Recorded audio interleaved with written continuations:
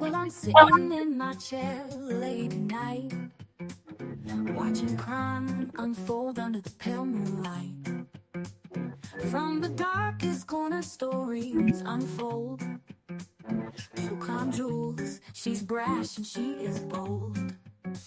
On the YouTube screen, we're digging deep into the mysteries that never sleep. From missing kids in Tennessee to angry husbands named Barry. True crime's calling, and we're taking the time. So grab a seat, don't miss a beat. This true crime jewels got what you need.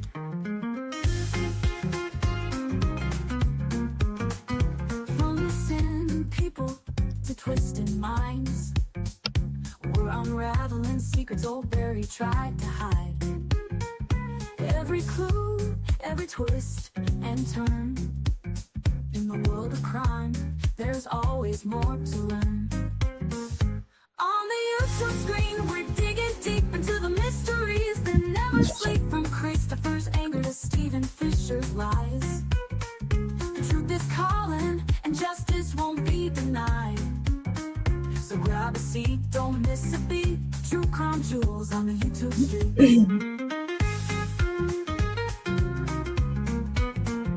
Lights are low, suspense is high. We're chasing truth, we spot every lie. Step into the darkness, hold on tight. Two flashlights out there in the dead of night. On the YouTube screen, we're digging deep. Barry Morphew's case is hot. A boy in Tennessee won't be left behind. From the coldest cases to the ones that shine, true crime's calling, and we're taking the time. So grab a seat, don't miss a beat. This true crime jewels got what you need. We're always watching Barry and waiting for the truth. In the world of crime, we discuss the proof. So hit that play and join the true crime journey with Jewels of Thought and her gemstone family. Well. Thank God it is Friday. However, can I tell you, I had what may have been the yuckiest Friday that I've had in a long time, because there was a massive internet outage in Texas. And that does not make for fun times when you are working with the internet. So it was a really terrible, weird day. And I'm furious because I have not had a day off. Oh, it's been months, like 6 months, 4, maybe 5 months since I had like a 1 day all the way. Like I didn't do any work at all, right? Yes, tomorrow was the day where I said, I need a break. I'm burning out and I'm not doing nothing. And I had nothing, not one appointment, not one meeting, not one training, nothing. Zero. Guess what? Because of Xfinity and their internet outage, I will be working tomorrow. I'm not kidding. I don't know how it happened, but there you have it. So I only saw half of my people today. Didn't really see them. It was on telephone meeting. And so tomorrow, on my 1 day off in 5 months, I'm going to be working. And I'm cranky. So not very happy about it. Really thinking it's time for me to quit and just live in my car. I just want to be a homeless person living in my car. Okay, not really, I'm kidding, but you get my point. I'm frustrated, but it is Friday. Whoop, whoop, whoop, woo. And that means, a lot of people are really happy because they have the weekend off and they're going to get to rest for 2 days. I'm just super happy because I'm only going to work a half a day tomorrow. Yeah, true story. All right. So I want to, because I'm in a bad mood and irritated about the whole thing. I didn't get to watch any of the trial or anything today, so I'm going to watch Karen Reed. Day 8 on the witness stand is Jen McCabe. What a chick! She is really something. Hey, Poppy Love, good to see you. AJ was on fire with Jim McCabe.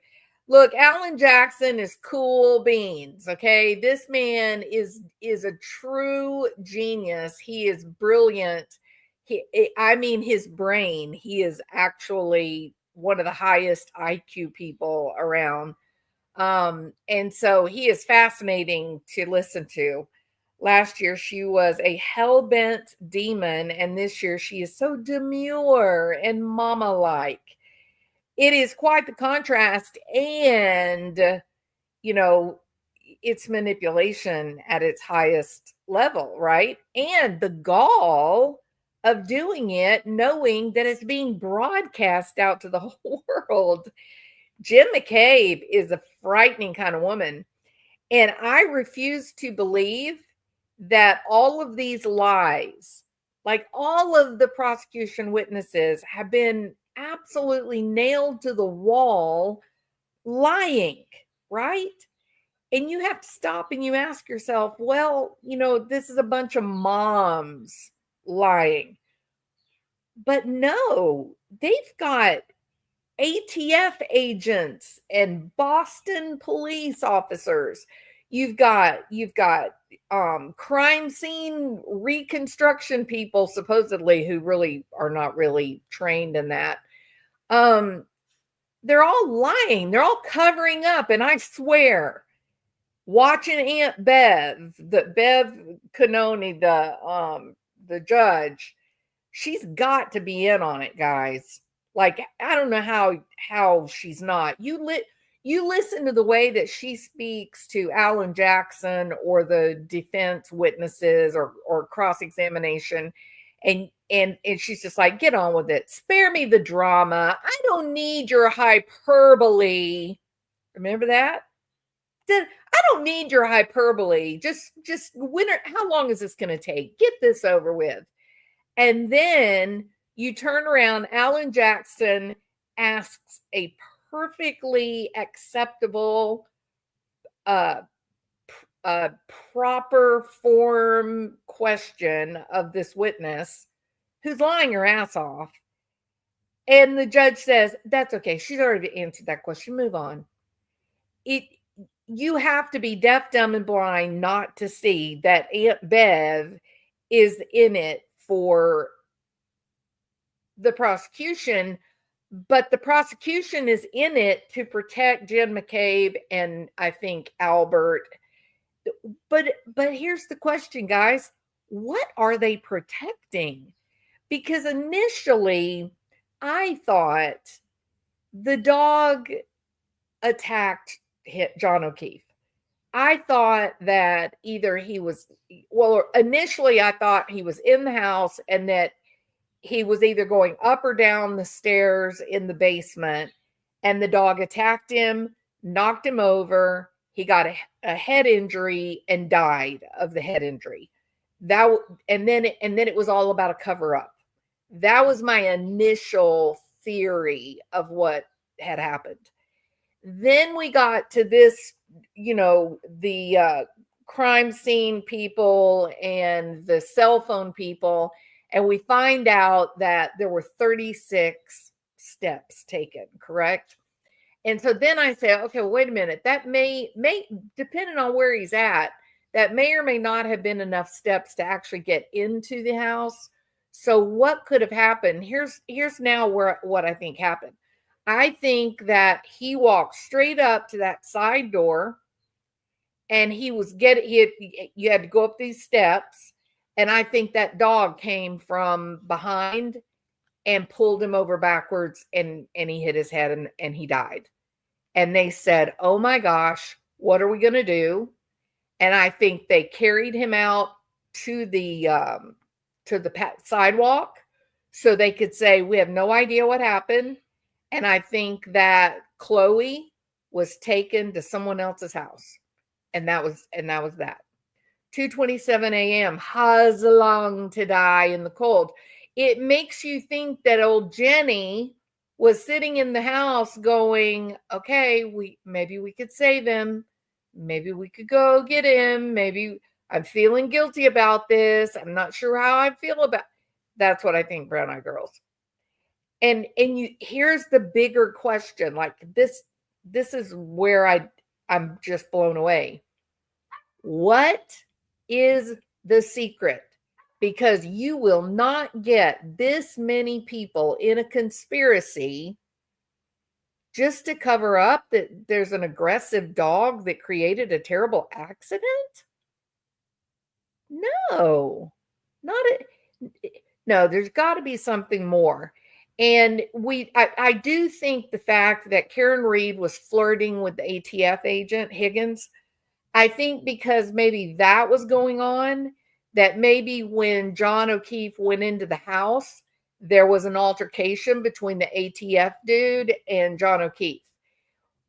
That might be big enough for a cover up.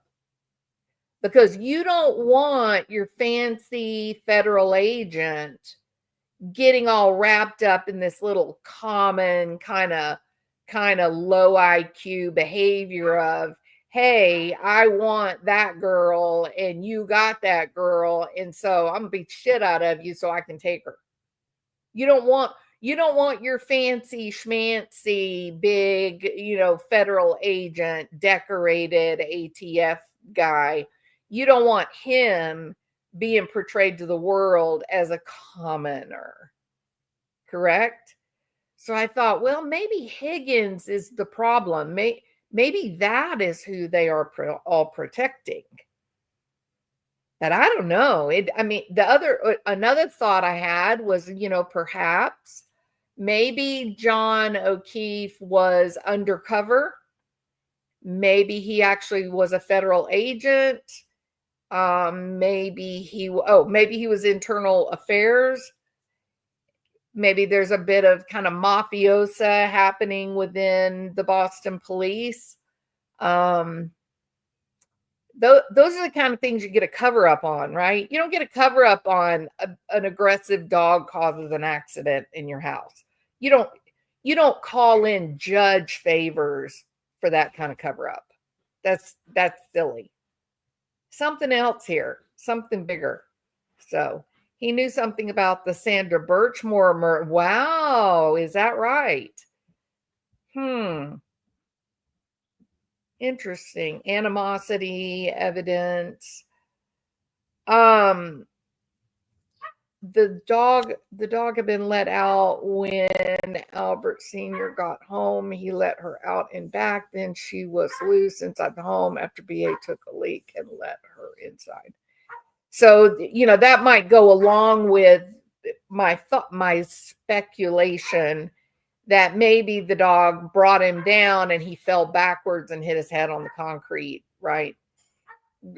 Yeah, so maybe. But as far as like evidence, Naven, I hope that's how I pronounce your name.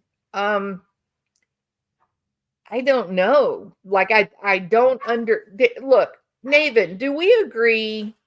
Are you in agreement, Naven, that they're lying? Let's start there. Are you able to watch these prosecution witnesses and recognize they're totally lying?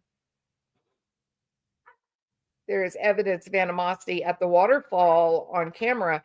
There is, and they have explained that away by saying, oh, they were just, roughhousing, acting like kids. They don't look like they're roughhousing to me.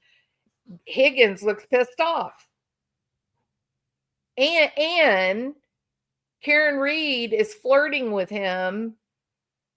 He thinks he's got a chance with her. John O'Keefe is sort of acting up on his own. I think the two men went at each other, possibly. John took a desk job when he became dad to the kids he registered SA.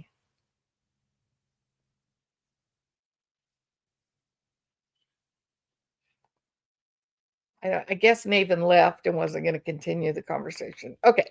So let's go ahead, if you would like to watch along with me, because I have not seen this today. Brown Eyed Girl says, and that's why they killed John. Let me see. AJ thinks there was a Google search, and then he's not interested in the truth. AJ lost it because he wants the truth. Jen is a liar. All right. Last cheer. Yeah. Okay. Karen had ghosted him 1 week prior. Yeah, there's plenty of possibilities and for speculation, right? But I think it is so unlikely. I really do. I wish Nathan would have stayed because I think it helps the conversation when people have opposing points of view. You challenge each other, right? But you don't create this big of a conspiracy cover up because of an aggressive dog. Let's be fair. These are not, cupcake kind of people. These are law enforcement, big, deep law enforcement type of people. They wouldn't get all bent out of shape about a dog attack. That wouldn't be something that they would hide, not at all. My friends and I roughhouse constantly, even draw blood at times, and we all love each other. It's a guy thing. Yeah, I wouldn't. Sure. I think guys do that. Yeah. Um. What? So why the lying, Nathan? Like you definitely think that Alan Jackson's off base here, and that he is losing this case, and that Karen Reed is guilty, right, of hitting John. But so if all of that is true, Nathan, then why the lies? Why so many lies? And why is the judge so clearly helping the prosecution? I mean, that is what it's about. Martian Planet is reasonable doubt. Why they got rid of the dog? Why did they sell the house? Lost 50,000. I mean, those things are curious, but they don't suggest murder, right? They don't. But when you get this many people lying, there is a story there. Okay, see? So Nathan says Alan Jackson was losing it today. Brown Eyed Girl says, oh, wait, no way. He was not losing it. So I'm really excited to see how this goes. Did Higgins show John O'Keefe the text? There, see, Vera? There you go, Vera. Right? Maybe. Okay, so Nathan says, in a yes or no interrogation, I could make a liar out of anyone if you think all false statements are lies. Oh, Nathan, I don't know. I think you're being a bit simplistic there, right? There's far more than just simple yes no lies. With the Jeep, for example, Nathan, the Jeep could not have been there. And it's a Jeep that has a snow plow on the front of it. You're gonna notice the snow plow. Why did Tim Albert in his pool, when those permits are hard to get, filled in after BA redid the basement and Chloe disappeared?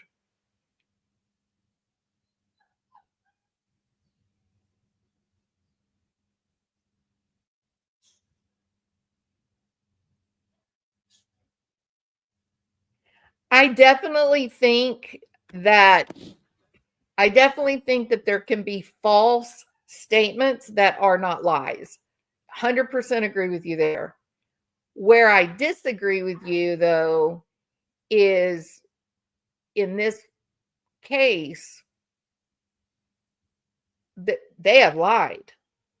Even some of the professional, like the expert witnesses or so-called expert witnesses, even some of them have told bald-faced lies. That's a big cover-up. And like any cover-up, the more people that know, the less likely you are to keep the secret. Right? I think it Proctor's a problem. I just really think it could be something with the plow. Like maybe he got run over by the plow accidentally. Hey, Martin, how are you doing? Good to see you. What I like about Jen McCabe is consistency. She consistently lies every time she takes a stand.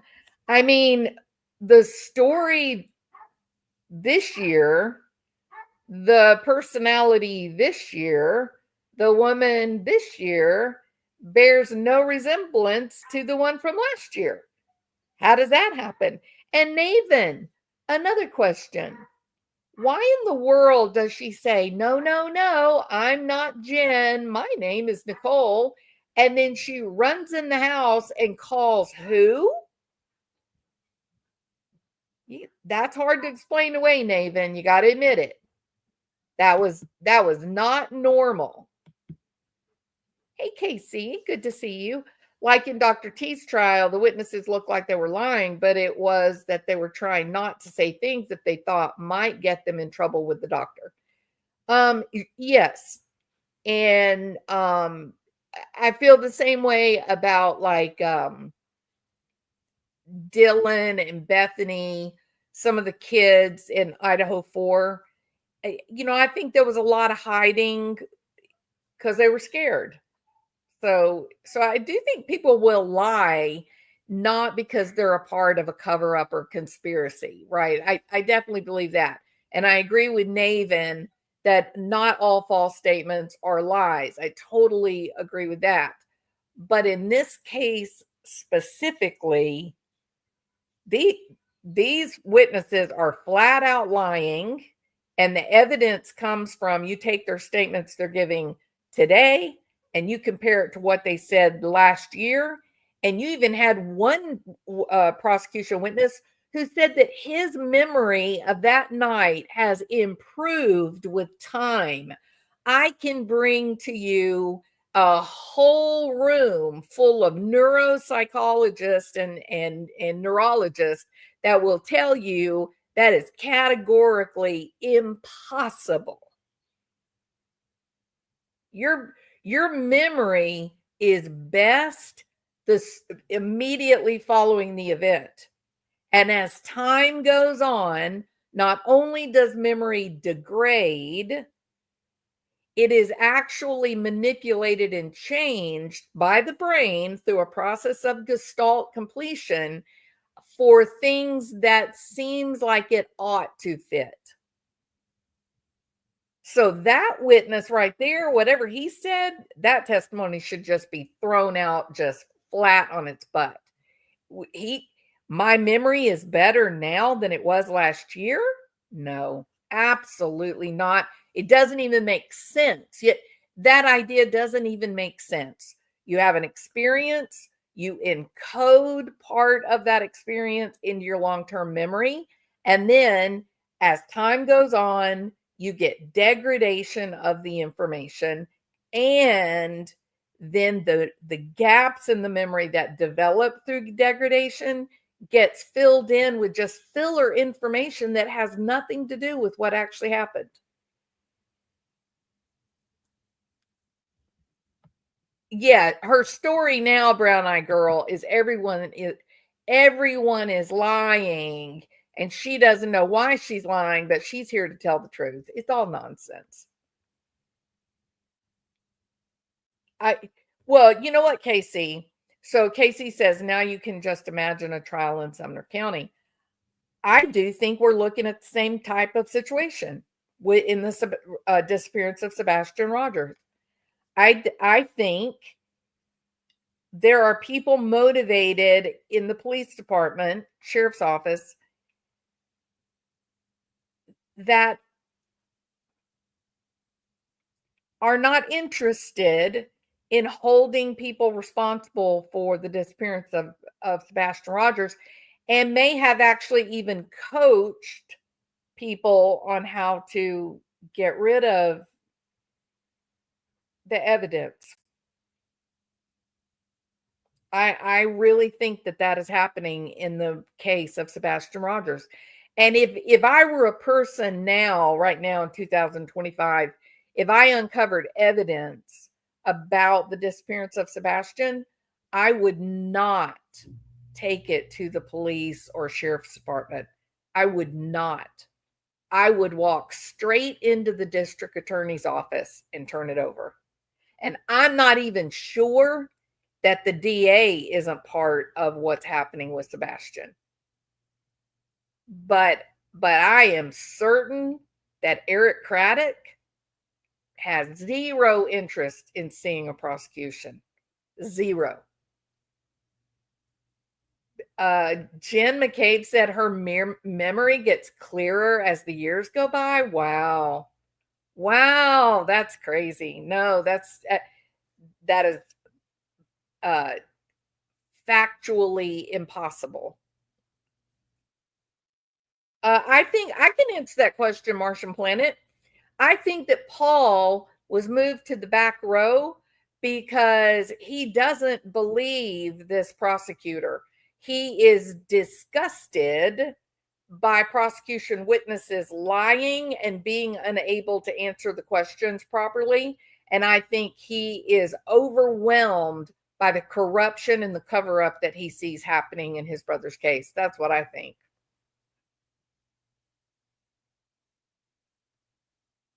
That's like saying I get younger as the years go by. Absolutely just another human. Yeah, the what we know about memory and how it's stored and retrieval, no, your memory cannot possibly get better with time. That's just dumb. Nope, not real. I had heard he was saying things to Karen when she walked by. Oh, that's interesting. Very interesting. All right. Are we ready? Are we going to watch this? All right. Here we go. Last trial, they let him stare her down. All right. Here we go.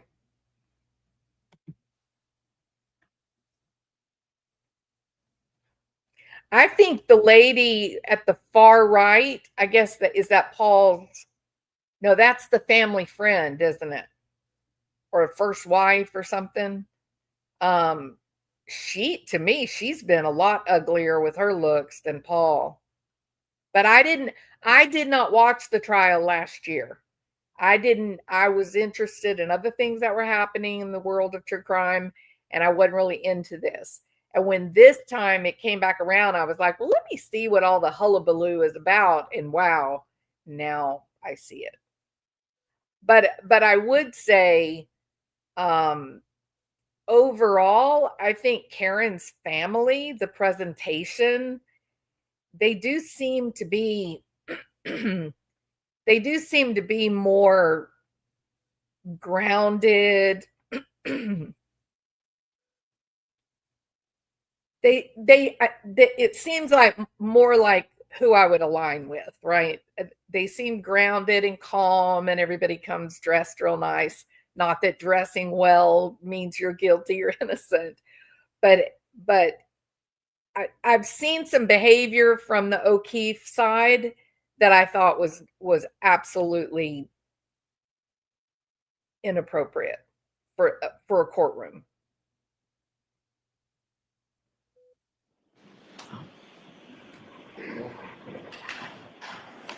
All right, let's bring the jurors in. And actually, I'll see you about scheduling while we're here. I forgot something. Come on, Aunt Bev, get it together, babe. All right, we'll keep it at 1.3, I suppose.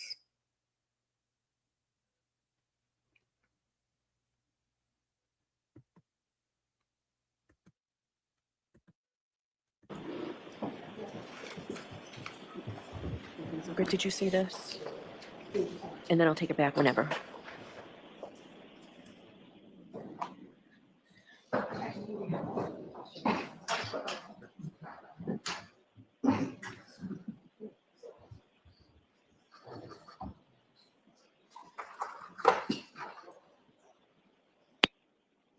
Tori.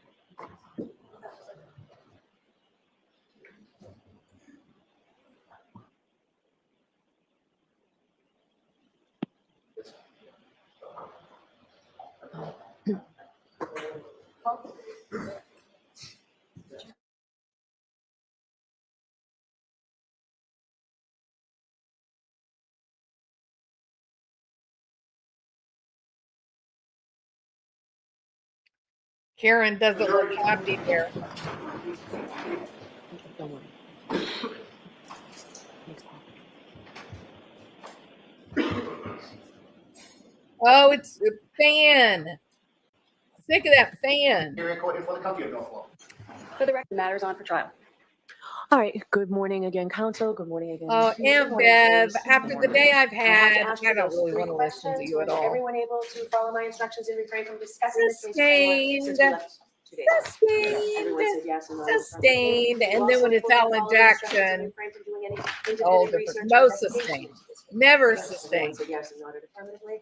Did anyone happen to see, hear, or read anything about Overruled. this case since we left on Wednesday? Overruled, Everyone said Bev. no, You're she did. So overruled. today is a full day. We will be recessing this afternoon. Overruled. All right, Mr. Jackson, if you go to the podium as soon as Ms. McCabe comes in. May we have Ms. McCabe?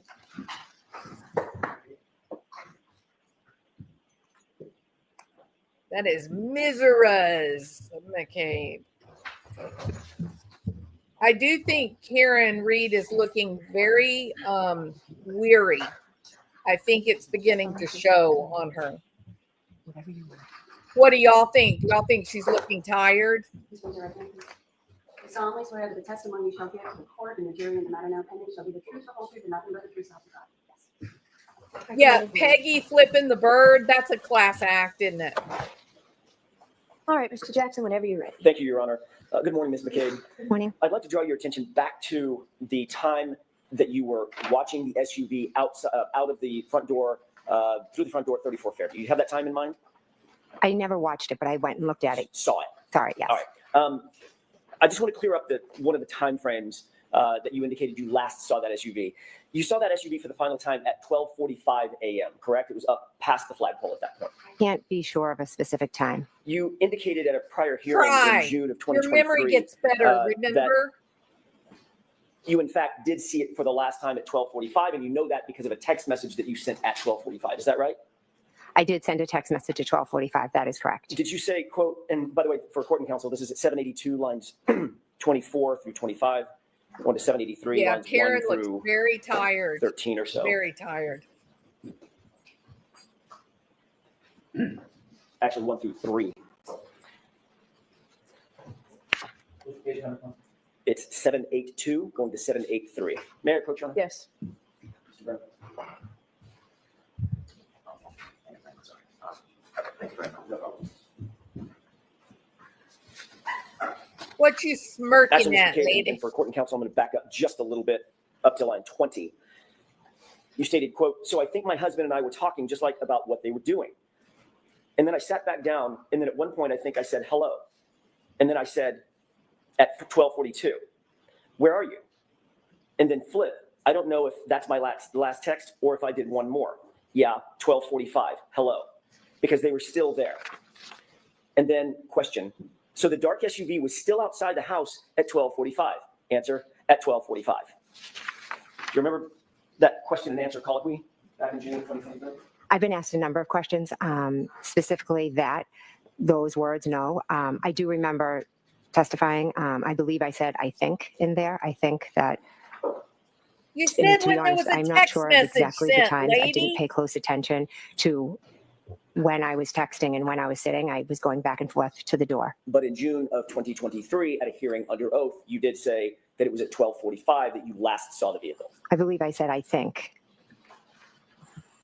This is the kind of crap I'm talking about, Naven. This right here. She doesn't have to think about it or remember it right now in 2025 because she has testified to this numerous times. And if she said the word think, well, does that change the reality of the time that the text messages were sent? No. I don't know why she's getting away with this nonsense. This ought to be embarrassing for her to behave like this. She ought to be ashamed that she's doing this.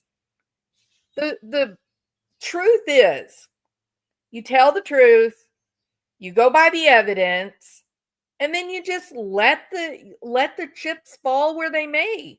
And you said, no, I remember that's when it happened because I sent the text. It's 12:45, yada yada. Then you find out that Karen wasn't even there. She was at home at John O'Keefe's home. Once that came out, then it was, oh, well, let me backpedal. Oh, I thought I did. It's just lies. It's just bullshit lies.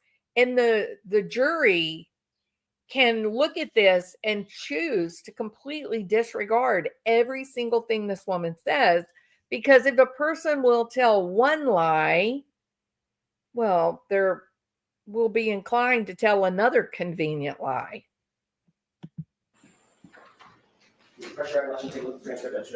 I believe the word I think is in there. You believe it, you're not sure. Okay, I'll look at it. Sure. Yes. And listen, Jen, babe, Thank you. lay off the alcohol. You know what I mean? Your nose is showing signs. A little bit more imbibing than maybe is healthy right now.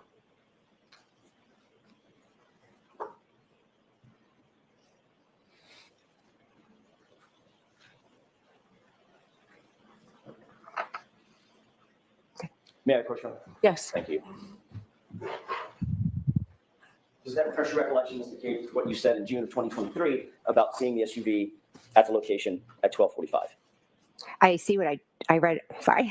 I saw what I just read. I don't remember my exact words of every testimony, but I did just read that. Yes. And in fact, what you said back in June of 2023, quote, I don't know if it's my last text or if I did one more. Yeah, 12:45, hello, because they were still there, period. Correct? That's a part of what I said. And then the question was, so the dark SUV was still outside the house at 12:45. Just say yes, Karen. I mean, And then I said, I Jen. think, my husband and I. So there's more to that conversation. Okay, what I read you is what You are a transcript indicates. manipulator You said and on June 8th, gaslighter, lady. 2023, correct?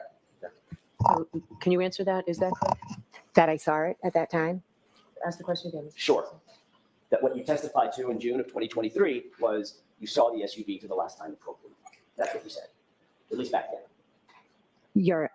That's part of what I said. Just another human. The truth is the worst evidence that you would bring to court would be eyewitness. There are so many problems with the human memory and retrieval process that eyewitnesses should really be used mostly to confirm what your evidence is already presenting. So exactly like right now, they have the text messages. They know that they have them. They're not subject to argument. They have them. So they know exactly when the text messages were sent. And if her text messages pull up behind me or behind my car or whatever it was, don't you think that means that she believed, that either they were arriving or they were gone, not that she's looking at them already parked? So the evidence is this is the time that I sent these text messages, and that's when I looked out and saw Karen's SUV. Well, you can really dismantle her memory by another set of facts. The fact is that Karen's phone and truck connected to John O'Keefe's Wi-Fi, and it's impossible that she would have been there for Jen to see her when she's actually at John O'Keefe's house. It's simply impossible.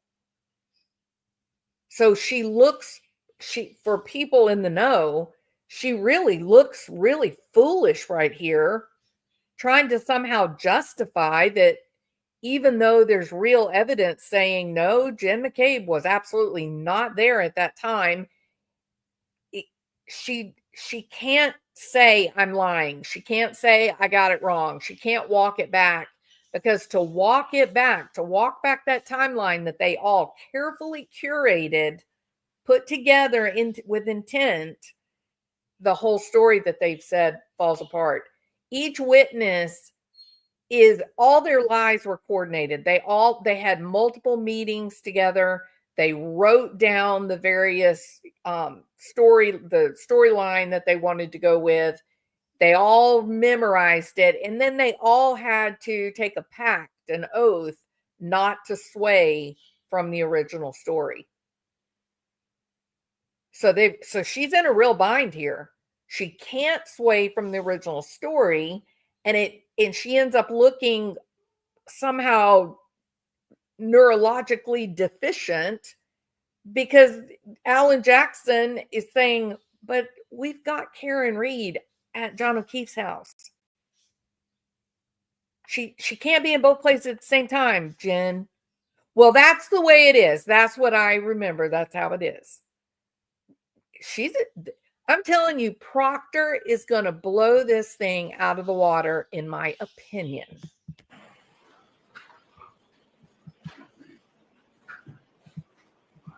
Do y'all know that when he got fired, do y'all know that he lost his pension? He lost his pension. He was getting close to retirement. He lost his pension. Oh, mark my words. He has no reason to lie. He is gonna spill the beans, I think. I don't know if that's my last text or if I did one more. Yeah, 12:45, hello. Because they were still there. Question, so the dark SUV was still outside outside the house at 12:45. Answer, at 12:45. That's what you actually testified to in June 2020. That's what that says, correct. Thank you. You've been asked about with whom you communicated first thing in the morning when you received that 4:53 a.m. call. At that call and thereafter, shortly thereafter, within those next few minutes, correct? Yes. As a matter of fact, you were asked by Trooper Prince in a formal interview on February 1st, 2022. I know that was a while ago, but in that initial formal interview 3 days after the event, Trooper Prince, the female trooper, asked you who you called or who you communicated with during that important few minutes after you received the first phone call from Kaylee's phone, correct? I'm not sure of our exact conversation, but she did ask me a number of questions. Do you remember telling her, I spoke with Karen Reed, obviously? Again, I answered whatever question she asked me. So if she asked, I did speak with Karen Reed that morning, correct? Okay, Ms. McCabe, my question is, did you tell Trooper Prince 3 days after the fact, I spoke with Karen Reed? Yes or no? If you have a report, I don't remember the specifics. I thought your memory was better, Jen. What's happening here, girlie? Like, are you having a stroke? What's the deal? Would you refresh your recollection to take a look at her report? I'd like to take a look at it, yes. Thank you. That is an excellent point, Truth Seeker. Thank you very much. You're welcome. Thank you. Ms. McCabe, you can familiarize yourself with that report, and there's a tab if that helps you, because it's somewhat lengthy. Okay. See if that refreshes your recollection. Thank you.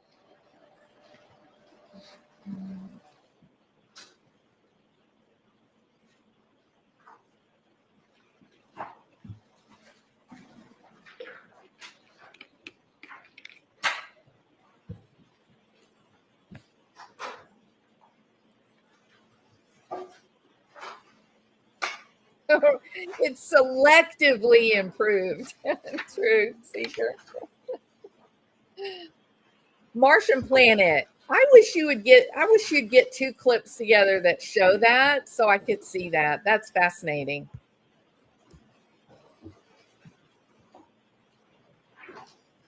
Okay. May I approach? Okay. Don't do too close. She may bite. Refresh your recollection as to what you told Trooper Prince?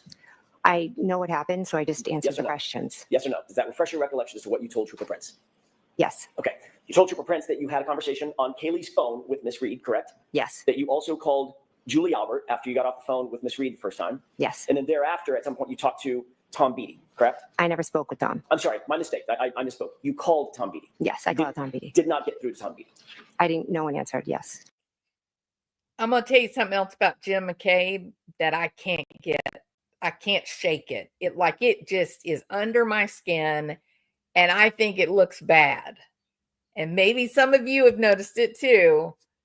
Who else did we see that they would look at the attorney and the attorney would ask the question, and then when they get ready to answer, they would turn and look at the jury and answer talking to the jury?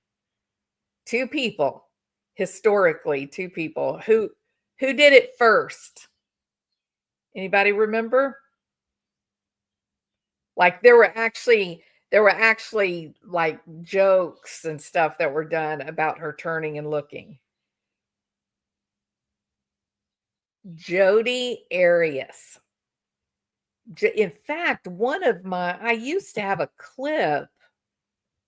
Let me see if I can find it. Oh my gosh, it was crazy the way that she would turn and look at the jury before she would answer. And I know, some attorneys encourage them to do that. Let me see if this.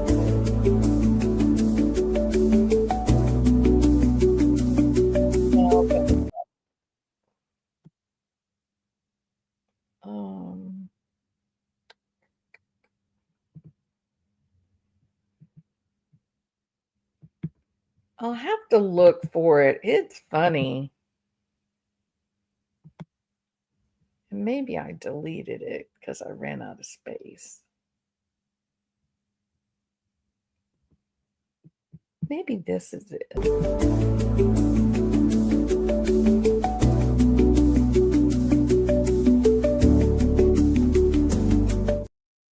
Yeah, I'll just have to look for it and find it. It's just a little joke, like a little comedy skit where this girl is impersonating Jodi Arias. Every time she would answer, she'd turn and look at the jury. I bet I deleted it because I was so low on space. Yeah.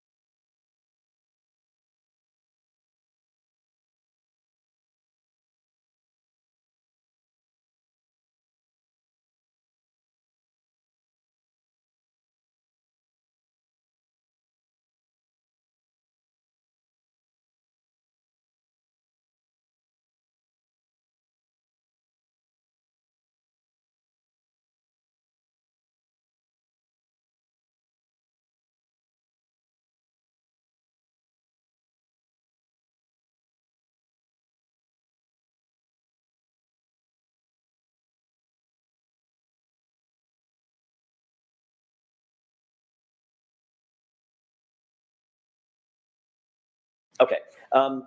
Then you spoke with the grand jury about the same issue. Who did you talk to and who did you call in those minutes after the initial call on Kaylee's phone, correct? I'm going to object, but I can be heard.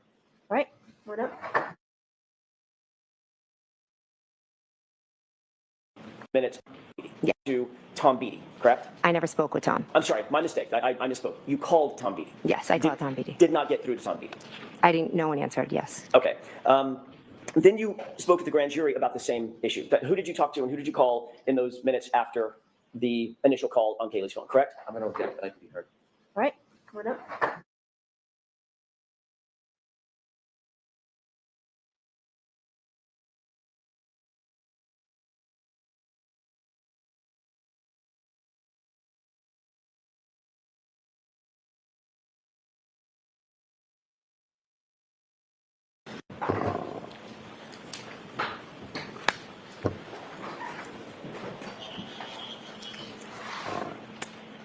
May I, Your Honor? Yes. Thank you. Ms. McCabe, you were also asked the same series of questions about, or a series of questions about the same events concerning that 4:53 phone call and the calls that you made shortly thereafter, correct? Yes. And in that testimony, you also, consistent with what you said to Trooper Prince, said, I spoke with Karen Reed on Kaylee's phone. I then spoke with Julie Albert, or I called Julie Albert, and then I called Tom Beatty, correct?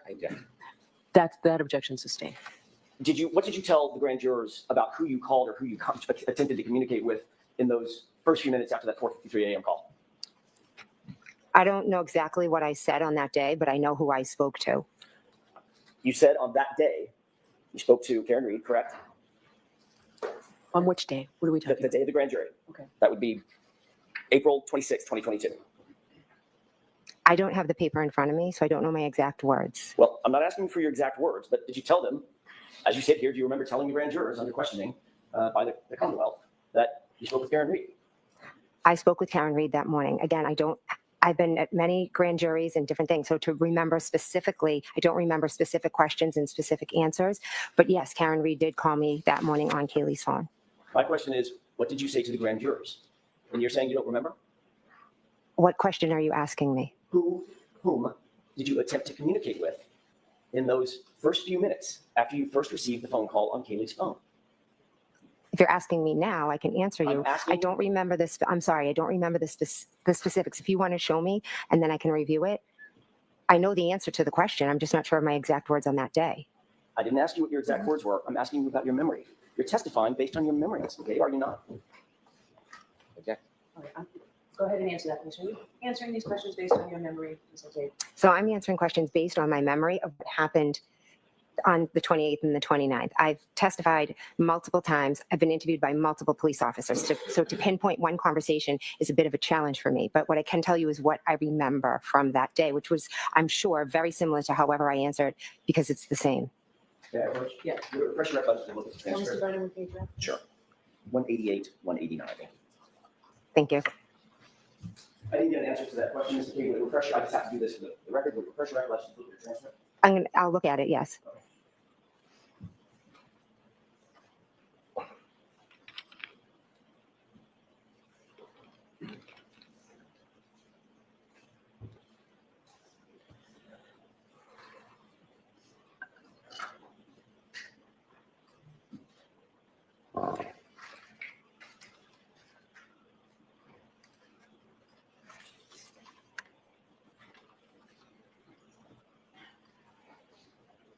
Okay, May I approach? Yes. thank you. Did that refresh your recollection about what you told the grand jurors in terms of whom you communicated with or attempted to communicate with that morning? Yes, What did you tell the grand jurors? I told them that I communicated with Miss Reed and that I called Julie Albert.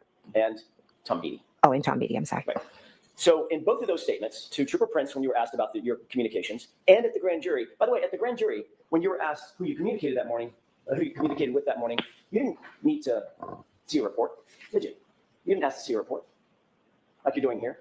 Well, I'm asking because you're asking specific questions about what I said on a specific day. And depending on who's asking the question, they ask questions in a different manner. So the answer is always going to be the same. If you ask me who I spoke to, I'm always going to tell you I spoke to Miss Reed and Julie. I called Julie Albert and I called Tom Beatty. The answer is always the same, but the way the question asked and maybe some of the words that I use may be different. And I don't remember on specific days. I've been questioned many times, but the answers are always going to be the same. The wording may be different. Yeah. Finish? Is that answer?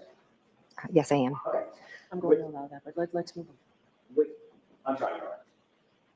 When the Commonwealth asked questions about who you contacted that morning at the grand jury, you didn't even have your recollection refreshed in it. You said, I talked to Karen Reed, I called Julie Albert, I called Tom Beatty, correct? Correct. And that's exactly what you told Trooper Prince as well. Karen Reed, Julie Albert, Tom Beatty. Is that right? Yes, correct. But you did make another phone call that morning that you left out of both of those statements, didn't you? I'm not sure. At 5:07 a.m., you called over to 34 Fairview, didn't you? If it's in my phone record, then I must have. It's in your phone records that you're aware of. Well, let me ask it a different way. You're aware that your phone records actually show that at 5:07, you called to 34 Fairview, Nicole Albert's phone, correct? Correct. It shows also that that call lasted 38 seconds, correct? I'm not sure what it shows. You actually spoke to your sister, Nicole, that morning? I did not speak to my sister, no. So that 38-second call went to voicemail? I'm not sure. All I can tell you is I never spoke to my sister Nicole that morning prior to waking her up. But you do acknowledge that you made a phone call at 5:07 to Julie Albert. I'm sorry, to Nicole Albert, your sister, over at 34th Ferry in those early morning hours. Right? Yes, I learned after. When I'm first being questioned, it's days after.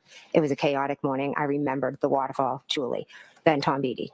Calling to my sister wasn't as important ingrained in my mind at that point. No. And then you testified at a grand jury, not hours or days later. You testified at a grand jury months later, correct?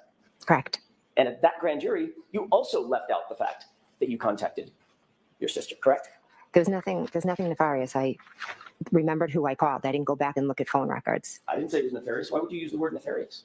because there's nothing about me calling my sister that is nefarious, and I feel like you're insinuating it might be, and it's not. Did you use that word because it sounds nefarious?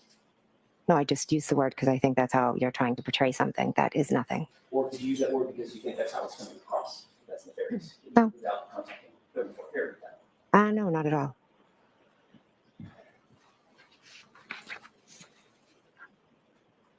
Later that morning of January 29th, by the way, you do acknowledge that your phone records show that you called at 5:07 a.m. to your sister's cell phone, correct? I don't have them in front of me, but I believe that is correct. Yeah. Were you calling your sister's phone to alert her of something? Is that why you called? No.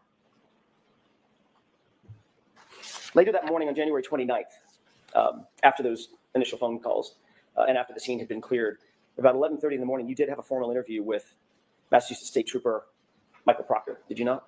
I did, yes.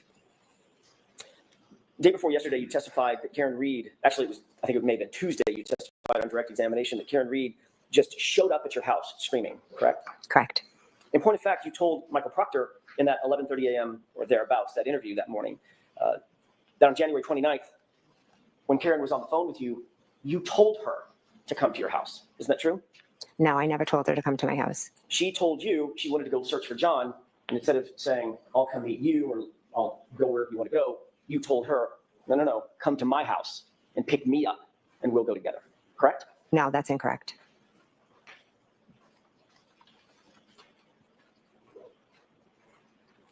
Do you remember talking to Trooper Proctor on that day? I do, yes. Do you remember exactly what you told him concerning the plan to either come to your house or go search for John? There was never a plan for Karen to come Do to you my house. remember exactly what you told him with that regard on that issue? No, I don't. Would it refresh your recollection to look at a police report that he drafted on that issue? Well, those are his words or summary. That's not my question. I know these are his words. He wrote it. Mhm. My question is, would it refresh your recollection about what you told him to take a look at his report? I know what happened, and I know what I told him. I don't know what's written in that report. Yes or no? I don't need to see the report, no. Because it would not refresh your recollection to see a report where he indicated that you told him that you directed Miss Reed to come to your house. Exactly. The objection is sustained and we're going to strike that.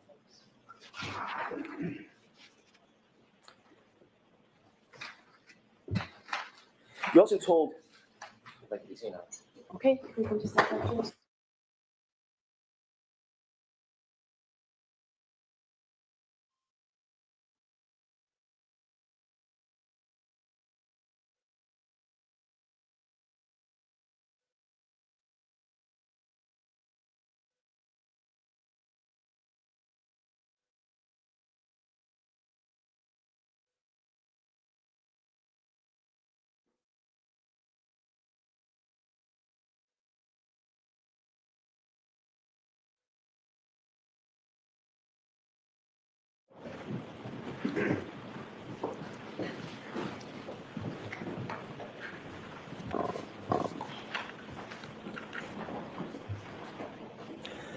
May I? Sure. Thank you. Ms. McCabe, during that same interview, you also told Trooper Proctor that while driving back to One Meadows, after you had been picked up by Karen at your house, while driving back toward One Meadows, that's actually when Miss Reed told you she may have broken her taillight, correct? Miss Reed told me in the morning at my house. Okay. I know that's what you're testifying to now. Mhm. What I'm asking is, what did you tell Michael Proctor on January 29th? Expression state of mind. But she had told me she had a cracked taillight when she called me. You didn't tell him that she indicated she noticed her taillight had been damaged on the drive back to One Meadows after she got to your house? She mentioned it then as well, but she also had told me when she was on the phone, that's why my husband yelled out that we shouldn't be driving with a cracked taillight. But in fact, you did not tell Trooper Proctor that story. What you told him was she told you on the drive back to One Meadows after having picked you up, correct? I told him, she told me in the morning and on the drive back. So if he didn't write that in his report, it's obviously incorrect. Gotcha. Sustained. Of course, that drive back to One Meadows would have been 5:30-ish or so, maybe even a little later, 5:35. Approximately, I'm not sure. Well after she backed out of the driveway and struck another vehicle at One Meadows, correct? Do you know that? No, I have no idea. All right, next question. Speaking of Trooper Proctor, when you first interviewed with him during that same interview on January 29th, you noticed that he was taking notes, obviously. Yes, he was. You told him about your observations of the taillight that day, is that right? I'd have to see the report, but I believe I told him about it, yes. And that was literally the same day that you made the observations, is that right? Yes, it was. He asked you to describe specifically what the taillight looked like, and you did so, correct? Could I see the report? All I'm asking right now, I've got the report. Okay. If you need it, I'll give it to you. I'm asking about your memory. Ms. McCabe, did you tell him about what the taillight looked like? If he asked me what the taillight looked like, then I would have told him what it looked like, yes. And what you told Trooper Proctor on that day is that you, quote, saw a crack in it. Is that right? I believe I said it was broken and cracked and it was missing pieces. Isn't it true that what you actually said is we got out at John's house and looked at the taillight, back right taillight, saw a crack in it, correct? I said that I saw it and it was cracked and it was missing pieces. You noted that he was taking notes, correct? Correct. Have you ever seen those notes?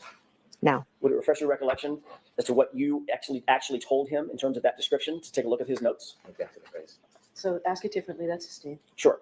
Do you remember exactly the words you used in describing that taillight to Trooper Proctor as you sit here today? Again, the taillight was cracked and missing pieces. Okay. I know that's what you're testifying to today, Ms. McCabe. We're all aware of that. You've said it 4 or 5 times now.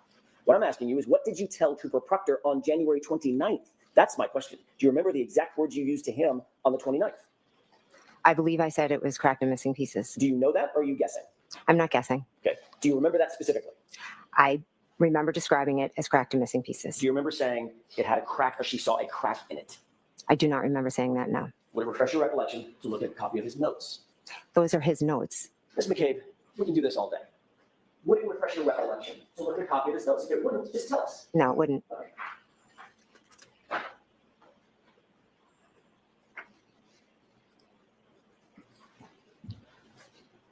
As you sit here today, are you telling this jury that you deny saying to Trooper Proctor, you saw a crack in it?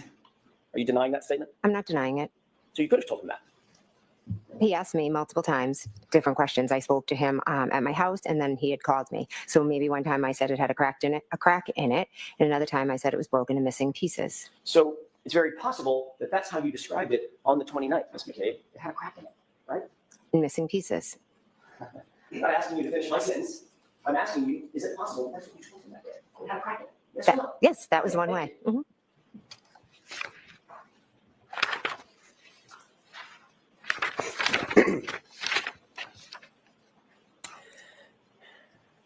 In the days following January 29th, in the events of January 29th, 2022, were you and your family coordinating your versions of the events that occurred on that morning? No. Were you and your family coordinating some sort of damage control in terms of the language that your family would use to the public, to the press, to law enforcement? No. Did you and your family use a group chat, you and part of your family use a group chat to text each other to coordinate your communications with either the press or the public or law enforcement or family or friends? I have multiple group chats with family and friends. You had a very specific group chat that included yourself, Nicole, your sister, Brian Albert, and Matt McCabe, correct? Yes, I did. Your Honor, if I may. Okay.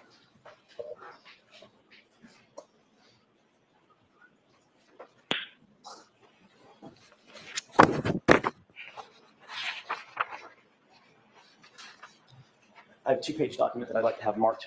All right. Asked to approach. Sure. Thank you. Did you show Mr. Brennan what it was? He's running. I failed to show you. It's okay. Thank you. It's the one from that 20 now. You're welcome. Thank you. Can you tell me if you recognize what's depicted or what's contained on that 2-page document? Yes. Don't read it at this point. Just tell me, what is that? What are we looking at? This is a, looks like a group chat with me and my sister, Nicole. Oh, no, just actually conversations with just myself and my sister, Nicole. May I approach? Yes. Yes, please. Oh, sure. The case for identification.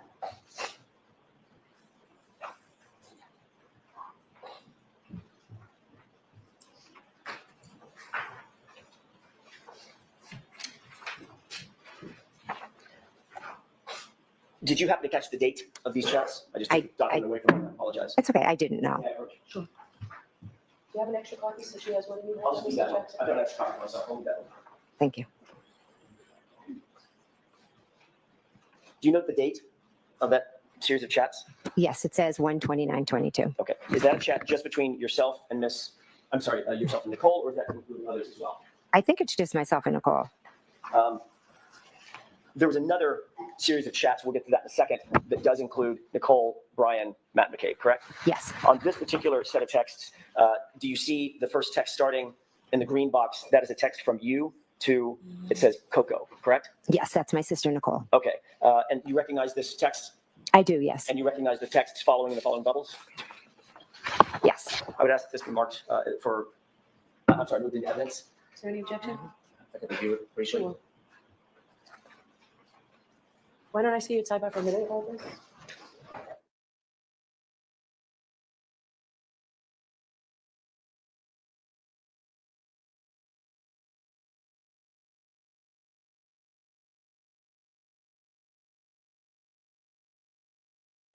Allegedly between Ms. McCabe and her sister. Before you can consider them, you must find that it's more likely than not that they were the people who sent and received those. If you do not find it's more likely true than not that the person alleged to have created or sent them, then you may not consider the electronic communication in deciding your case. Now, when you read or hear about these text messages, you may not consider the statements for their truth, but you may consider them solely for the limited purpose of understanding the state of mind of here, Ms. McCabe, when she sent those messages.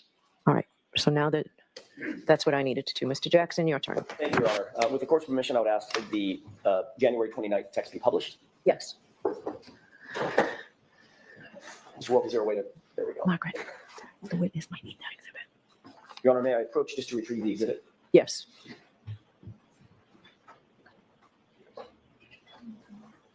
Thank you. You're welcome. Yeah, I was just going to say, could you please enlarge that? Any way to make that bigger? And we'll take one bubble at a time. Ms. Thank you. McCabe, do you need lights on or are you okay? Oh, I'm okay. All right. Thank you.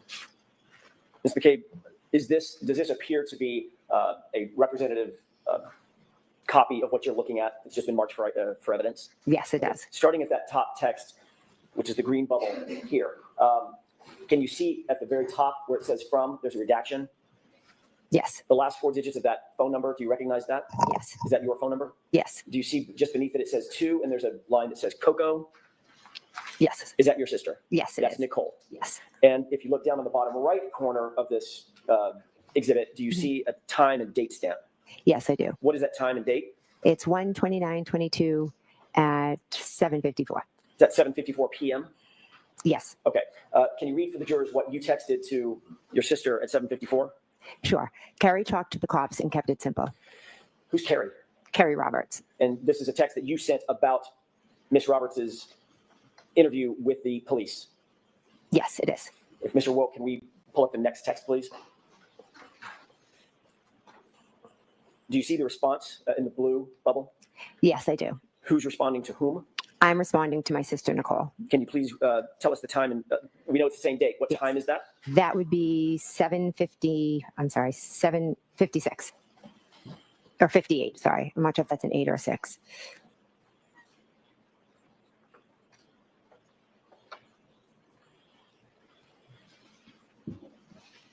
I may have misheard.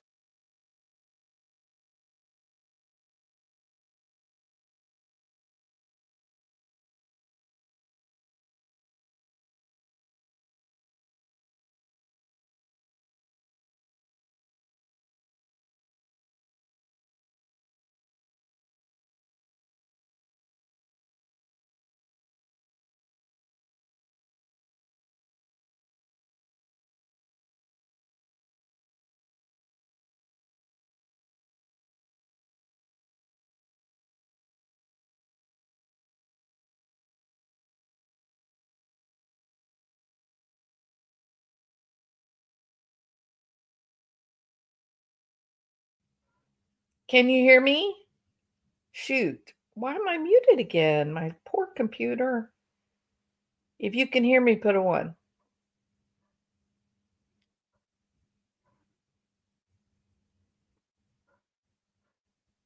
Oh, great. Okay. Thank you, Lola. I was saying, where are the text messages that say, you know, I'm so sad about John? Or are you doing okay? Do you need anything? Or I can't believe he was right out in our yard and we didn't know and we could have helped him.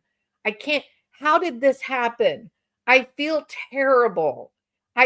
This is like a bad dream. I can't believe he's gone. Aren't those the kind of messages you send when someone that you love, someone you're close to dies? Instead, they sent Carrie talked to the police and kept it simple? What? Is that what you're going to do? Your friend is found dead in the yard of your sister, and the message is going to be Carrie talked to the police and kept it simple? It, that is not normal. It's normal to say something like, I hope you're doing okay. I know this is so traumatic. I feel so guilty that he was there and maybe we could have done something. What do you mean she talked to the police and kept it simple?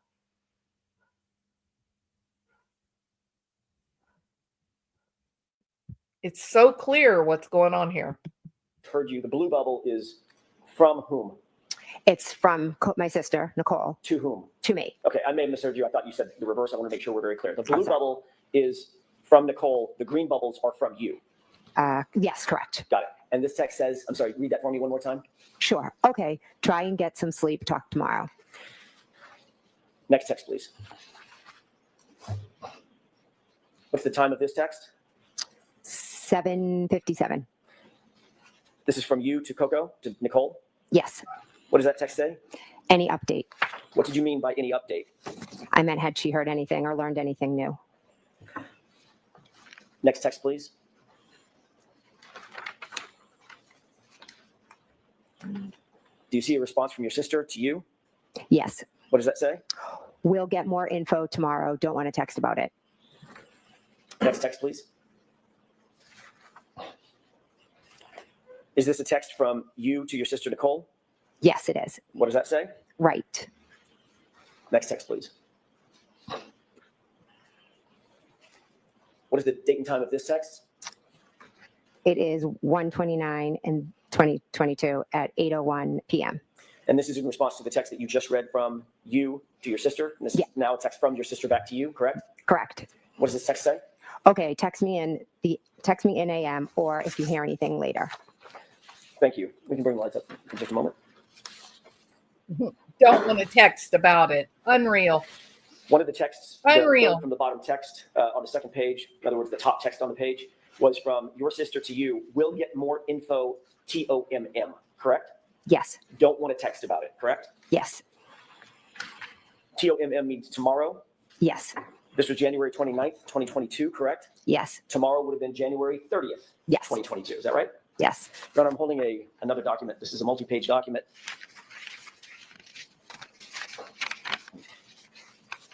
Eight pages in total length. There's a base page on bottom, 02148. Okay, thank you. May I approach the witness? Yes. Thank you. Can you please take a look at that document, flip through it, and let me know when you're finished? This is the document we discussed at sidebar. It is, Your Honor.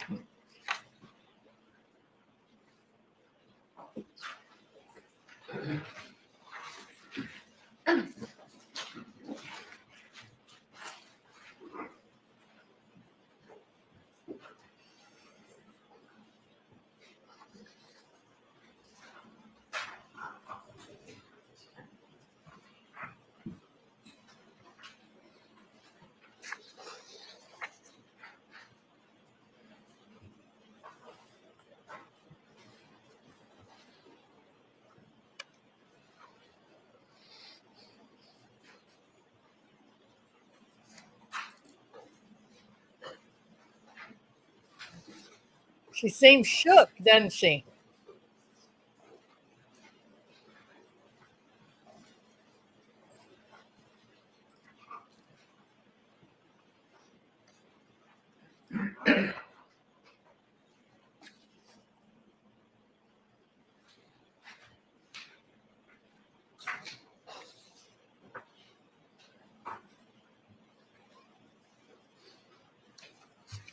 May I approach, Your Honor? Yes. Thank you. May I stand at the witness stand for just a second? Thank you. Don't have a separate copy for Ms. McCabe? I do. I'm going to hand her this one and ask that this be marked. Okay. A couple foundational questions. Ms. McCabe, do you recognize what was depicted in these documents? Yes. Does this appear to be a group chat between and among yourself, Nicole Albert, Chris Albert, and Matt McCabe? Believe Chris Albert's on that. I'm sorry, my mistake. Brian Albert. Yeah, Brian, sorry. So the four of you? Yes. Okay. And does this appear to be a group chat that was engaged between and among y'all on February 1st, starting, I'm going to try to bookend it, starting Okay. about noon, ending at about 5 or 5:30 that evening? I didn't look, but I'll take your word for it. You could just look at the first one or two. Oh, yeah. If you want February to talk 1st, on it, yeah. talk on everything to do with this. Okay. Yeah. And then the last one, same date, around 5:30. Yes. May I approach? Yes. This be marked Right. Say, for identification or in evidence? in the evidence. Same objection, Mr. Brown? Please. Okay. So, yes, that concludes all. 48.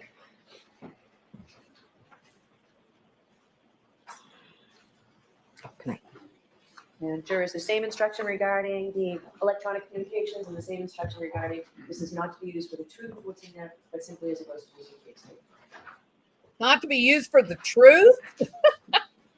With the court's permission to publish, please? Yes. Beverly. If we could start at the second text down. Ms. Will, can you make that a little bigger? I apologize. Thank you. Do you recognize what's depicted both on the screen and in your hand? Yes. Does it appear to be the same thing? Yes. Okay. Taking a look at that first text, who is that from and who is it to? Okay. All right. It's from Brian Albert, and it's to myself, my sister Nicole, and Matt McCabe, my husband. If you could orient us, please, and I won't do this with every single text, but orient us for the first text. What date and time is this text? This is February 1st at 12:50. So this is about 3 days after the event in question. Yes. 12:50 noon, Noon, yes. just before 1 p.m. Yes. What does that text say? Julie said Channel 4 is in D&E. And that's from whom? Brian. So Brian Albert explain what that text means. So Brian Albert is telling us that Julie told him Channel 4 is in D&E. Who's Julie? I'm sorry, Julie Albert. Thank you. Let's go to the next text. Channel is spelled with two N's, by the way. Is this in response to the text you just read? Yes. The prior text mentioned Channel 4 and D&E. What is D&E? D&E is a sub shop that is owned by Chris Albert. Is that in Canton? Oh, sorry. Yes, it's in Canton. On the main street of Canton? Yes. Directly next door to what? Waterfall. Across the street from Oh, Waterfall? sorry. CF McCarthy's. Yeah. Thank you. Across the street from Waterfall, directly adjoining, they have an adjoining wall to CF McCarthy's, correct? Yes. And D, is it D and E or D in E? D and E. D and E. Okay, that's just the name of the pizza sub shop. The guy, not Thank you for that John. context. He's Ms. McCabe, the guy. Can you read what this text says, who it's from and who it's to? This is from Matt McCabe to myself, my sister Nicole, and Brian. Can you read it for us, please? Sure. Eating, I assume. Ask Chris to ask some questions. Tell them the guy never went into the house. What does tell them the guy never went into the house mean to you? How did you take that? I took that as John never came in the house. Who's the guy? John. John O'Keefe. Yes. And the beginning of that sentence is tell them that the guy never came in the house, correct? Yes. And the sentence before that is ask Chris to ask some questions, correct? Yes. So this is Matt McCabe directing that Chris ask questions of Channel 4, correct? I wouldn't say directing. Whatever word you want to use. He was No, I'm saying that Matt. suggesting. Yeah, I think we're all looking to find out what happened. So Matt was like, ask some questions. What do they know? And also indicating that Chris should tell them the guy never came in the house, correct? John never came in the house, correct? Okay. Next text, please.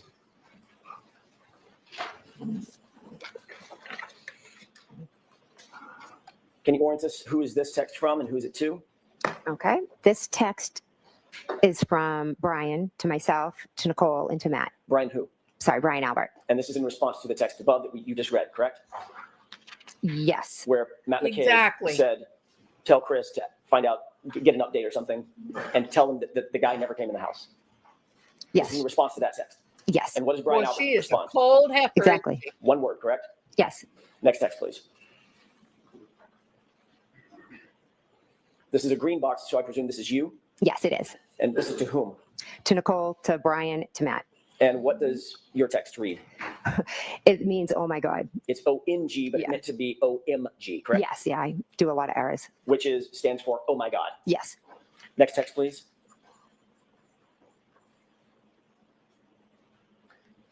Who's this from and who's it to? So this is from my sister Nicole to myself, to Brian, and to Matt. And what does that text read?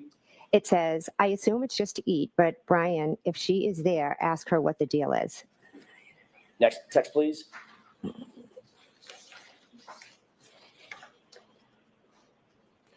Before I ask you about this text, the last text, that was from whom? One more time. My sister Nicole. It was from your sister Nicole, Yes. and she mentions a she, a pronoun she. Yes. Is that referring to Julie Albert? To be honest, I don't know who she's referring to. Well, remember the first text started, or did the first text start with someone reporting that Julie said that Channel 4 was in D&E? Yes, it did. So would that prior text mean get Julie Albert to get some updates on what's going on? Let's go back to that last text one more time. Yeah, You see where it reads, if she's there? Does that mean if Julie is at D&E, hence she just reported that Channel 4 is there? I'm truly not sure if who she's referring to as the she. Okay, fair enough. Let's go to the next text, please.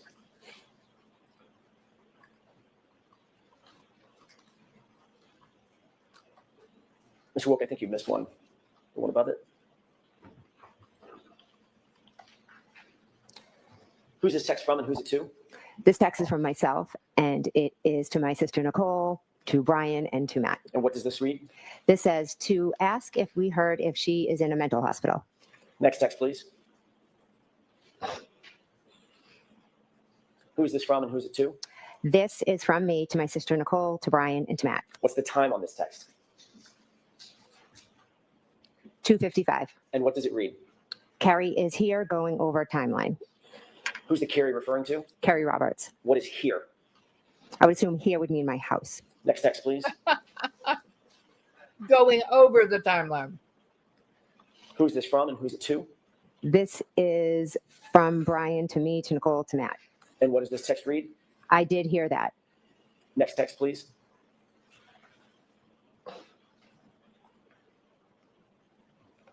Who's this text from and who's it to? This text is from me to my sister Nicole, to Brian, to Matt. What does it read? And we handed the phone to Carrie, Who's Carrie? Carrie Roberts. What phone are you referring to? Mine. Who's on the other end of that phone? On February 1st, I believe it could have been Michael Proctor. Next text, please.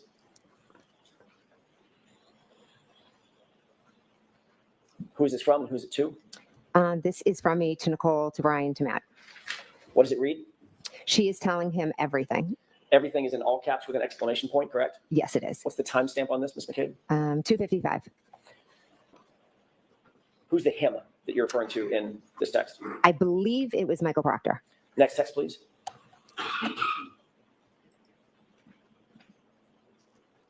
Who is this from and who's it to? This is from me to Nicole, to Brian, to Matt. What's the timestamp on this text? 2:55. Same minute that you sent the last text? Yes. She's telling him everything? Yes. And then you follow up with what? All the stuff. Next text, please.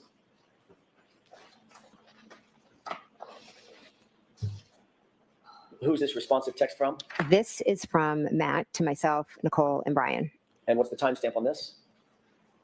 4:35. What does this read? Yep. If she pleads out, it will end. If she fights it, it will be an episode. Who's she? I'm assuming that would be Miss Reed. Next text, If please. it pleads out, it will end. So they thought she would take the plea Who's deal. this from and who's it to? This is from Nicole to me, to Matt, and to Brian. And what does this read? She liked the text about. The previous text? Yes. Meaning like a thumbs up or a like? Yeah, it just says liked. The So one that reads, yeah, if she pleads, it will end. Mhm. If she fights, it will be an episode. yes. Next text, please. Who's this from and who's it to? This is from Matt. Oh, sorry, to me, to Nicole, and to Brian. And what does this read? Brian, sitting separate. Is that a period or a comma? I honestly can't see. Is that a period or a comma between Brian and sitting? Or can you tell? I can't tell if it is or it's just like the way it printed out. I'm not sure. Next text, please.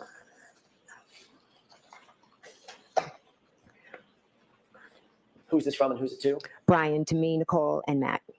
What's the timestamp on this? That is 4:55. And what does that text read? Okay. And the next text. This is another green bubble. Who's this from and who's it to? This is me, Matt, me, Nicole, Matt, and Brian. And what did you say? What did you write in this text? I wrote you listening. And what's the timestamp on this? That is 5:15. I'm sorry, it would be what time? Oh, I'm sorry, 5:15. And in fact, at 5:15, Ms. Roberts was in your house being personally interviewed by Massachusetts State Police, correct? They were there. I'm not sure if this is the exact time, but yes, they did come over. Just to be clear and to orient us, there was a phone conversation that you were privy to between Carrie Roberts and Michael Proctor telephonically.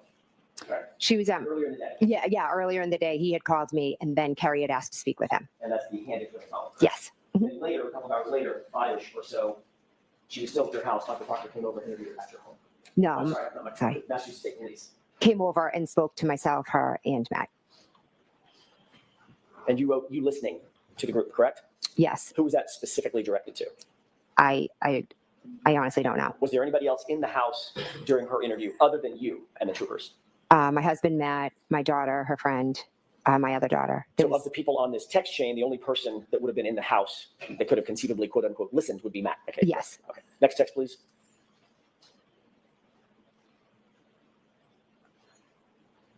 Who's this from and who's it to? It's from me to Matt, Nicole, and Brian. And what does it read? Cops here again. You were reporting to the others on this text stream that the police had arrived at your house. They were in your house with you and Carrie that you just described, correct? Yes, I was just telling them that they were here again. Next text, please.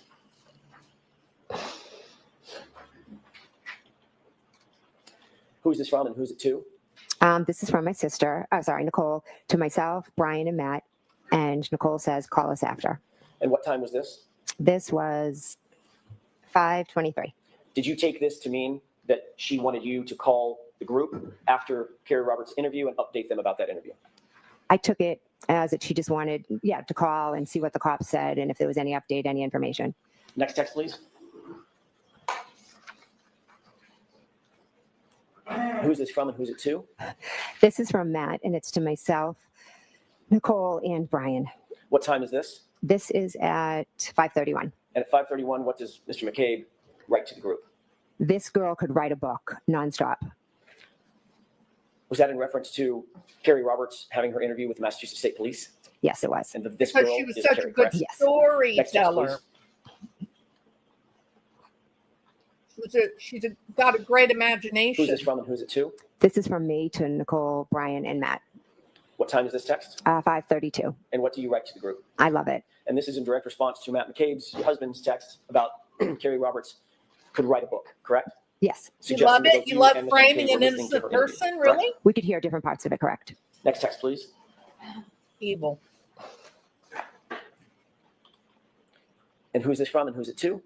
This is from me to Nicole, to Brian, to Matt. What did you write?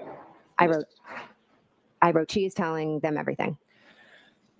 Similar to the text that we earlier saw that was in all caps when you indicated she's telling them everything, correct? Yes, On the phone. Hey, Alma. That was in reference to what she was saying on the phone. This Yes. is in reference to the live interview, correct? yes, Also indicating that you were listening to and were privy to the content of her conversation with the police. I could hear bits and pieces of it, yes. Enough to say that she's telling them everything.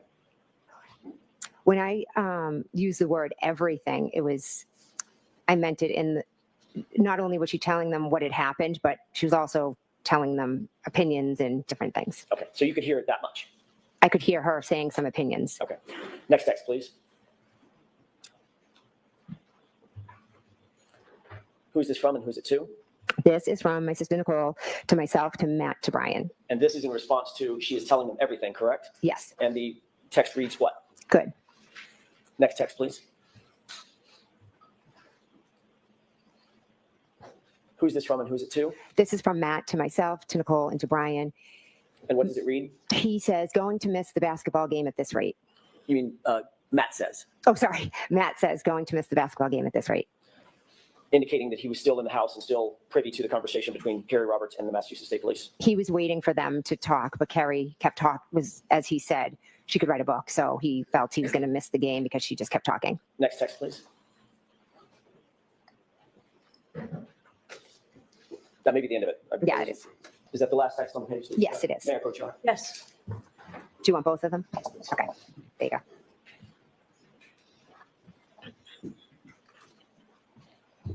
Ms. McCabe, Yes, these text messages were on a private chat, both the one between you and your sister, as well as the group chat, correct? Those are private chats, not open to the public. correct. You never intended, obviously, for any of those texts to become public, correct? Those, I handed my phone over, so I knew all my texts would be seen. When you were writing the text, when the group was chatting back and forth or texting back and forth, those were intended to be private texts between and among just the people on the text string, correct?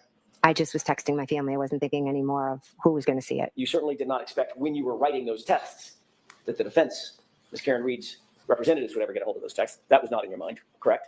Would never have been in my mind, no. That is a textbook example, what we've just seen, of witnesses colluding with one another about the subject matter that's under investigation, correct? I move for instruction. All right, jurors, disregard that comment completely. Disregard that question. Your Honor, may we approach? Yes.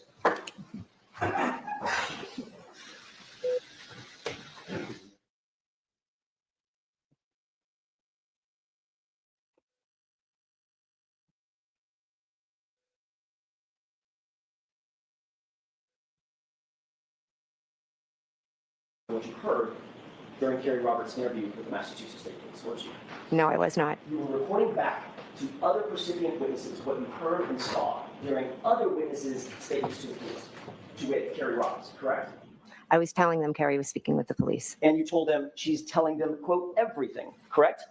Yes, I told them some of the opinions that she stated. And when Mr. McCabe said she could write a book, she's going on, in other words, she's going on and on, your statement was, I love it, correct? Yes, And you reported that back to other witnesses who were not privy to Ms. Roberts' statements to the police, correct? to my sister and to my brother-in-law, yes. And then your sister asked for updates when Kerry Roberts was done, correct? I don't know if it was in regard to updates when she was done or updates like, did they tell us anything?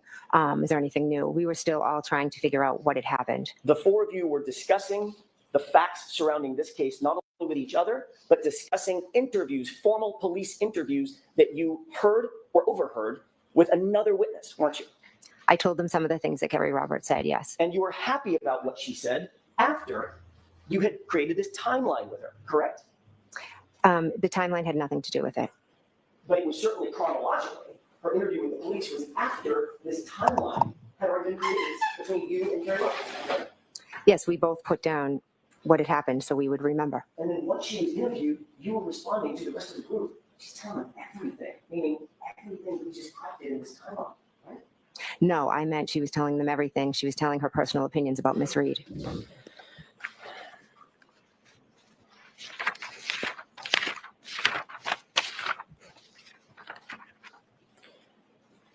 I want to change gears for a second, Ms. McCabe, and ask you about that visit that you took to Michael Lank's house. May I approach, Your Honor? Yes. I just don't want to keep these at the podium. Thank you, Ron.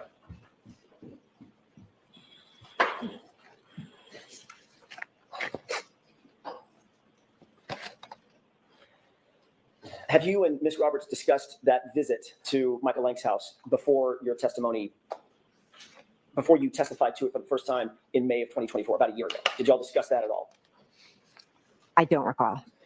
You testified under oath in that proceeding that you went, and I want to be very clear about this, that you went from One Meadows, the O'Keefe residence, John O'Keefe's residence, directly to Michael Lank's residence, which is in another neighborhood in the same town, correct? Yes, we went. And Correct. you indicated that you were there to drop off one of Kerry's daughters. Is that right? Yes, That's how you testified in May of 2024, about a year ago. yes. Yeah, just a moment. Yes.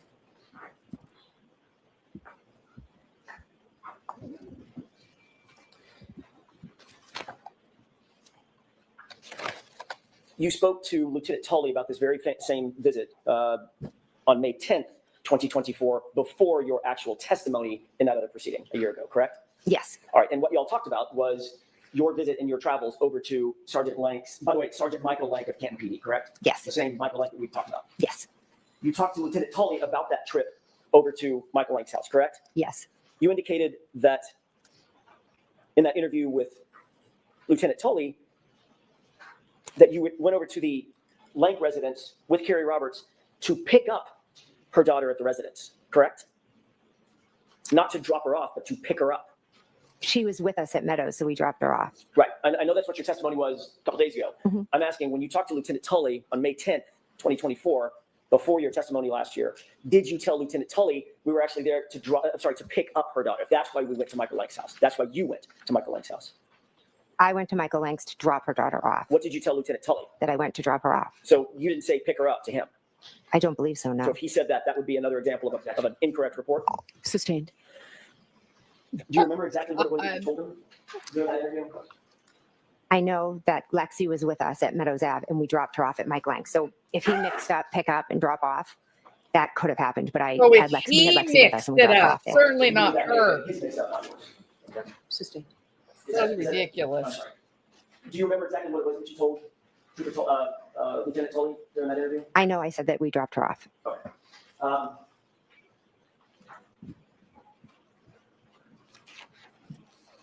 it was 11 days later that you actually testified, correct? 11 days later from, After the interview, about 10, 11 days after the interview with Lieutenant Tully, that you actually testified in court about in a proceeding about this issue. Ben, I don't know the exact dates of when I testified. If you testified, say, May 21st versus May 10th, it's been 11 days. Yeah. All right. Mhm. When you testified in that other proceeding, you did testify that you had dropped off Carrie Roberts' daughter, not picked her daughter up. Is that right? I know I dropped her off, yes. Did you also talk to Carrie Roberts about her testimony and what she was going to say about dropping off or picking up her daughter? No. Okay. You never talked to her about it before you testified or before she testified last year? We both know what happened, so I'm just asking if you had a discussion. That's all I'm asking. I have no idea if we discussed that. So you might have. I have You're no idea. awfully And in the last year, defensive, just walking Jen. around all the way to now, Mhm. you've probably discussed it additionally with her, correct? Probably not that detail, no. Maybe, Jen. You also indicated, by the way, the reason that this subject matter came up with Lieutenant Tully is you were confronted with certain location data records indicating that you were at Michael Lank's house for a period of time, correct? Sustained. Ask it differently. Were you provided any records and asked about records that showed that you were at Michael Lank's house on January 30th, 2022? I was asked if I had gone to Michael Lank's house, and I had, to be honest, I had completely forgotten because those days were just a complete blur. But then I remembered that after we left Meadows Ave, we did drop her daughter off at Michael Lank's. All right. Do you recall ever seeing a document, seeing something that indicated that you were actually a piece of paper, a document, a record, anything indicating that you were seen at Michael Lank's house through GPS location data forms? Did I ever see a record of that? Correct. The lieutenant Yeah. showed, No, he didn't show me a record. he just asked you about He it. just asked me. Did he tell you during that course of that interview that he had been provided with GPS data records indicating that you went to Michael Lank's house? I don't remember the specifics of what he asked, but I know that he did ask me if I had been there. Did he tell you that he had received those GPS data records from the defense? Sustained. Did he tell you anything about receiving any documents from the defense that prompted the question where you were on January 3rd? I don't recall.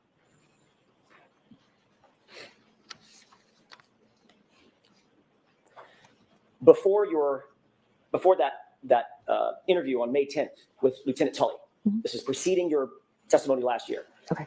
Had you ever reported that you went to Michael Lank's house, Sergeant Lank's house, on January 30th to anybody? No, to be honest, I completely forgot about it.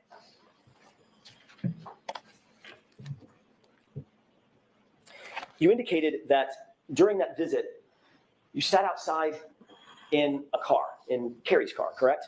Yes, Basically for the entire visit. Is that right? yes, You indicated that you did not go in the house except to use the restroom possibly, correct? I have a faint memory that I ran in to use the bathroom. You indicated that you did not see Sergeant Lank at his home, correct? I don't believe I did, no. What time of night was this? I don't know. We had been at Meadows for a while and then we left, dropped Lexi off and then I went home. I don't know what time, maybe afternoon. I'm not sure. I'm sorry.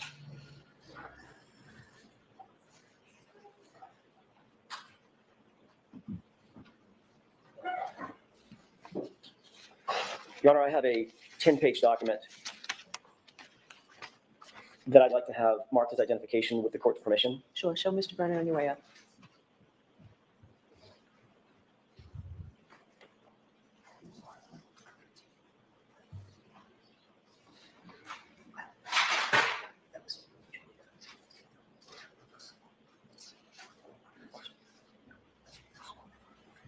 Take your time.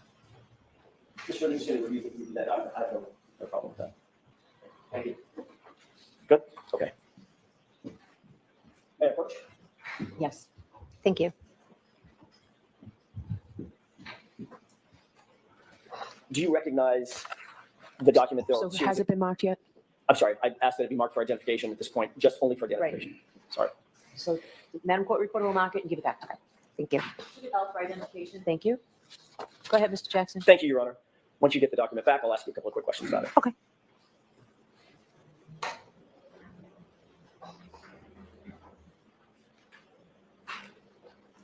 Thank you. Sorry.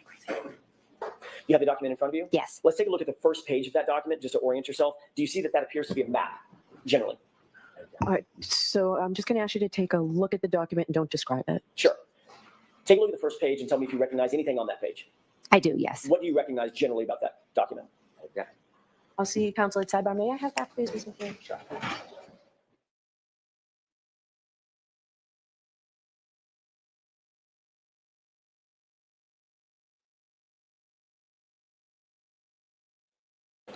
What's the date and time? 1/30/2022, January 30th, 2022. And Yes. the time, please? 5:43. You're familiar with Kenton, obviously, Yes. much more than we are. Is Yes. driving time from 34 Fairview to Michael Lang's house consistent with about 3 or 4 minutes? It could be with they have multiple stop signs Okay. and due to the weather. Right. Taking a look at page 9, Yes. do you see another pinpointed address? Yes. I believe it's the same one Okay. The same address on, as Oakdale? Michael Lang. okay. And what's the time, what's the date of that? 1/30/2022, and that is 6:28. And 6:28 is about 45 minutes after 5:43, give or take, correct? Yeah. Finally, the last page, page 10, do you see yet another pinpointed address? I do, yes. Is that your address? Yes, it is. Okay. And what's the date and time of that pinpoint? That is 1/30/22 as well, and that is at 6:34. And would it be safe to say that your address from Mike Lang's address, maybe 6 or 7 minute drive? Yeah, depending. Mhm.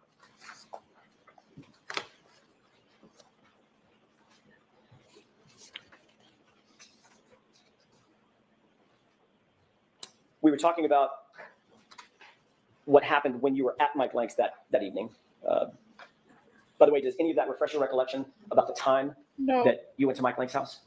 not at all. Yes, I knew it was after Meadows and later in the day. Yes. So closer to 5:45, 6:30, correct? Yes. This is in January in Boston, is that right? The greater Boston area. Yes. Gets dark really early. Yes. There was a blizzard. The night before. Yes. Safe to say that it was dark out. Yeah. I Safe to assume. say it was cold out. Yes. The blizzard was still brewing, correct? I think it had stopped snowing by then.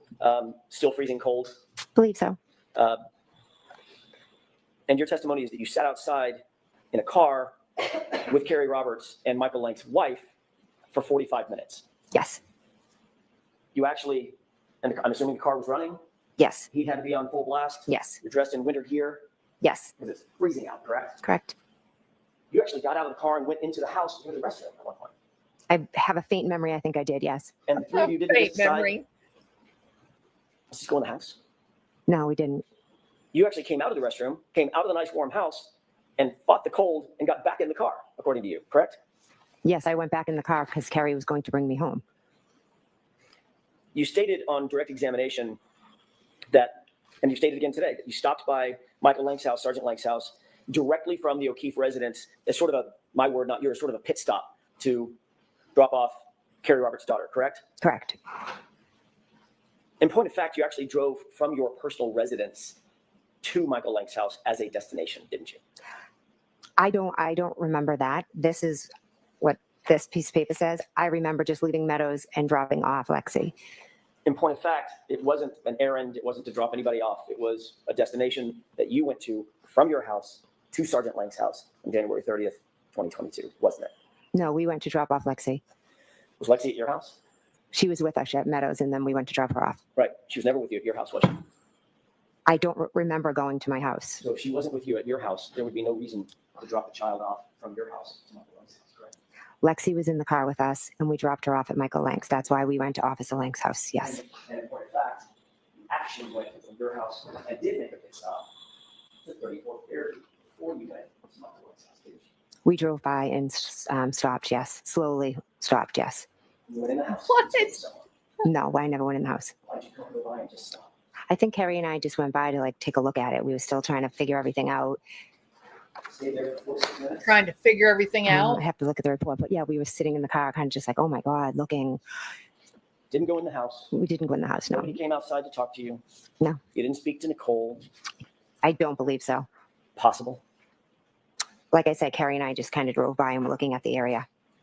And that's before you went to Michael Lang's house, correct? That was on the way to Michael Lang's. So in point of fact, As you're putting your story you together. didn't go directly from One Meadows to Michael Lang's house. I thought I had. I truly thought I had. Oh, truly. My memory is not. This isn't refreshing my memory. I do not remember going by my house before Michael Lang's. Do you remember testifying a year ago that, well, let me ask it this way. Do you remember denying a year ago that you ever been stopped by 34 Fairview? I don't remember that now. Would it refresh your recollections to take a look at your prior testimony? Sure.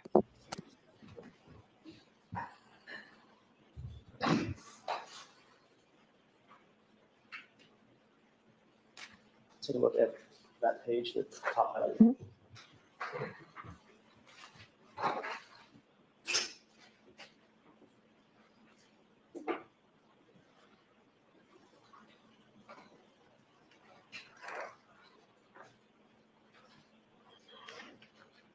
May I?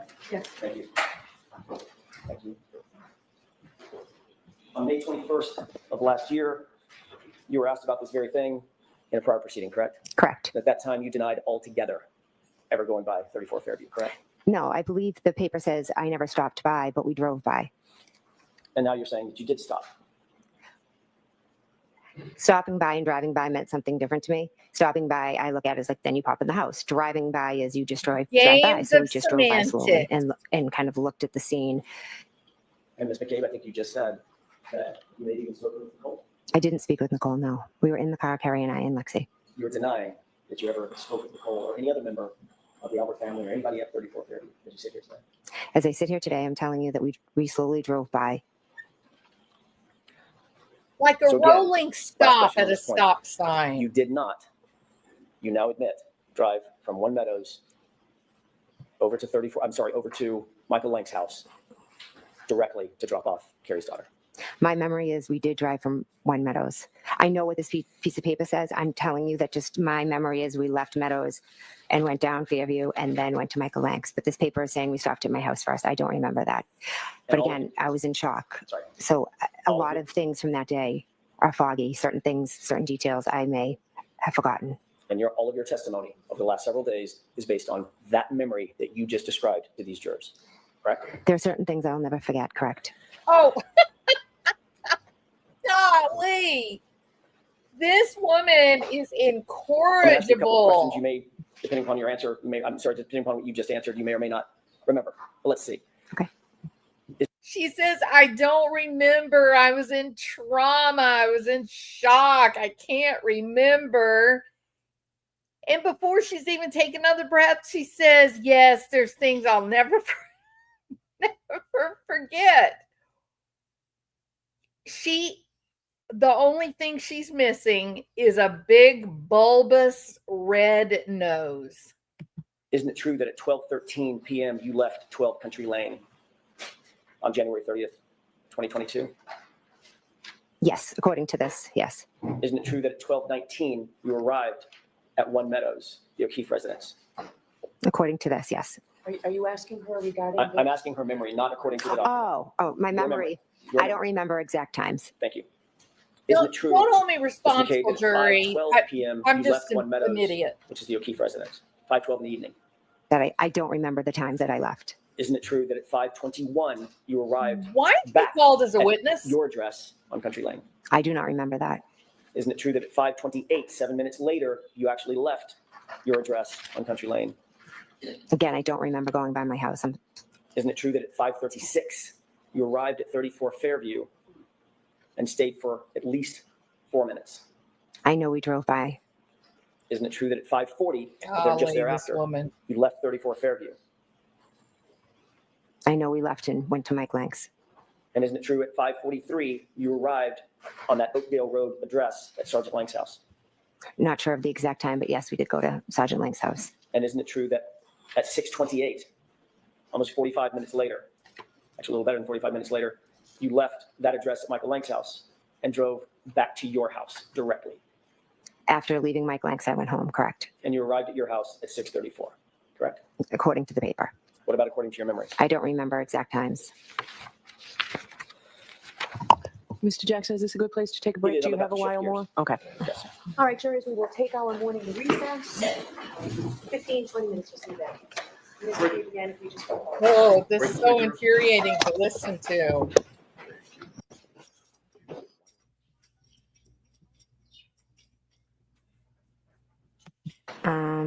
And yes, more records from my phone. Okay.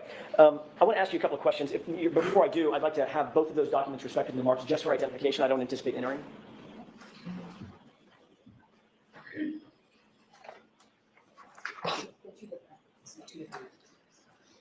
M and N for identification.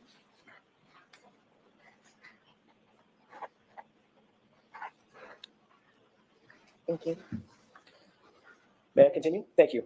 Ms. McCabe, you had a number of phone calls with Michael Proctor on January 29th, moving into January 30th and on to 31st, correct?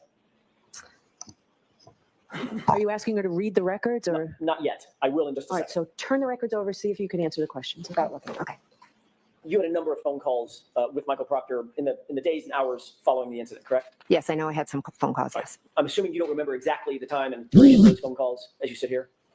Correct. Would it refresh your recollection to look at your phone records that you supplied for this time period? Sure. There's two different documents, Ms. McCabe. One of them starts with January 29th. Can you grab that document, please? Sure.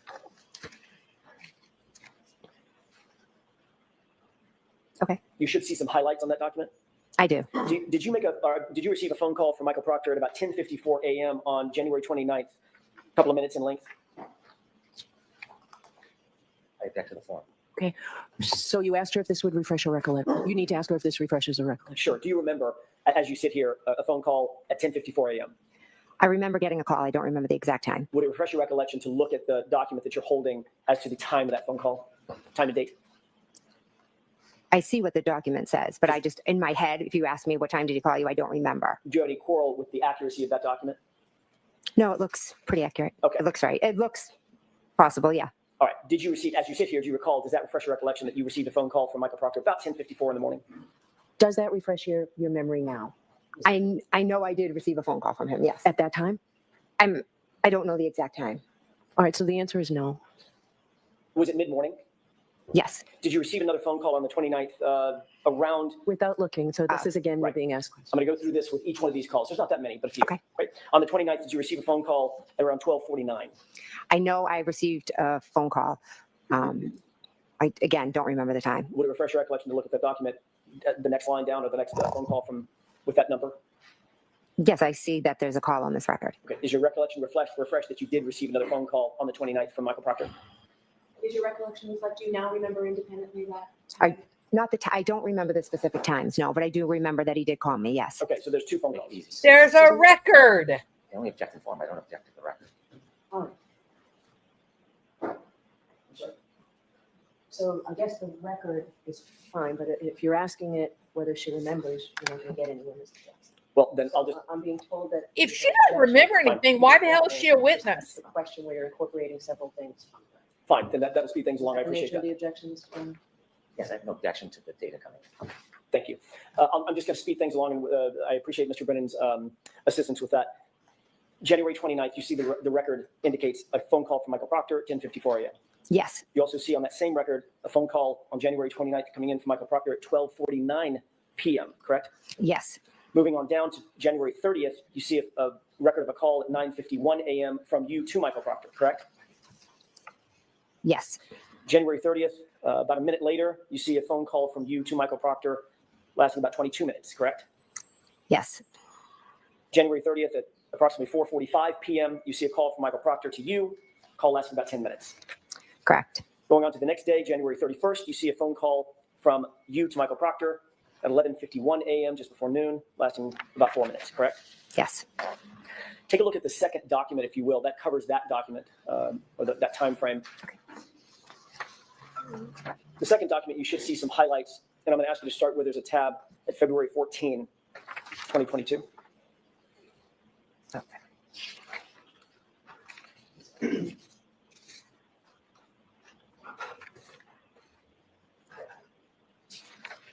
I don't, am I looking at the second one or May I approach one? Yes. this one? Yes.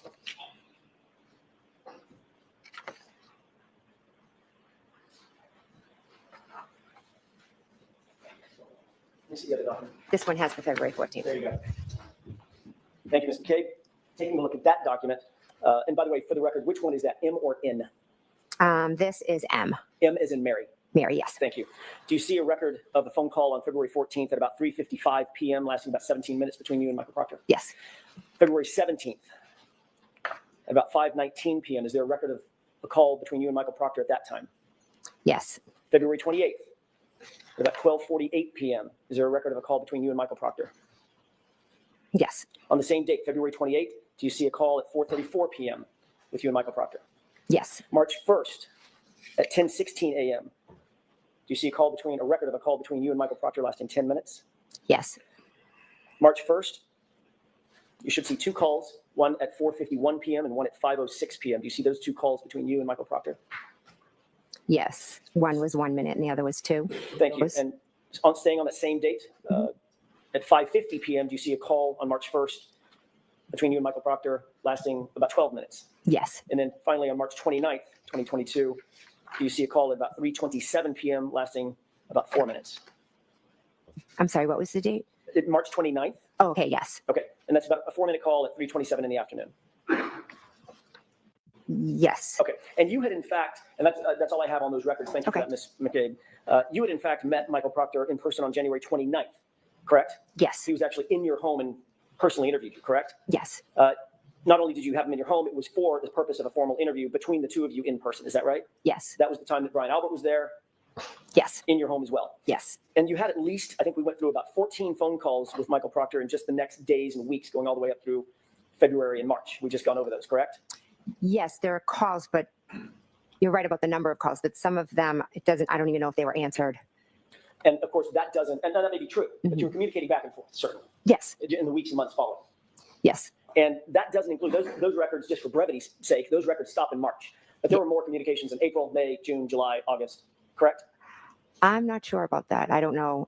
I think initially we communicated, but I'm not sure how long it went. So, And then I know we started communicating again in the summer of 23, I believe, or April of 23. so you had spoken with Michael Proctor on the phone many times. We've just gone over those records, correct? Yes. You met him in person on the 29th. Yes, when he came to interview me at my house, correct? You just took the words out of my mouth. That was for a formal interview with you, correct? Yes. And it was in your house that you met him for that formal interview. Yes. And that was probably for some time. It wasn't a 2-minute conversation. No. Then in September or October of 2023, you were interviewed by Lieutenant Tully, correct? I have been interviewed by Lieutenant Tully. I don't recall the date. And you indicated just now that you began picking up conversations with Michael Proctor again in the summer of 2023, correct? Yes. So there were many more communications at that time, just before the September-October timeframe of 2023. Yes, but that was in regards to something different than this case. Not the subject matter, but you had met him and talked to him more times in the summer of 2023, correct? I never met with him. I just spoke with him. Okay.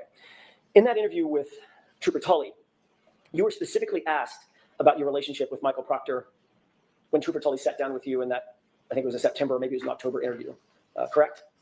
I don't remember the specifics of the interview. He asked you specifically whether or not you had met Michael Proctor, whether or not you had any sort of relationship with Michael Proctor. Is that right? I'm not sure the specifics of the interview. Isn't it true that you told Lieutenant Tully that you had, quote, never met Trooper Proctor prior to September of 2023? No, because Michael Proctor was in my house in January of 2022. Exactly. The interview with Trooper Tully, I may have just a moment, Your Honor. Okay.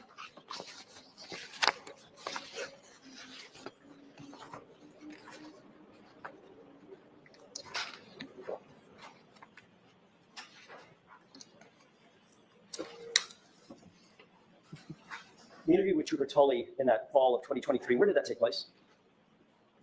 I don't recall. Do you recall telling Trooper Tully that you had never met Elizabeth Proctor or Michael Proctor prior to September 2023? No. Would it refresh your recollection if you saw a copy of Lieutenant Tully's report?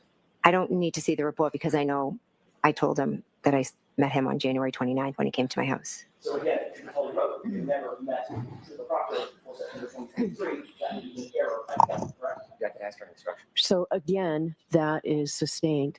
Ladies and gentlemen, I instructed you on previous questions regarding the same type of thing, whether another witness is lying or not.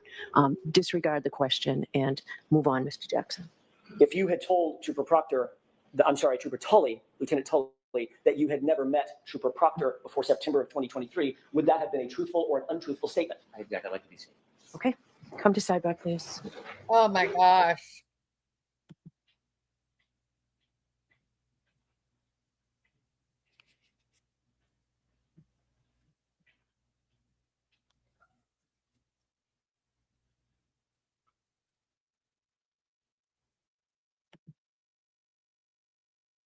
Correct? Correct. Those phone calls ranged from about 12:14 a.m. until about 12:50 a.m., correct? There was a call at 12:14 and then at 12:18. I'm sorry, I'm bracketing it. The calls I were between, apologize. that's okay, 12:14 all the way to about 12:50, correct? Are you saying 15? 50, Oh, 50. Oh, sorry, I apologize.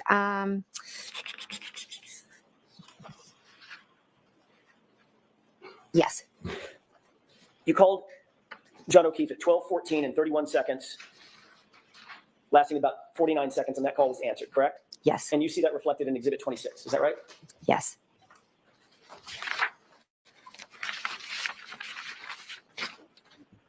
Going in reverse chronological order on this exhibit, you also see a call at 12:18 and 47 seconds, wherein John O'Keefe calls your phone lasting about 36 seconds, is that right?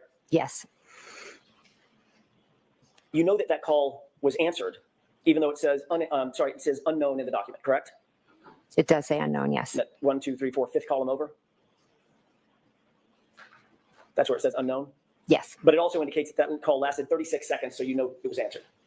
I don't know from this record it was answered, but I know from my memory that I spoke to him a second time. Yes. You also made a call, moving up to the page before this, starting at the bottom of the page, at 12:29 and 44 seconds.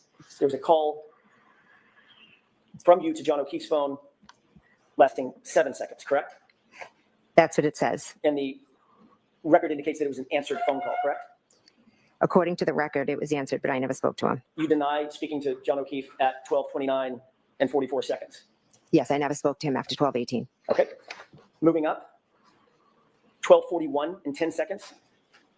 There was a call from you to John O'Keefe's phone indicating that was missed. You see where it says missed? I do. 12:41 and 59 seconds. There was another call from your phone to John's phone, and that was also indicated as missed. Correct? Correct. 12:43, 19 seconds. You called John O'Keefe. That was a missed call. Correct. 12:46 and 16 seconds. You called John O'Keefe's phone, and that was a missed call. Correct. 12:47 and 52 seconds. You called John O'Keefe's phone, and that was a missed call. I'm sorry, which one was that? 12:47 and 52 seconds. Yes. At 12:50 and 37 seconds, you called John O'Keefe's phone, and that was a missed call as well. Yes. Ms. McCabe, there's 7 calls that you indicate you made to John O'Keefe's phone and that were missed. Is that right? According to this record, yes, they were And calls that missed. comports with your memory, correct? You indicated that you called him multiple times that morning and there were missed calls, right? I called him, but I also think that some of the calls I might have done inadvertently. Well, we're going to get to that in a second. My question is, that comports with your memory that there were several calls, according to the records, there were several calls made to John O'Keefe's phone, including 2 calls that you say you spoke to him, 12:14 and 12:18. I spoke to him at 12:14 and 12:18, yes. But you indicate every single call after that was missed, and you deny making those calls. I'm not denying it, I just don't remember. You've previously given explanation for what those calls were, these 7 calls that were missed between about 12:29 and about 12:50. That's 19 minutes. You'll agree, correct? Yes, If you divide 19 by 7, that's about every 2.5 minutes or 2.7 minutes, your phone is calling John O'Keefe's phone, correct? correct. You previously explained what you attribute to those phone calls. Is that right? Yes. What's your explanation? I think I was going back and forth to the door.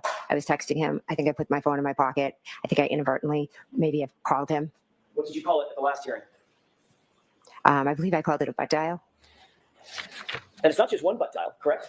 There could be multiple, yes. 7 butt dials in the course of 19 minutes, less than 20 minutes, correct?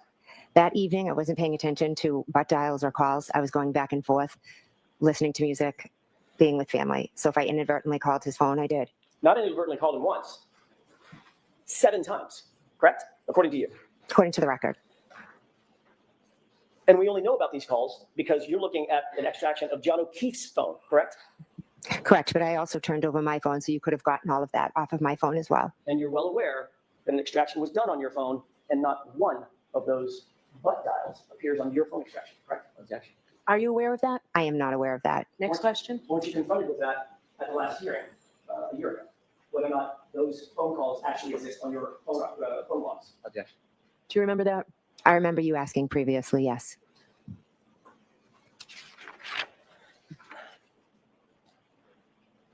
When you dial somebody by mistake, it requires several steps, doesn't it? I'm not sure. A lot of times I just put my phone down, and the next thing I know, I think it's very common to do butt dials. So you have an iPhone, is that right? Or had an iPhone. I do, yes. And that iPhone required a biometric or a passcode to get into the open phone. It's not open right now, right? It's not open, correct? And your phone required some sort of biometric interaction with the phone, otherwise known as Face ID, or you put in a code, correct? Yes, or I could have been texting, and then after I texted, the phone was open, and I could have accidentally called John. That happens to me all the time. It also requires you to open the phone app, correct? For instance, if you're texting, you're in the text app. Is that right? Actually, I'm not. I have to sit and look at it Well, how often? Make phone calls. every day. Every day. Every day? Yeah. Hundreds of times a day, right? Not hundreds. Dozens of times a day. Yeah. You have to open the phone app to make a phone call. You can't call somebody from the texting app, right? Is that right? I'm not sure. I don't know what to tell you. There's a list of apps at the bottom The of the phone. truth Yes. would be a good Mhm. start. Is that yes? Yes, and maybe I accidentally hit the last thing, the last call. Like since I had talked to John, Your Honor, at this point, I would ask the court to instruct the witness to answer my question. I believe she is. Go ahead and finish. Your Honor, let me approach. Okay. Unbelievable. It is just it's just really difficult to understand, isn't it? Wow. Golly. I mean, imagine that is your loved one being railroaded like that. They just want the truth, right? That's all. Let's touch the phone, is that right? yes, That would open a separate app, correct? correct. Then, once that phone app is open, then you have to choose a person to call, correct? Yes, sometimes the last dialed. Right. Yeah. If that happens to be the last dial, scroll through, pick a person, make one tap, and that calls the person and initiates the call, correct? That is one way, yes. But if you get out of the app, I'm sorry, if you close your phone, hit the lock button after a text message, none of that can happen without you having to open the phone and engage the phone additionally, correct? If you hit the button to lock it, yes. Right. So you indicated that these are all missed calls. Is that right? That's what the record show, yes. In addition to a missed call, you've had missed calls before. You both received a missed call and you make calls that were missed. Is that right? Yes, When you make a call that's missed, generally goes to voicemail, does it not? it does, yes. So then you have to do something additional with that call. Push the end button, correct? Correct. Otherwise, voicemails just go on forever. And actually, they go on for 4 minutes, Okay. right? I don't know how long voicemails go for. So if you had Oh missed my calls, gosh. 7 missed calls, that's at least 14 interactions, double it, because you got to make the call, then you got to end the call. 14 interactions with your phone for a single missed call. One I'm sorry, missed for call. 7 missed calls. It could be, yes. And your testimony is you don't remember making a single one of those calls to John O'Keefe between 12:29. Wow, she looks bizarre. I do not remember making those calls, no. As you sit here, do you deny making those calls between 12:29 and 12:50? Look at her shaking. Oh, I'm not denying that, no. Wow, she looks terrible. I'd like to ask you a few questions about January 29th, a little further on in the morning after you got home from 34 Fairview. Approximately what time did you get home? I'm not sure, maybe around 11:30, 12, I'm not sure. 11:30 or 12? It could be 11. Are you talking about, I'm confused, are you talking about, Let me rephrase the question. okay, sorry. On the night of the early morning hours of January 29th, 2022, when you left Fairview. Oh, I'm sorry, What okay. time did you get home today? It was after 2, I believe. I'm not positive. You We went don't upstairs, know is that right? because all you've Yes. done is You began to lie. engage with your phone at Yes. that time. It's all What a application did concocted you open up on story. your phone once you got upstairs? It could have been Hockomock Sports. I'm sorry, I'm backing up foundationally. What application on the phone? Was it Safari? Oh, okay, yes. You- I think, yes. Do you use Safari as your browser? I'm not sure what I used. You opened up a search engine as well within that browser, did you not? I just know I Googled Hockomock Sports, I believe. I'm not sure what app I opened or how I went about it. So Google is a search engine. You use Okay. Google. Possibly. I mean, that's just an expression, but I'm not, if you could show my record, I'm not sure what app I opened Well, or Ms. what. McCabe, you've seen this record many, many times about that search early in the morning hours, correct? You know that it was a Google search. It was Google. Okay, it was a Google search. Okay, so it was a Google search using the Safari app. Okay. You indicated that you were Google searching Hockomock Sports and something about Ozone, Yes. Ozone Sports or It Ozone was, Basketball. yes. What time was it that you did that Google search? It was when I was home up in bed. I don't have an exact time. About 2:27 a.m., correct? I'd have to look at a record. I don't recall You off the top of certainly my recall head. that time frame, don't you? I know I was home and I Googled that, but I don't remember the exact time. You do recognize 2:27 a.m. I do recognize it, but it's not from me remembering it from that night specifically. It's from me learning afterwards. And what you learned afterwards was there was a Google search at 2:27 a.m. Right? I mean, that's a layup, to use a basketball term, right? There's a record, I think, of one. Right. The record is of a Google search at 2:27 a.m. on your phone. Is that right?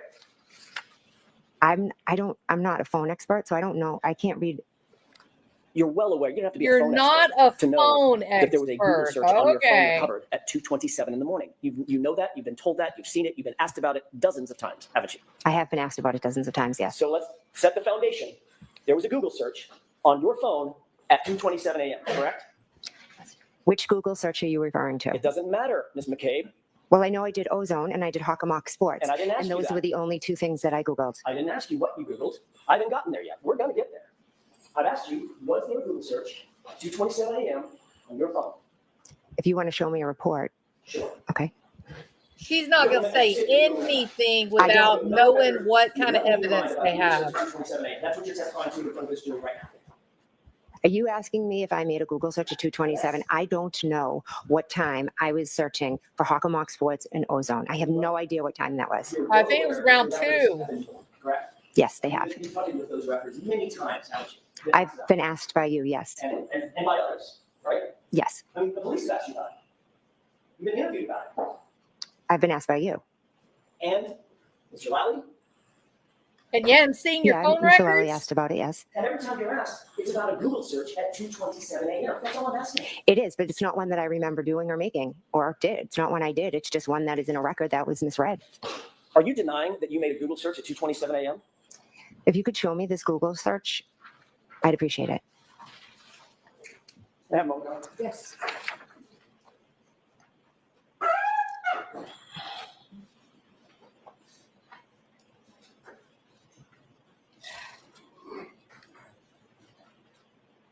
It's terrifying that they're doing this to an innocent woman. They all got to be psychopaths, all of them. Your Honor, I need a quick minute to find the record that I brought in here. Can we take a brief recess, about 5 minutes? I'll see counsel at sidebar. Well, if Ms. Little wants to keep looking, we'll come to sidebar.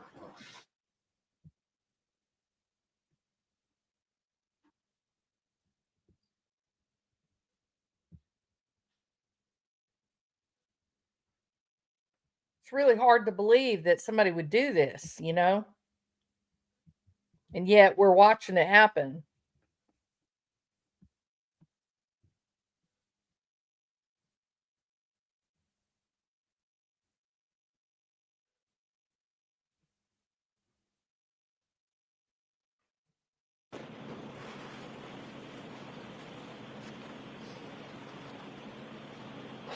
May I approach? Yes.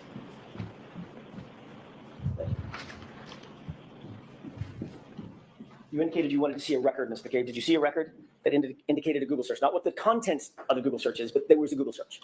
I just saw a Celebrate record, yes. And did you see the time of the Google search? On that record, yes. It's at 2:27 a.m., correct? Yes. Ultimately, you will agree that there was a Google search done, and now I'm going to ask about the content of Hoslong to Diane Cold, correct? That was done in the morning at the request of Ms. Reed. Ms. McCabe, I didn't ask you that. I asked you a yes or no question. Did you understand my question? Could you repeat it, please? Sure, I'd be happy to. Thank you. Did that record indicate that there was a search at some point done, at some point, for Hoslong to Diane Cold? I'd be up to covering the record. I'll look. So was there a search on that at some point? On that paper, was there a search that said that? Is that the question? Let's start with that. Yes. Yeah, there was. Okay, now let me ask you a different question. You Google searched the phrase Hoslong to Diane Cold, yes or no? Yes. On January 29th, correct? Yes. So you agree that you were on Google, correct? Yes. You agree that there was a search done at 2:27 a.m., correct? I don't recall doing a search at 2:27. The paper says it. I don't. Okay, and you also agree that at some point that morning, you plugged into that phone, Hoslong to Diane Cold, is that right? Yes. After we found John O'Keefe. Now you claim that that was at 6:23 and at 6:24 in the morning, two iterations of how long to die in the cold. Hoslong to die in cold, how long TI die in CIKD, correct? I'm not claiming it. It's the truth. It's what happened. You're testifying to that. Yes, I am. You also testified that at the time you Google searched those phrases, it was Karen Reed screaming and yelling at you, shaking you to Google hypothermia, correct? She was pulling on my sleeve. Yes. Yes or no? Yes. Okay. You have discussed this Google search and the issue of the hypothermia with Carrie Roberts, correct? I told her in the days following. You discussed it? Yes. You discussed it in the days following January 29th, correct? Yes. You discussed it before her testimony at the grand jury, correct? We discussed it after. We don't talk about what we're going to say before testifying or So anything like in the that. You 3 did months say, between this you incident did talk about and what you were going to say. Good Lord. testimony by both you and Ms. Roberts, you two did not discuss this hypothermia issue? It wasn't an issue. It was just something she said, but we don't discuss it every day. There's no need to. I didn't ask you to discuss it every day. I asked you if you ever discussed it. Originally, yes, we did discuss it in the first days following all of And this. that would have been before either one of you testified at the grand jury, correct? Yes. And we know that you were with her during her, just before her testimony at the grand jury. Is that right? Yes. And you're certainly aware that at the grand jury, that in prior testimony, Carrie Roberts corroborated your statement that Karen Reed demanded the Google hypothermia. Ask it differently, Mr. Jess. Are you aware that Carrie Roberts, well, let me ask it a different way. Have you and Carrie That would be Roberts great, ever discussed the fact Martian that she Planet. corroborated your statement? Thank that you so Karen much. Reed demanded that you Google hypothermia? No. She ever told you that? No. Did you ever ask her that? No. Did you two discuss your statement that Karen Reed was the one that demanded that search? Karen Reed did ask me to do the search. Yes. Okay, that's not what I asked you. Did you and Carrie Roberts discuss that? Yes, we've talked about that. Are you aware that last week Carrie Roberts denied hearing that statement? Sustained. Have you been told, have you been updated Whoa. that last week Carrie Roberts denied ever having heard that statement? Sustained. May we approach? Yes. Jurors, feel free to Oh stand up and my stretch. God. This is making me a crazy woman. And shame on this judge. My God. Wow. This amazing stuff, really.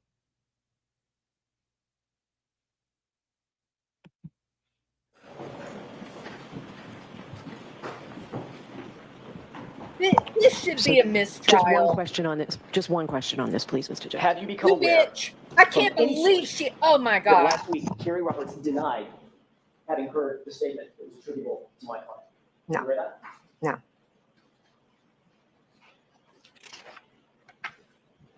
Beverly, you are a terrible person. You've reviewed the video from the dash cam out at the scene, correct?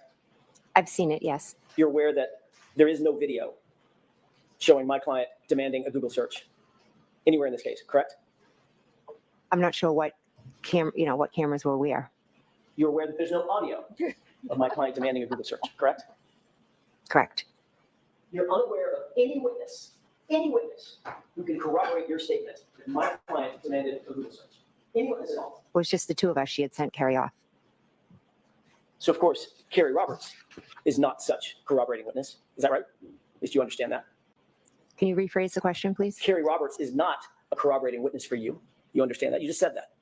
Yes, Carrie, I don't believe heard it. She So was it's- sent off. So it's your word and your word only, Ms. McCabe, that my client demanded a Google search. Is that right? Yes. Ms. McCabe, you were with Carrie Roberts Golly. just before her grand jury testimony. Is that right?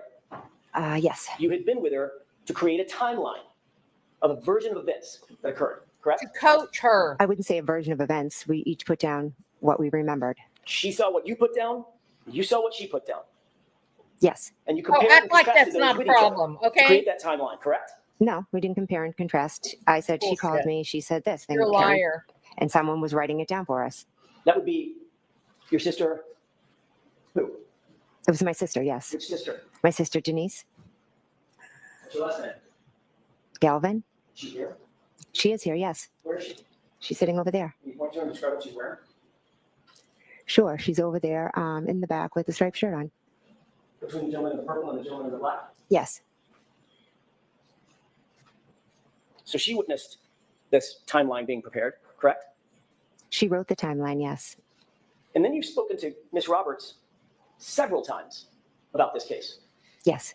and about your perceptions of this They're case. going to correct? prosecute you, Jen We talk McCabe. about what happened and the aftermath of this case. We don't talk about the specific details as much as we talk about the aftermath of everything. Ms. McCabe, the fact is you instructed Carrie Roberts to say that she heard that Google hypothermia statement from my client before she testified at the grand jury, didn't you? No, absolutely not. I never instructed her to do anything. You wanted some witness to back up your story about this Google search, correct? No, absolutely not. I Ms. don't need. McCabe, It was said. Karen said it. It's that simple. so you're the only person saying that then. Yes, and I stand by that 110%.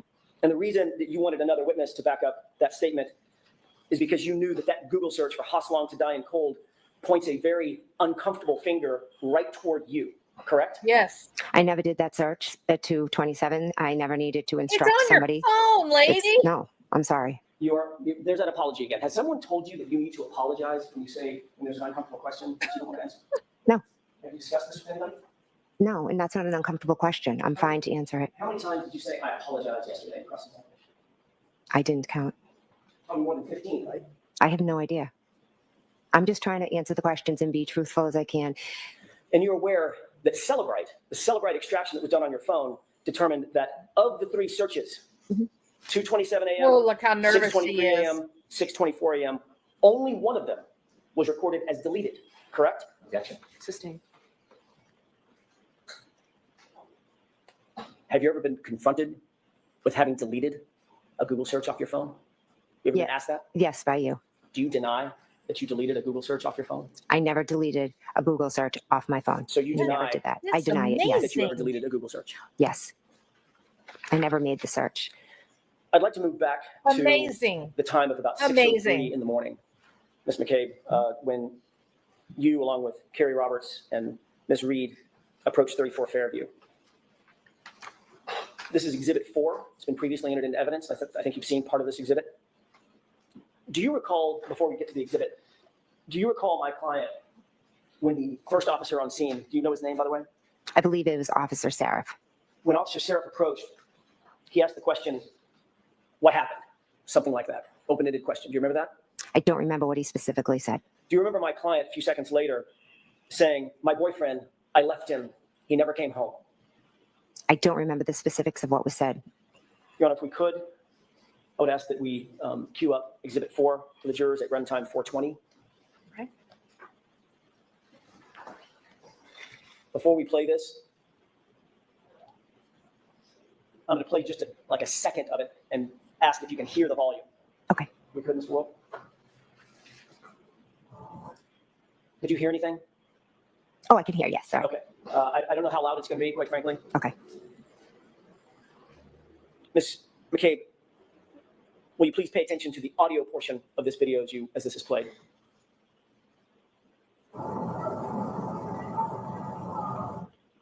Could you hear that? I heard something. Could you hear my client? It sounded like Ms. Reed. It sounded like a female. Did it sound like Ms. Reed, female? I'm not sure. Could I listen to it again?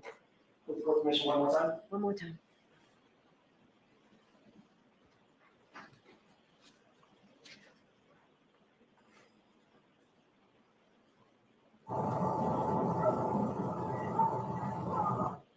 Could you hear it? I could hear it, yes. What did she say? I have no idea. Did she say, my boyfriend, I left him, and he never came home? I could not make that out. You testified on direct examination that you were basically a passenger along in this ride on the early morning hours of January 29th, 2022, that you were not the person in charge, correct? I was in the passenger seat and Miss Roberts was driving. It's a bad question on my part. Let me see if I can reframe that. You testified that it was Carrie Roberts who was basically the take charge person in the scenario between and among the three of you, Ms. Reed and Ms. Roberts. Yes, yes. Not you, correct? No. You were just sort of along for the ride, assisting how you could, correct? I was trying to help Miss Reed and find John O'Keefe. If we could play a clip starting at, and I'm going to ask you, Ms. McCabe, to take a look at several clips. The first one starting at 6:21 runtime to 7:41. It's just over a minute. With the court's permission? Yes.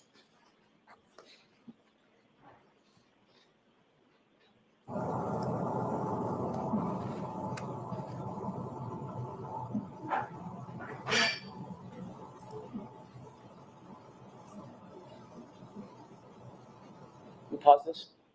Do you recognize the three individuals in the foreground of this video? I do, yes. Can you start from left to right and describe for the jurors who we're looking at? I believe that's me in the black coat. To the right of me is Miss Roberts, and on the other side of the car is Miss Reed. Ms. Roberts has, just to distinguish, Ms. Roberts seemed to have fur on her hood where you did not. Yes. If you could go ahead and play that, please.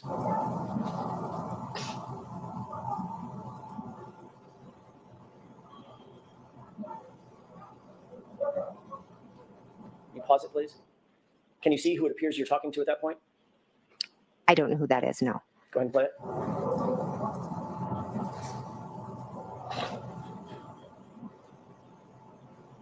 Pause it. Does it appear that you're engaged in conversation with that person while Ms. Roberts is attending to something in the truck and Ms. Reed is running back and forth? Yes, I was speaking to whoever that was. Do you believe that was a police officer? I believe, yes. Go ahead and play it.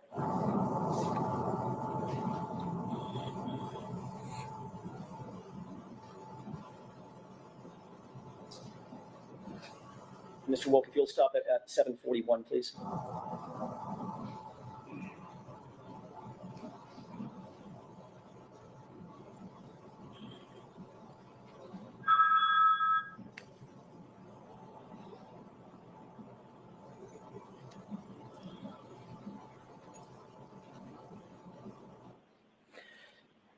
Could you see what was depicted in the video about that minute and 10-second runtime? Yes, Did it appear that you were engaged in conversation with that other person? yes. When that other person walked away, could you see his jacket? I couldn't make it out, no. Did it appear to be he was a police officer? I'm going to assume it was a police officer, yes. Okay. In that video, who looks most like she is taking charge, you or Carrie Roberts? Objection. Sustained.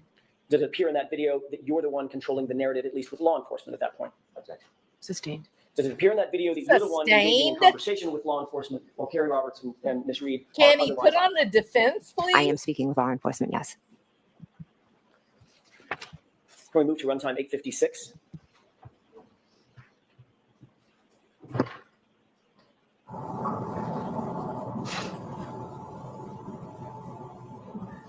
Pause it. Can you see yourself in that video?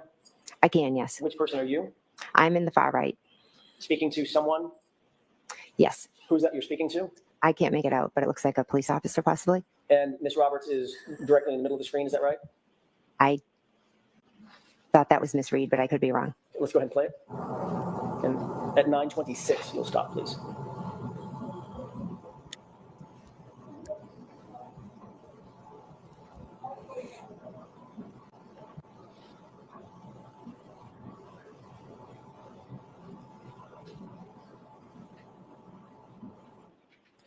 In that video clip, who among the three of you appear to be most engaged with law enforcement at that time? Can you tell? Can you answer that, Ms. Reed? Jen McCabe. I mean, can you answer that, Ms. McCabe? Yes, again, I was speaking to police officers. Yes, I was trying to help them. Okay. Don't go to runtime Wow. 10:49. This will be from She 10:49 to actually answered a 11:55. Mr. Wolf, question. you pause it. Who is it that's just gesticulating in the video? That is me. Want to go ahead and play it?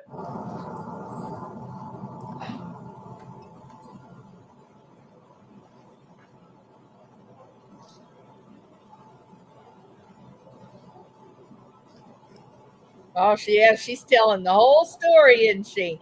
She wasn't anywhere around. She wasn't a part of it, but she knows the story. Just like Christopher Proudfoot. Just like Barry Morphew.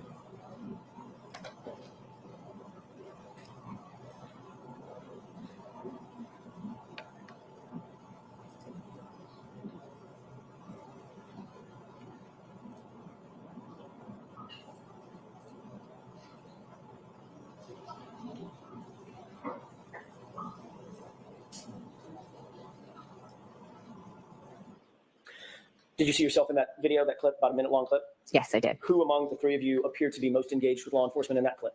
I was. Runtime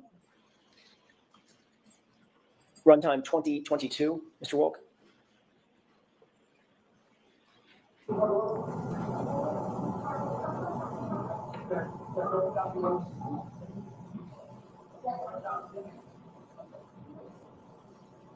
Stop it. Do you see yourself in that video? I do, yes. You just walked in from frame right? Yes. From Have you frame right seen going left? Peaches? Yes, Bill? behind Miss Roberts. Okay, and Yes. that's you right in the middle of the screen? Yes, it is. And Ms. Roberts had already run through, went to her SUV, correct? Yes. Okay, go ahead and play. This is about a 2-minute clip for the court's edification. All right. And this is the last of them.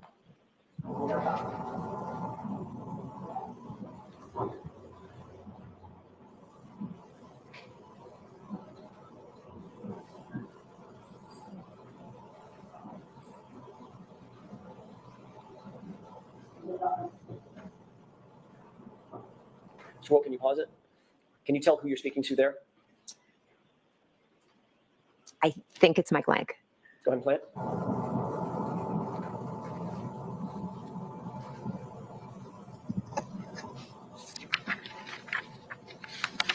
I don't know, Vicky Carpenter. I was just thinking that. How do you ever get the truth, when you have this many cops involved?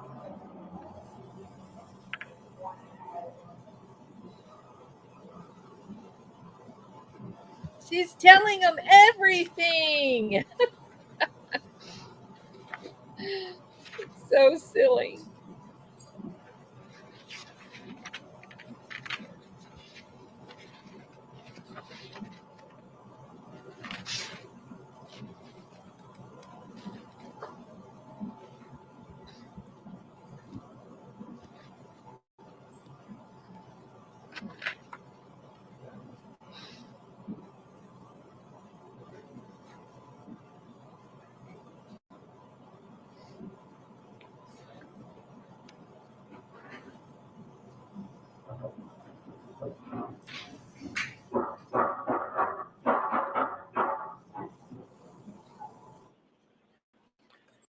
Yeah, just a moment, Your Honor.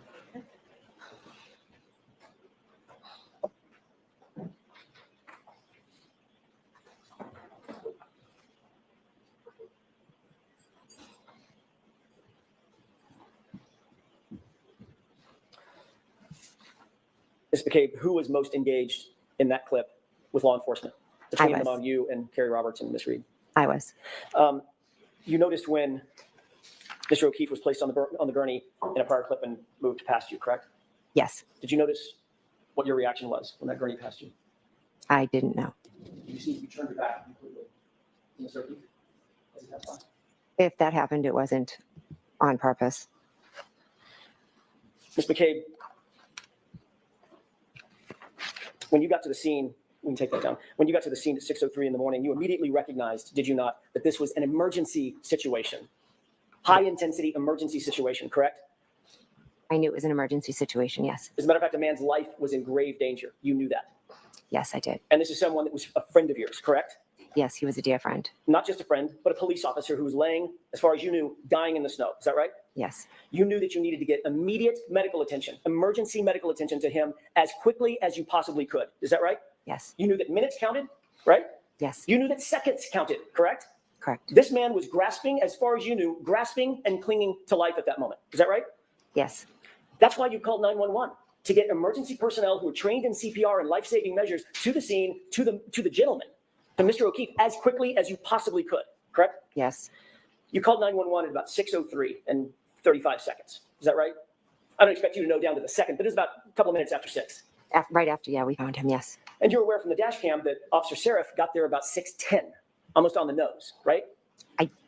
Didn't pay attention to the time. You'll agree with me that there was about 6.5 minutes or so between the time you called 911 and the time Officer Seraph got there. Is that right? If that's what the dash cam says, yes. On that 911 call, you referred to John O'Keefe as a man passed out in the snow. Yes. You didn't say, "This is my friend." I needed to get, like you said, emergency there. So Did I you wasn't say going to this was give my I wasn't going to give a description and say my friend is in the snow. I was going to give them the information that I thought was the most important at the time. Did And you say his name? I just said a man because that was the most important identifying. You didn't say John. Eventually in the 911, I do say his name. You didn't initially say O'Keefe, correct? No, none of that matters. It was a man in the snow and And I you didn't wanted help say- there. And you didn't say he's a Boston police officer or an off-duty police officer. Again, a man needed help. Yes or no? Did you No, say that? I didn't. Do you think that might, yes or no? Do you think that might have sped things up if they knew, if the 911 operator knew that this was a fallen officer, a fellow officer? I think 911 comes to everyone equally. I don't think they would have. Do you think that Not might have been something true. important to relay to the 911 officials? I don't know. You were even asked by the 911 operator, does anybody know CPR? And your answer was no, correct?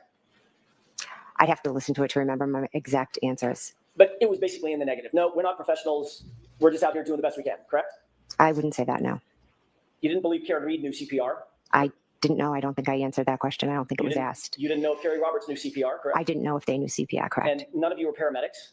No. None of you were first responders? No. None of you were trained in emergency life-saving techniques in any way, correct? Correct.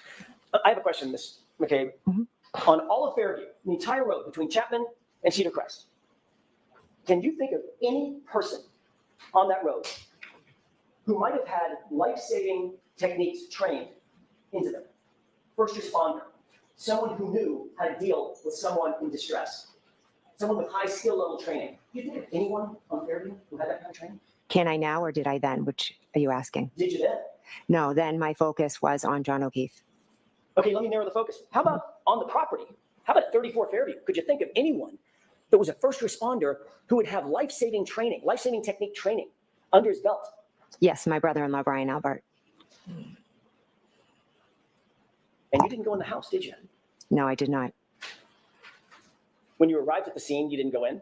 Not until much later, correct? Our focus was John. You knew that Brian Albert was inside the house. You'd just been with him hours earlier, correct? Yes. You knew that his window was 30 feet away. You're staring at it. You could look at it if you wanted to, correct? It's off to an angle. And you didn't go in the house then either. I did not know. You knew that John O'Keefe was clinging to life during those precious minutes and seconds. Is that right? I did, yes. And you also knew that Brian Albert, your brother-in-law, was a first responder trained to deal with people in that kind of distress, correct? In that moment, my only thoughts were John and everything we could do for John. And you knew that there were warm blankets inside the house. Is that right? I did, yes. There were warm blankets in the house. And you Those still weren't- never went in, did you? No, I went and attended to John because once I finished calling 911, I went over to John and Carrie Roberts asked me to take over compressions. So I felt like that was more important and 911 was on the way. I never thought about going in the house. I just thought, how can I help John? You never thought about going in the house, but you did pull out your cell phone and make 2 phone calls, didn't you? After I called 911, I tried calling my sister, yes. While John was out in the cold, clinging to life, you weren't doing chest compressions at 6:07 and 6:08, were you? I was walking over when I was calling. You were calling your sister on the phone, weren't you? I was calling them to see if they would come out, but I was going right over to work on him. And you could have walked 25 feet to the front door, walked in the house, and scream for Brian Albert to come out and help you in those precious seconds and minutes, couldn't you? That would have taken me from helping John, getting Kerry blankets, giving him compressions. And making those two very important phone calls at 6:07 and 6:08 that you say were not answered. Correct? They were not important phone calls. I tried to call my sister, and then I focused on John. They were not important phone calls, but they were important enough for you to make while John is clinging to life right there in front of you, right? As I was walking over, I called to see if she would answer. And she didn't answer. Let's talk about that. She didn't No. answer according to you. So if we're going to talk about it, we're beyond the luncheon break. You're all right. Two more questions. Okay. And I'll wrap it. Okay. Let's talk about that real quick. Sure. She didn't answer the phone, did she? No, she didn't. So you have a situation where a man is laying dead or dying in the front yard of your sister's house. You see nothing in terms of life inside the house. Lights aren't coming on. They're not getting up. They're certainly not coming outside, right? They were sound asleep They weren't coming outside, were they? because they were asleep. You didn't know they were sound All you knew asleep. was You there was didn't a witness severely that. injured man on the front lawn of their house, and your sister didn't answer the phone, not once, but twice, correct? Correct. She didn't answer the phone. Did you think your sister might have been in peril? Did you think to go inside the house and check that they're okay? Yeah, maybe I she had was no dead reason to too. think that they weren't okay. You had no reason to believe they weren't okay. A man was dead You had dying on their a lawn. and your man sister dying out or there dead in the front and yard, nobody is Lindsay. coming out to the chaos of Karen Reed screaming on the front lawn. You didn't think there was some reason to believe they could have been in peril? I didn't, because your client was screaming she hit him. She had a cracked taillight. She was crying she hit him. I didn't, but my focus. Can I finish, please? You had solved the crime right then and there. You solved the whole case. No, I didn't. I knew John never came in the house, so I had no concern for anyone's safety inside the house. The reason you didn't go inside the house is because you knew better. You knew better. You knew she wasn't in peril. You knew that Brian Albert wasn't in peril. You weren't worried at all about them, were you? I was not worried at all because something happened on the front lawn that had nothing to do with anything inside that house. You weren't worried about them at all because you knew what really happened. Yeah. Didn't you? At that Yes. moment, I didn't know that he was hit by a vehicle and there was Yes, taillight found that next is to him. exactly true. All right, jurors, luncheon break. Oh, Bev. Oh, you were a little slow on that uptake, Aunt Bevy. I think your little witness had some trouble there. Wow. Good gracious alive. That was crazy. Things got hot. All right, let's see where we go now.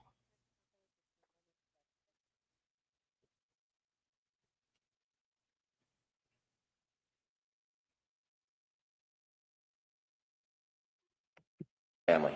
I don't remember the hour, how many hours, say a few. Was it over 3 or 4? Could have been, I'm not sure. What is the reason that you spent so much time at the O'Keefe home the next day? We went over to offer support, love, comfort, to be with them. You weren't avoiding them, were you? No, no. Sustained. After you left the O'Keefe home and reading the record, And team was the only one I was given that was in that's a new one. The other In one was dispute. previously turned over to the court. Okay. The ones we have a dispute on are clip 13 and clip 15. Okay. So I viewed the other clips. There's an objection to 13 and 15. There's an objection to them. All right. Let's play them. They're quick, right? Yes, they are. Play them very quickly. It's not that we object to fundament, it's that they're incomplete. So she didn't finish her answer, so we're just asking that the extended so she can actually complete. So we produced alternative clips, so there's 2 things, 13 and 15. All right. So the Commonwealth gets to play what they want, and then you can play yours at some point too. I haven't Then if we don't have time, I can wait to have a hearing on this. I don't think the defense can play in self-serving statements because they think it's Okay, not going to I haven't seen it. All right. I saw clip 17. I have no problem with clip 17 coming in. I don't think they have an objection to 17. The ones that are objectionable, I know we're pressed on a Friday. I can hold them until next week until the dispute becomes more clear for the court. Okay. It sounds like it's going to take more time than I All thought. right. So I need what you have, Ms. Little. I need that to review this weekend. All right. Anything else? The second issue is, I should approach that second. Okay.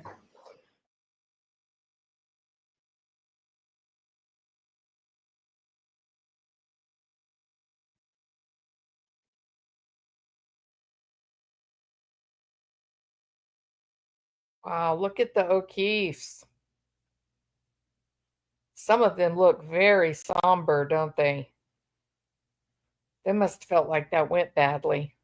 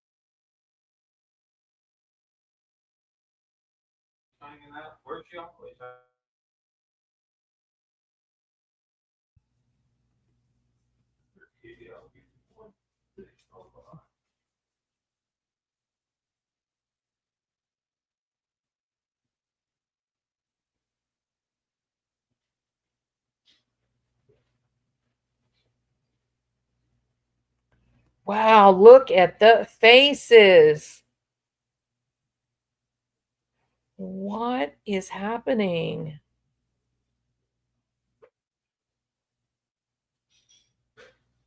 Look at what is happening here.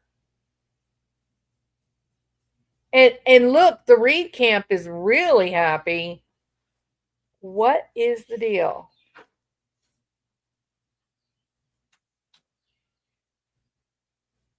Okay, so something big is going on, right?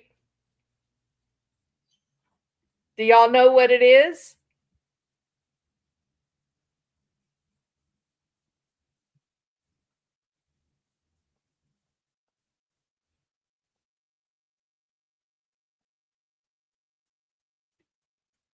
Interesting. I swear they should move for a mistrial. This is a terrible thing to watch. It's scary.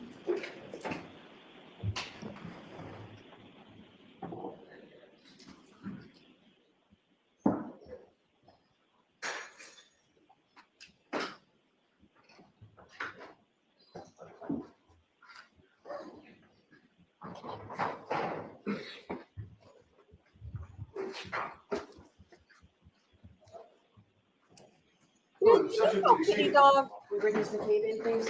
Jurors, I know I said it was a 45-minute lunch. I apologize. No one intended to waste your time like this, particularly when we don't have much time left. Ms. McCabe, please.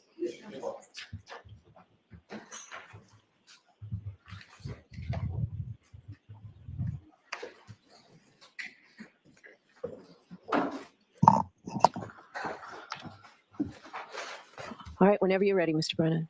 Thank you, Your Honor.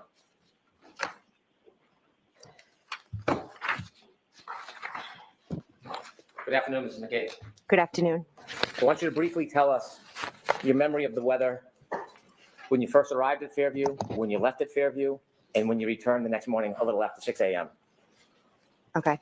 When I arrived at Fairview on the early hours of the 29th, the snow was falling, just starting to fall, starting to stick to the street and onto the windshields.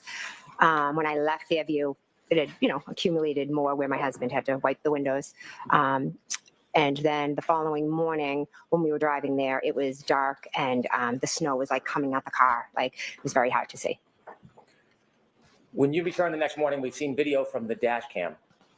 The elements, the visibility, is that fairly depicted in that dash cam? Yes. Obviously it was lit more because of the lighting and the spotlights, etc. From the moment that you first saw John until you went into your sister's home, is it fair to say a number of different first responders arrived? Yes, When the first responders arrived, did you see a number of different vehicles arrive? I did. Yes. Did any of them have their sirens on? Not that I recall. Ambulance, fire truck, police cars, do you remember ever any siren on at all? Not that I recall, no. And your sister and brother-in-law, you described how you went in the house and woke them up. They never came out before you woke them up? No, they didn't. There was a house right next to where you found John before 34. Do you know what address that is? I would assume it's 32. Did you ever see anybody come out of 32 Fairview and come over to John in the scene to help out? No. Across the street, there's a house that's in between 32 and 34 if you cross the street. Yes. Did you ever see anybody come out of that house and None of offer them are assistance to help? police officers. There's a house right across the street from 34 Fairview, isn't there? Yes. And did anybody ever come out of that house and come over to assist? No. Inconsequential. When you were trying to help So John it's that a moment, straw have you ever man's been argument. trained in emergency aid? Probably 25, 30 years ago. Your state of mind. Best describe how you were feeling at that moment as far as your focus and what was going through your mind. I was shocked, confused, nervous, scared, anxious. My friend was lying there on the ground. I had no idea what happened. All I wanted to do was to get help for John, and as fast as I could. You saw on the dash cam, you spoke to a number of different people in law enforcement. Yes. In fact, during that day, a number of different people from law enforcement, did they call you? Objection. I'll allow that. Move along to Mr. Red. Did a number of people call you from law enforcement that day? On the day of the 29th, Yes. Michael Proctor called me. Okay. Did you speak to law enforcement after that day? Yes, Were you asked to engage in interviews? yes, Were you asked to testify in front of grand juries? yes, Were you asked to come to court and testify? yes, Did you ever once refuse to speak to the police? no, Did you ever once refuse to testify? no. When you were speaking to the police on that dash cam, to pick on the dash cam, why were you speaking to the police? Well, each officer that arrived had a set of questions of who it was, what happened, etc. So I was answering all the questions because my main focus was John. Did you ever try to be evasive with the police?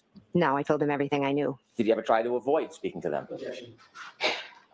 The form.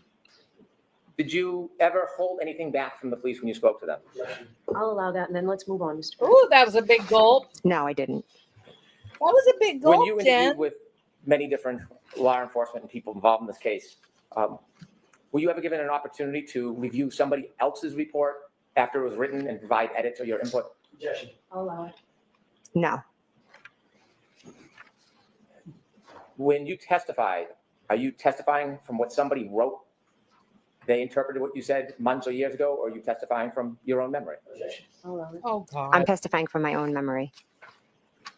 Be quiet, You called please. 911? Yes, And that morning when you called 911, well, let me ask you, do you wear an Apple Watch? I do have one, yes. When you were speaking to 911 that morning and during that event, how did you feel? Extremely nervous, anxious, scared, uncertain, Do you think your panicked. do you think your heartbeat was up? Yes, At 2:27 the night before or around that time when you were looking up Hockomock before you went to bed, were you of the same state of mind of fear and panic, or were you in a very different state of mind? Strike the fear and panic part. You can answer that, though. Are you with the same mind or different? Strike. different. What was your state of mind at that time? I was relaxed, just playing on my phone, looking up things before I went to bed. Do you think your heartbeat was as elevated that evening as it was the next morning? Sustained. When you made a search for how long to die in the cold or how long to die in cold, is that something that you thought of for yourself? I'll allow it. Now, Why did you do it? Miss Reed asked me to Google it. And when was that? That was in the morning after we found him. And had you ever attempted either of those searches before Miss Reed asked you to do that? No, I didn't.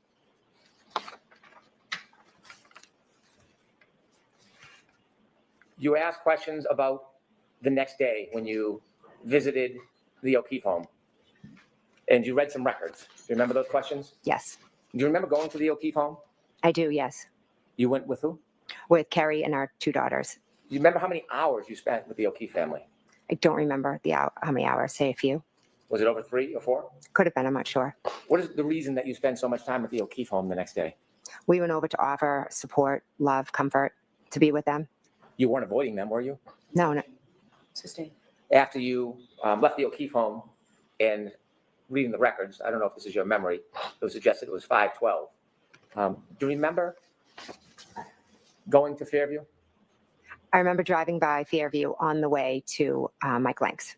When you went to Fairview, you asked questions about when you stopped by, whether that meant you went in or were outside. Do you remember whether you went in or were outside? We never went in. Have you seen your phone records that there are no calls to your sister when you went by Fairview at that time? I'll allow it. I haven't, no.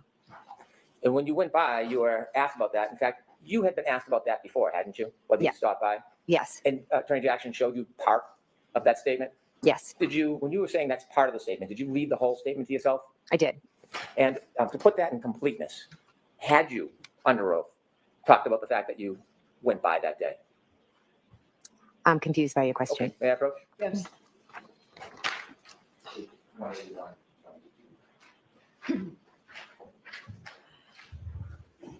Okay.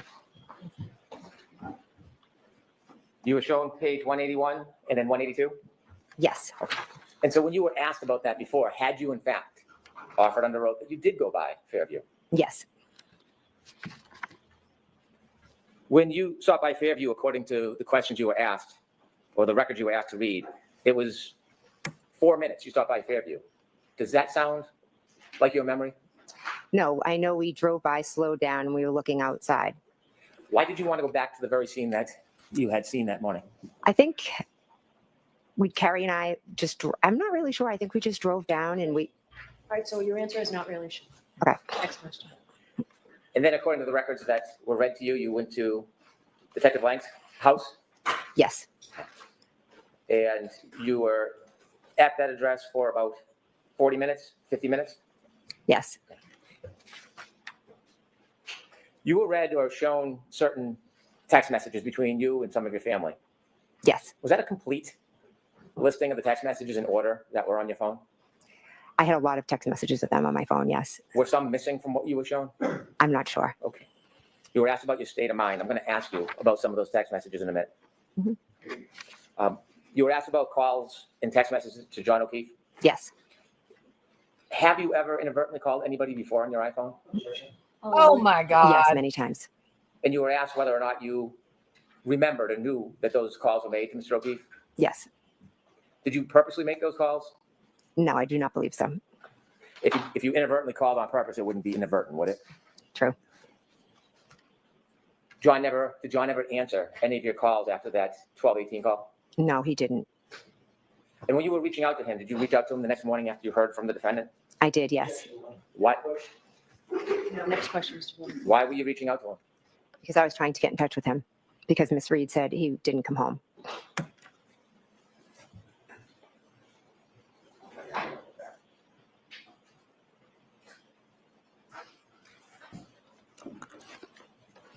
You were asked about your state of mind over the next couple of days. Yes. And I'd like to ask you about some of the text messages reflecting your full state of mind over the next couple of days. All right, this has to be really brief.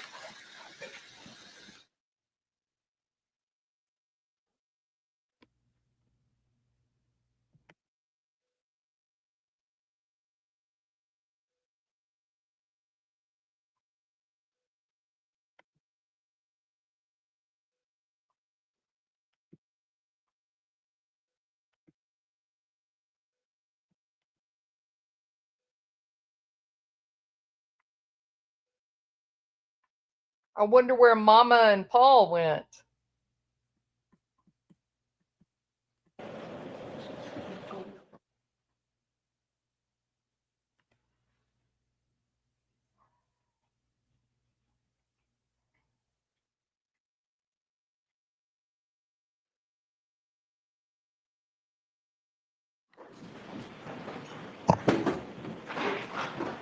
All right, jurors, you're about to hear some evidence. And remember, I told you this morning that before you consider any electronic communication in your deliberations, you must first find that it is more likely true than not that the person who authored or created or sent, transmitted this communication was in fact the person alleged to have done so.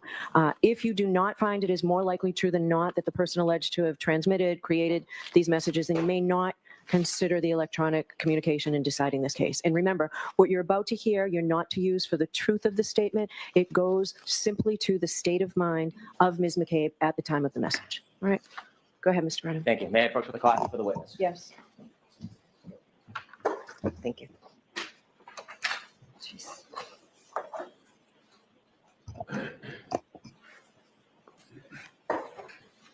Wow, they all look so When uncomfortable. law enforcement asks for your phone, was there any requirement you give that to them? Sustained. Did you voluntarily consent to give your entire phone to law enforcement? I'll allow that. Yes, I did. I handed you a document that reflects your text messages from that morning and the next day. You were asked about some of them on the screen. Do you remember that? Yes. Okay. And you were asked how that affected your state of mind and the decisions that you were making. Correct? Yes. I want to read along, and I'll indicate if you look at the number on the left, and then I'll read it, and you can let me know if I read it accurately. Okay.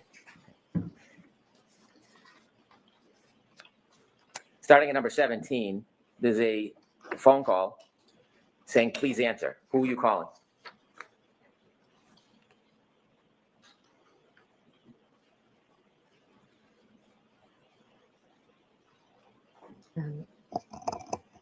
I'm sorry. Where does it May I say? approach? Yes. Oh, that's the number right This will there. be the number. This will be the call. This will Okay. be- Okay, so it's John O'Keefe. Okay. Thanks. Sorry.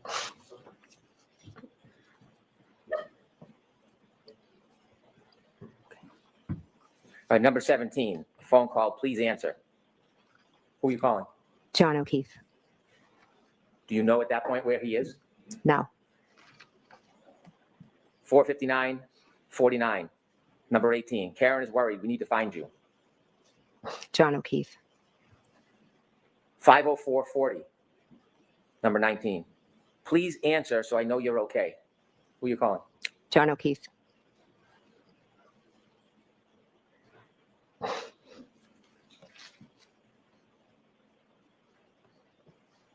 Number 26, 515-41, 129. Okay, I'm trying to call people. I will be in touch soon. Do you know who you're calling? Don't recognize the number. What are you thinking at this point? I'm trying to find people. I'm trying to call people so that I can try to find John.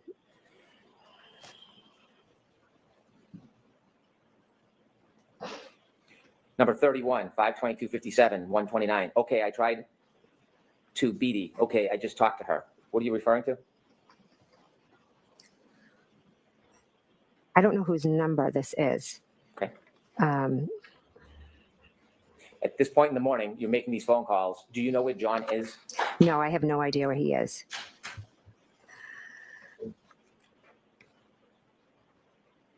Turn to number 48, 129-22 at 8:44.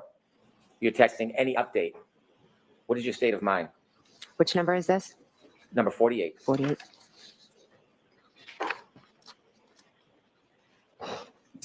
I believe that may be to Kerry Roberts, and I'm trying to get an update from the hospital. You were asked about your relationship with Kerry Roberts. At that time, before that night, how many times had you met her? Once. And you said in the moment, did that relationship change? Yes, instantly. Was it for collusion? No.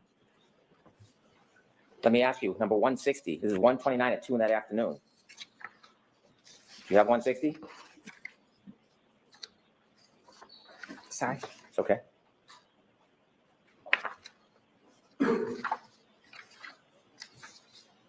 Okay, I'm here. 160. You see that? Mhm.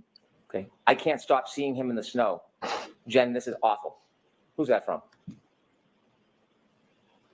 Kerry. Is your state of mind collusion? No. I'll allow it and ask it again, please, Mr. Chairman. 168. 129-22 at 2:04:32. You're calling Miss Roberts. Every time I close my eyes, it's all I see. I feel like I'm going to vomit. I just can't even. I know how close you two were. Can't imagine how hard the situation is for you. Does this reflect your state of mind that day? Yeah. I'll allow it. So she's manipulating Carrie. Objections noted. Next question. Well, you need to approach on this particular text. Come to sideline. Oh, sideline.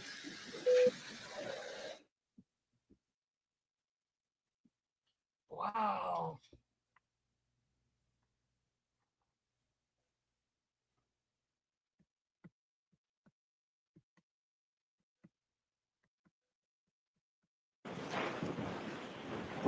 What a manipulative heifer. This number's, I won't read it, but this number on top, whose number is that? That is 9. And the bottom number is who it's going to? Yes. So this text message, is this what you wrote Yes, it is. to Kerry? Yes, it is. Okay.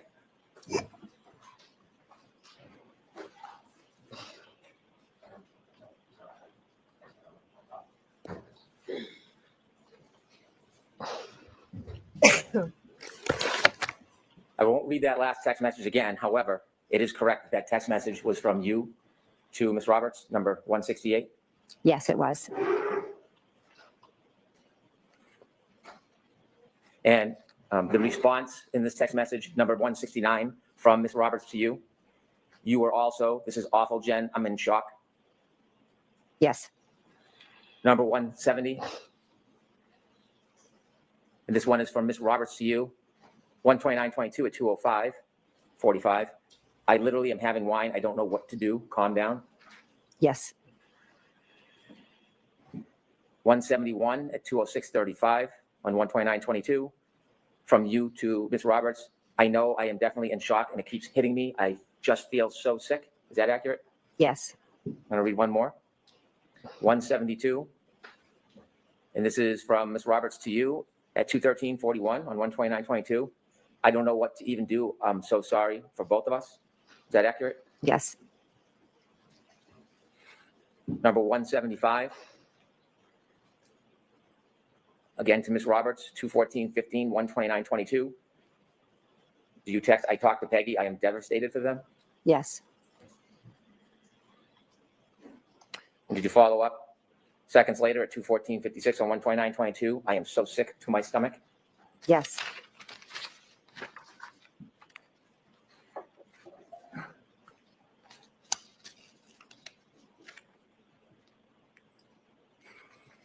That day, did you have to speak to your children about what happened? I did. Yes. Was that part of your state of mind that day? Yes. I'll allow that. Of course Number you will. 208. None of this has a damn thing to do with Karen 207. Reed. You received a text from this number. I don't want to say it out loud, but if you could read it, 207. Do you know who that's from? I don't. Okay, we'll move to the next one then. 208, 1/29/22, 3/42/06. I've never felt so sick. Is that accurate? Yes. What does this have to do with Karen Reed? Number 210, 4/33/40, 1/29/22. You text messaging somebody? Yes. Do you know who that is? I don't, just off of the number. Okay. And this text message, is this from you to somebody? Yes. My mind is racing. I have that awful feeling in my gut, like I'm about. I'll allow it. Sent by Of this. course she's going to My mind allow is it. racing. I have that awful feeling in my gut, like I am about to puke. Besides seeing the awful image, trying to wrap my head around what happened to him. Is that accurate? Yes.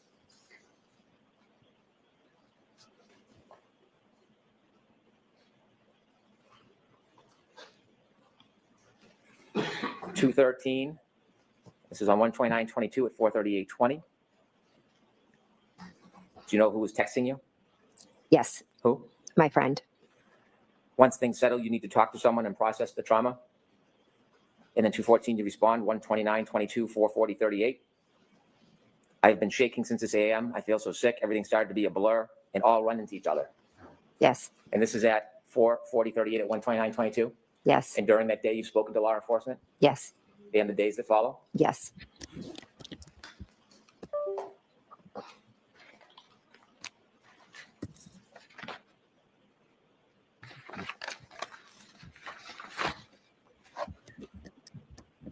I'm going to move to 1/29/22, 7:52.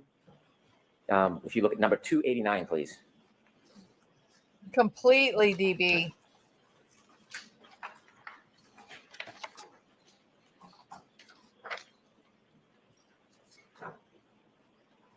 Sincerely, what does At this have to 289, do is with this a text from your prosecuting sister, Karen Nicole? Reed? Yes. Any update? Is that accurate? Yes.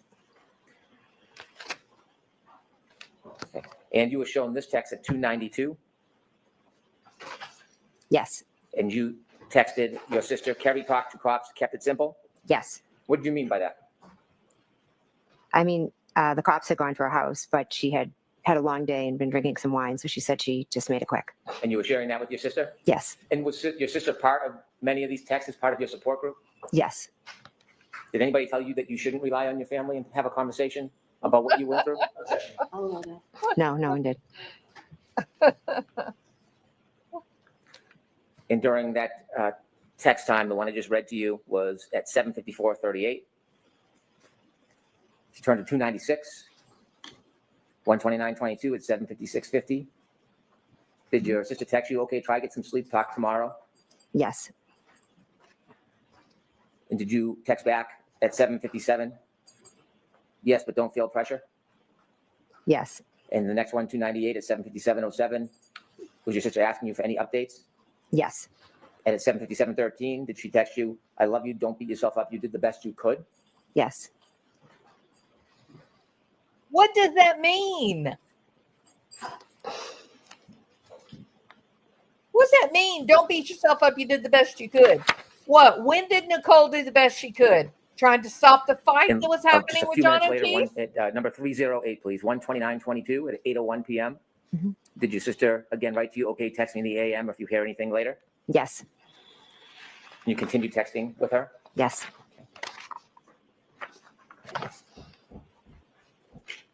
You were asked about timeline? Yes. You turn to number 761, please.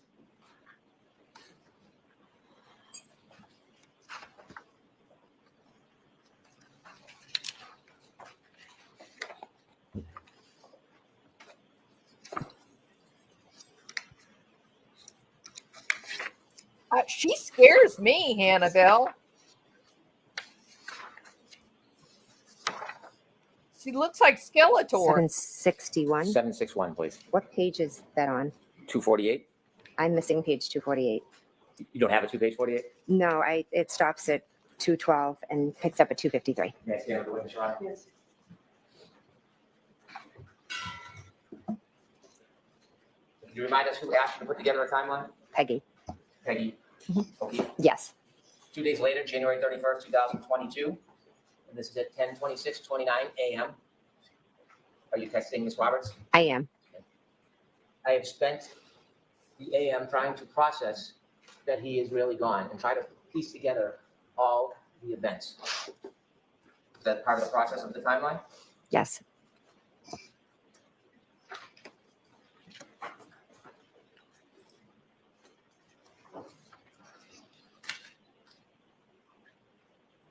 At some point on the 31st, was something happening around Fairview Road that you learned? I believe there was police presence. Was there any presence from the media, the press? Oh, yes, there was. Was that causing any concern? I believe I talked to Peggy and she was, Assisting.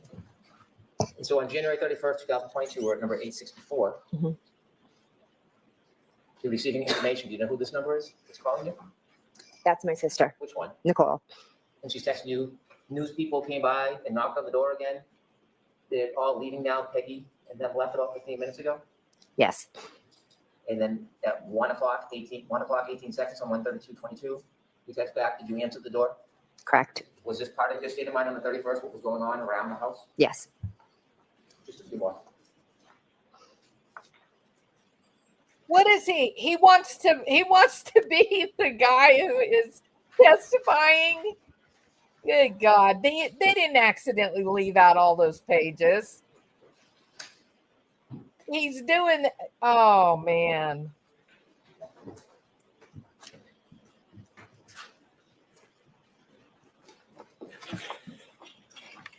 In trying to recount for people who asked you that morning and over the next couple days, some of what's reflected in those text messages, was that part of your state of mind?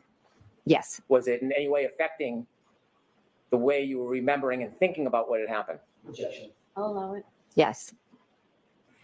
Your Honor, subject to redactions, I would seek to introduce all of Ms. McCabe's text messages. So we'll deal with that. Wait. Is there an objection? There is. We'll deal with that. Thank you. I have no further questions.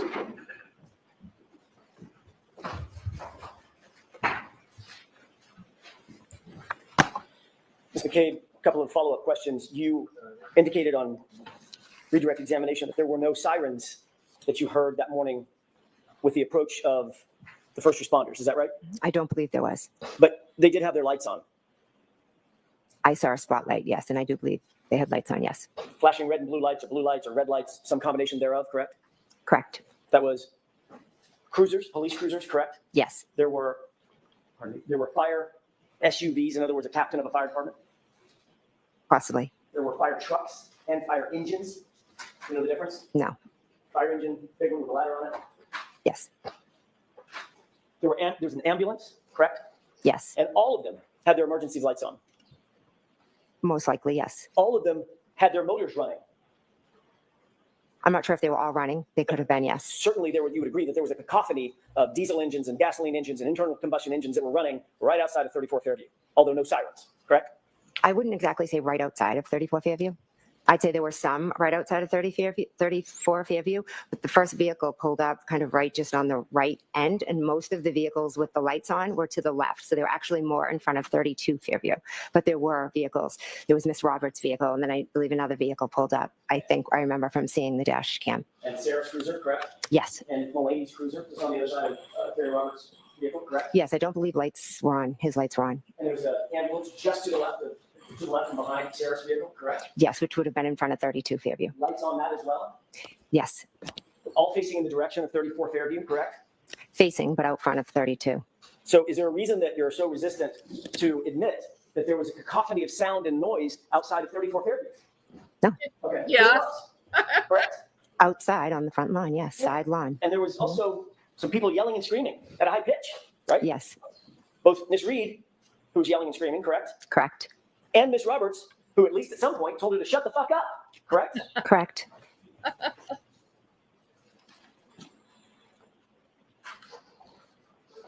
You were asked about the stop at 34 Fairview on the way to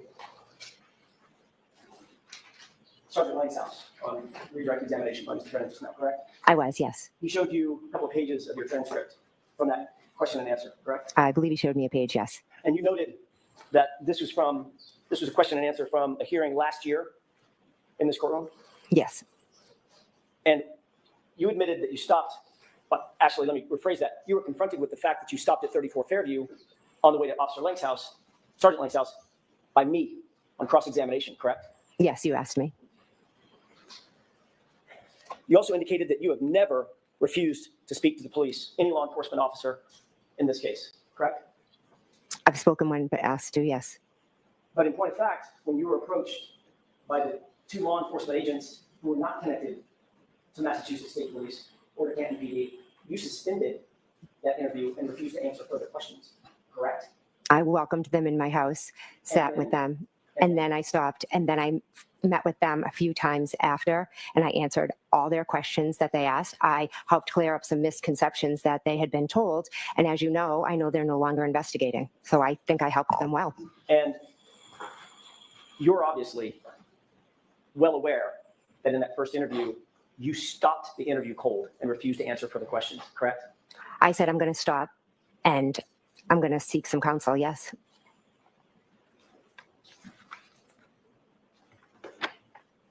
The text messages.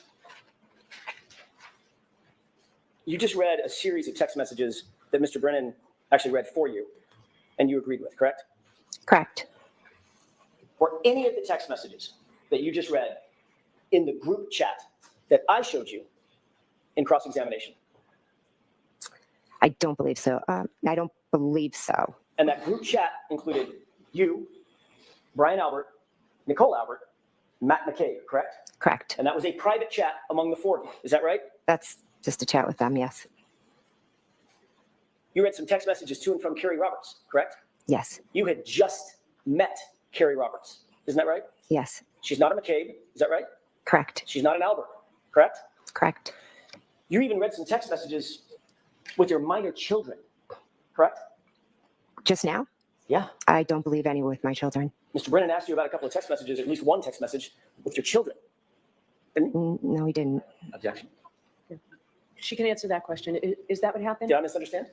No, I honestly didn't read anything from my children. I think one, I said a friend, another time I didn't know who it was, but I do know my children's phone numbers, and no, it was Okay. none of my kids. Obviously, the kids are not on that group chat, that private group chat that we went over, correct? Oh, yes, correct. They're not. Well, let's talk about those unidentified numbers. You said this is a number I don't recognize, and Mr. Brennan read to you a text to that person, correct?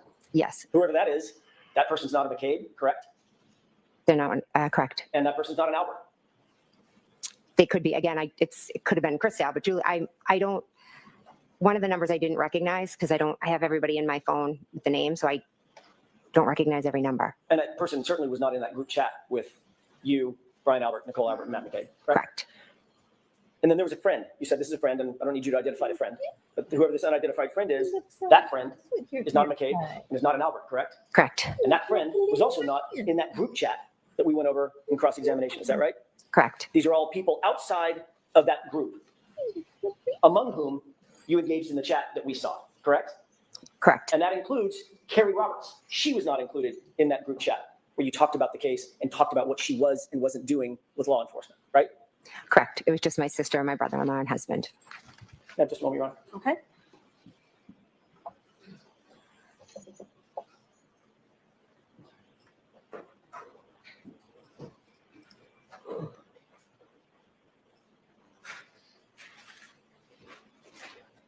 No, that's all I have. All right. Ms. McCabe, you are all set. Thank you Thank very you. much. Thank you.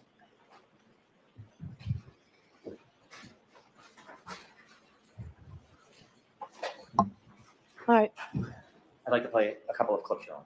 Yeah, I'd actually just wait 10 seconds. I'm sorry. All right, you can play them now. May I proceed? Yes. I'd like to play clip 12, please.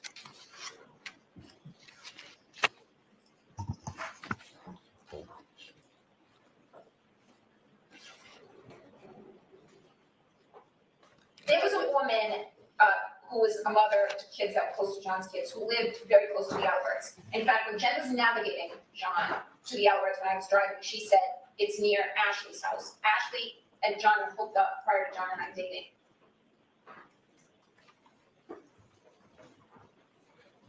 There was a woman. Oh, hold on before we play it We've again. already played that one. We don't need to play it again.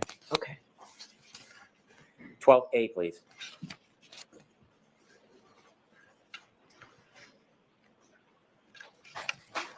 Two things. Either he's hurt himself and is incapacitated. He could be passed out on someone's couch, which is just weird. We're not on a campus. Everyone lives in their own home with children, or he's sleeping with someone. And there were multiple women in the neighborhood of Fairview that John had been with. And one of them very recently, before I started dating John. Clip 16, please.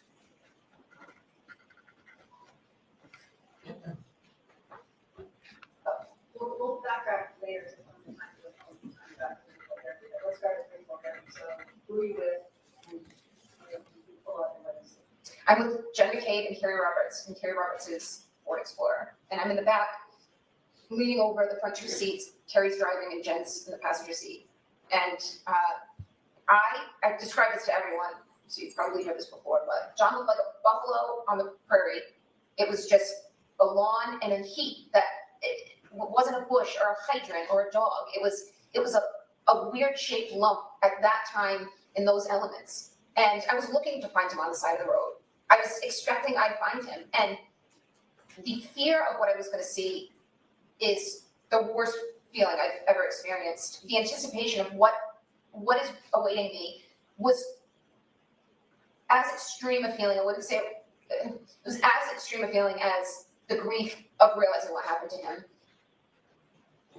And finally, clip 17, please.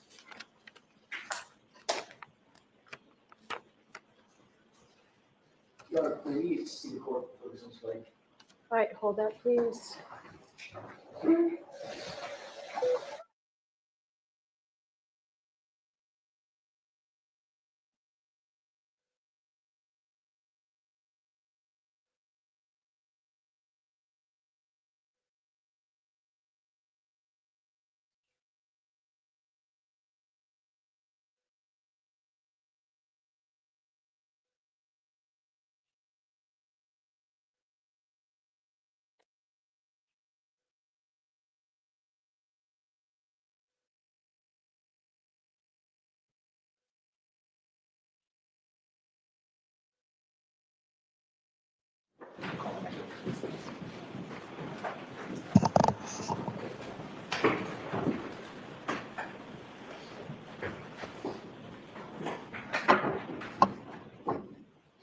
I'll call Ms. Hannah Knowles this time.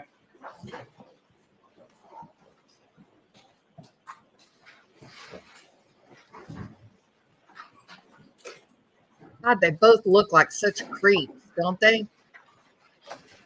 Like they look like nefarious creatures.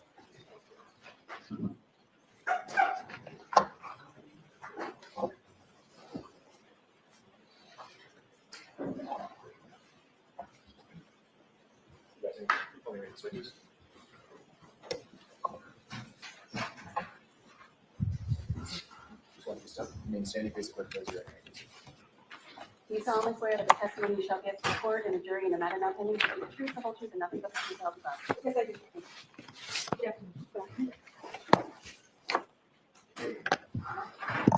All right, Mr. Lally, whenever you're ready. Thank you, Your Honor. Good afternoon, ma'am. Good afternoon. Could you please introduce yourself to the jury and spell your last name for the court? Certainly. My name is Hannah Knowles. My last name is spelled Knowles. And what is your occupation? I'm a forensic scientist at the Massachusetts State Police Crime Lab. And prior to working at the lab, where did you go to school? I have a Bachelor of Science from Simmons University in Boston and a Master's of Science in Forensic Science from the George Washington University. And how long have you worked at the State Police Lab? Since October of 2006. And in what capacity do you work there now? I'm currently a Forensic Scientist 4 in the Toxicology Unit. Now, when you joined the State Police Lab, what was your position and title that you were initially hired for? I was initially hired as a Chemist 1 in the Drug Identification or Narcotics Unit. After about a year in that position, I was promoted to Chemist 2 position after about a year. There was a position available in the toxicology unit, so I applied for that available position, transferred to the tox unit in about August of 2007, and have been in the toxicology unit ever since. And Ms. Knowles, briefly, if you could describe sort of what is the difference between a Chemist 1 and a Chemist 2? At the time, the job series for folks that worked at the crime lab was the Chemist series. A Chemist 1 was an entry-level or trainee type position where the individual was responsible for progressing through the training program and assisting with casework as they are authorized on different modules. Chemist 2 was a bench-level analyst, someone who had completed training or had a significant amount of authorizations and could work on casework and worked independently from that point forward. And similarly, what is sort of the difference between a Chemist 2 and a Chemist 3? The Chemist 3 series that was in place prior to 2014 was a first-level supervisory role. It was somebody who oversaw the day-to-day operations and the work of forensic scientists 1 and 2, or Chemists 1 and 2. And what are your current duties and responsibilities at the State Police Lab? In 2014, those chemist classifications that I was describing got changed to forensic scientists. Forensic scientists 1, 2, 3, 4, and 5 is the series. Currently, I'm a forensic scientist 4, and so my role is overseeing training and validation for the toxicology unit. Is there a continuing educational component to your work at the lab? Yes, there is. And can you describe that for the jury, please? As part of our accreditation, analysts are required to participate in continuing education at least once per year as they continue to work in their role. Continuing education can consist of participating in workshops or webinars, attending conferences or meetings, or documenting ongoing literature review of new journal articles as they're published. What is proficiency testing? Proficiency testing is something that we utilize in the laboratory to assess processes and competencies of an individual, as well as the processes that are in place for a particular unit or department or scope of testing. Proficiency testing is also an accreditation requirement. Individuals are required by our internal processes to participate in proficiency testing at least once per year as sort of an ongoing assessment. And what a proficiency test is materials that are purchased by the laboratory from a third-party vendor. Those materials are analyzed as if they were casework, but there are expected results for casework in order for Institute National Accreditation Board. And what does that accreditation process consist of? The accreditation process consists of on-site assessments as well as organization, ANAB, that come to evaluate all of those different aspects of our processes to ensure that we are meeting the standards set out in Is that Ms. Knowles? Application of science to questions of law. Toxicology generally is a study organism that are analyzed in the laboratory that I work include methanol, ethanol, and isopropanol. And what are the differences between those different types? They all have similar but slightly different structure, two types of liquids. Now, Ms. Knowles, through your training and experience, are you familiar with the term known as a central nervous system depressant? Yes, I am. And can you explain that term to the jury? Sure. A central nervous system depressant is a drug or a substance that works to slow down the reactions of nerves in your body. It makes nerve cells slower or less likely to respond to stimulus. Now, is alcohol a central nervous system depressant? Yes, it is. And how would that central nervous system depressant affect the human body? The effects depend on the concentration or the amount that's present in the body. Effects range, depending on that concentration, from slowing reaction time, reducing heart rate or respiration rate in an individual. That slower respiration rate can also result in drowsiness or unconsciousness. Slower reaction time and more limited muscle control can also result in outward appearances like a staggering gait or slurred speech. It can impair balance and motor coordination. Because nerves are responding more slowly, alcohol can also, or ethanol specifically, can impact your brain's ability to form new memories. It can impact your body's ability to perceive and apply critical thinking. Again, all of those effects that I just described, they can be present depending on the concentration and the individual and how they're responding to that particular concentration of ethanol at any particular time. Now, how is work assigned within the State Police Lab, specifically within the toxicology unit? Generally, supervisors will come up with a monthly schedule or rotation where the different types of work in the unit are divided amongst authorized analysts. And then casework is assigned according to that rotation. If an individual has previously been assigned work for that case or has previously issued a report for that case, then sometimes we go off rotation and assign a case according to that previous involvement or previous report that was issued for the case. Now, at some point, were you assigned to perform some work on a lab case number 22-06576 pertaining to this defendant, Karen Reed? Yes, I was. And what is it that you were asked to do? I was asked to prepare a serum conversion report and a retrograde extrapolation report relative to this case. Now, how many serum conversions have you conducted during your years at the lab? I've prepared over 100 serum conversion reports since I was authorized in 2008. And how many retrograde analyses have you conducted during your years at the lab? I would say approximately 15. Now, starting with a serum conversion, can you please explain to the jury what a serum conversion is and how it is that it's conducted? Certainly. A serum conversion is a service that the laboratory offers when a blood or a serum ethanol concentration has been determined, and it would be helpful or relevant for us to approximate what a corresponding whole blood alcohol concentration would be. When we're talking about blood alcohol concentrations or blood ethanol concentrations and serum ethanol concentrations are always higher than a blood alcohol concentration. If you had a blood and a serum sample that were collected from the same person at the same time, you would always expect the serum alcohol to be between 13 and 19% higher than the whole blood. So for that reason, that difference between the two, this service that we offer can assist to approximate what a corresponding whole blood ethanol concentration would be based on testing on a serum ethanol concentration. And did you have occasion to perform a serum conversion with respect to this defendant? Yes, I did. And what materials or documents did you receive in order to perform that analysis? For the serum conversion, I referred to medical records that were provided with the request. May I approach and retrieve what's been previously marked as Exhibit 37? Yes. May I approach the witness? Yes. I'm showing you a document. You recognize that document?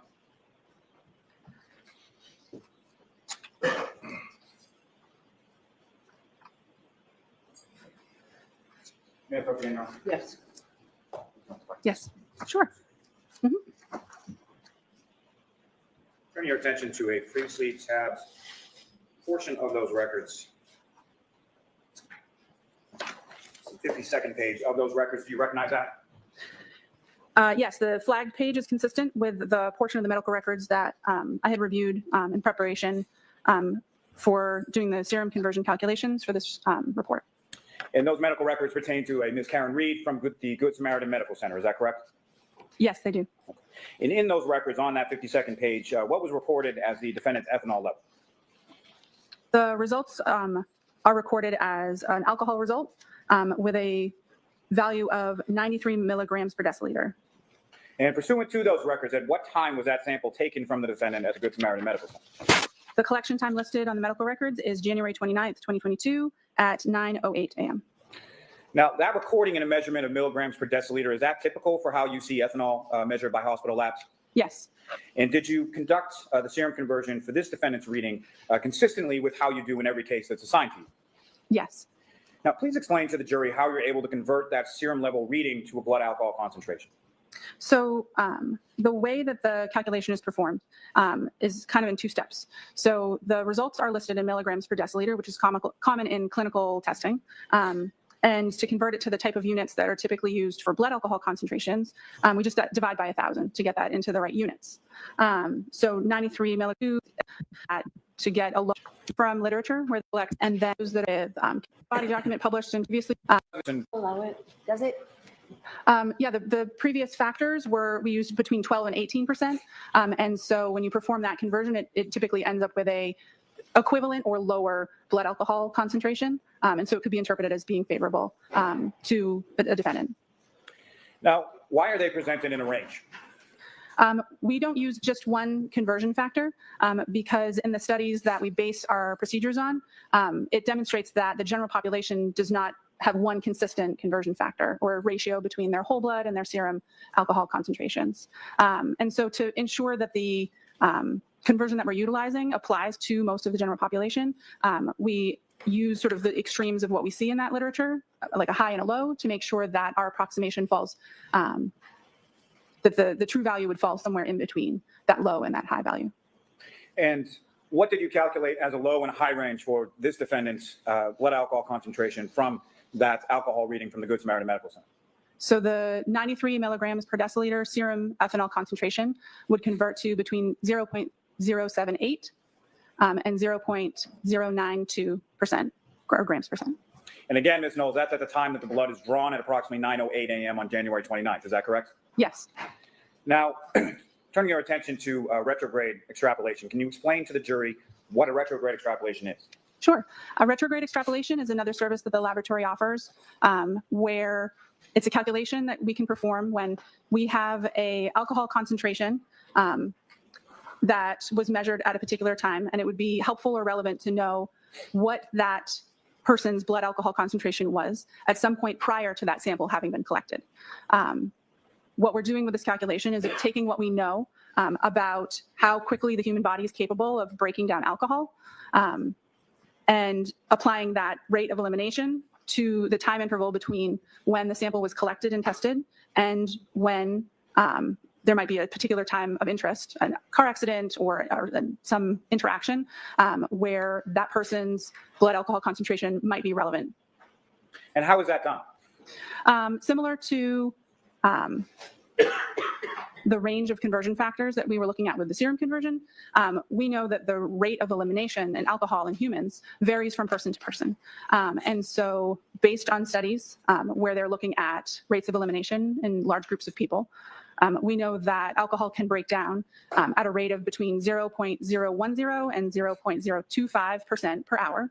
And so we take when we're looking at a serum conversion and then being combined with a retrograde, we take the smaller of the serum conversion range and we add that to the slowest elimination rate multiplied by a time interval. And then we also take the larger of the serum conversion so they're just by the time. And so we usually subtract 2 hours from the time interval when we're doing that minimum calculation to have a more conservative estimate. So what was your the estimate? time interval, the rates of elimination, and looking at what we have for blood alcohol concentrations. What'd you All to find be out? considered when we're performing the calculation. What'd you learn? What categories of information do you need in order to perform a retrograde Oh my analysis? God. At the I don't have time to listen to all that. We also generally, after someone stops drinking alcohol, their body reaches a maximum blood alcohol concentration. And then after that maximum is reached, for most folks, that's between 30 and 90 minutes after they stop drinking. And then the body breaks alcohol down over time in a very predictable linear fashion, down until it gets down into about 0.02 and 0.03. The mechanism that the body uses to metabolize, some alcohol is excreted in urine, some alcohol is evaporated and removed from the body through your breath, but the vast majority is broken down with enzymes in your body that convert the ethanol structure into water and carbon dioxide. What are the phases of metabolism for alcohol in the body? So initial foundation after just Retrograde analysis, are you calculating for a single number or something else? so because we don't know an individual's particular rate of elimination, we use a maximum and a minimum, a fast and a slow elimination rate. And so our results for this calculation are always expressed in a range to ensure that that individual's actual blood alcohol concentration lies somewhere between the range that we provide. A confidence And interval. can you please explain sort of that range and the size of it? The range that's provided as part of these calculations, the size of the range depends on the facts of the case and the amount of time passed between the time of the incident and the time of the sample collection. The more time that's elapsed, there's a greater difference between the faster and the slower rates of elimination, the 0.01 per hour and the 0.025 per hour. And what do those minimum and maximum blood alcohol concentration numbers signify? They signify the smallest and the largest concentration of elimination. In conformity with how you performed prior retrograde extrapolation analyses in other cases? Yes, I did. And what time was utilized in your analysis as the time of vehicle operation or of incident? 12:45 a.m., January 29th, 2022. Do you know where that time came from? I believe it was the time specified in the request from the district attorney's office. And why is time of operation or time of incident important? Because the time interval that we use in the calculation depends on the starting and the ending point of that calculation. So the time of incident is important because that's what we're basing the math on. And what was the resulting minimum and maximum numbers that you calculated for the defendant's blood alcohol concentration from her blood testing reading from the Good Samaritan Medical Center? That based on the 93 milligrams per deciliter value that was obtained at Good Samaritan, that the blood alcohol concentration for that individual at 12:45 a.m. Could be between 0.14 and 0.28 grams per cent. And so you calculated the defendant's 0.28? blood alcohol concentration to be between 0.14 and 0.28 at 12:45 a.m. on January 29th, 2022. Is that correct? Yes. Okay, I got questions here. Hang on a second. 1.4 and 2.8 is huge. Okay, I'm talking enormous. How did you get such a wide confidence interval? And who asked you to play with the numbers? Because that confidence interval that she's providing from 0.14 up to 0.28,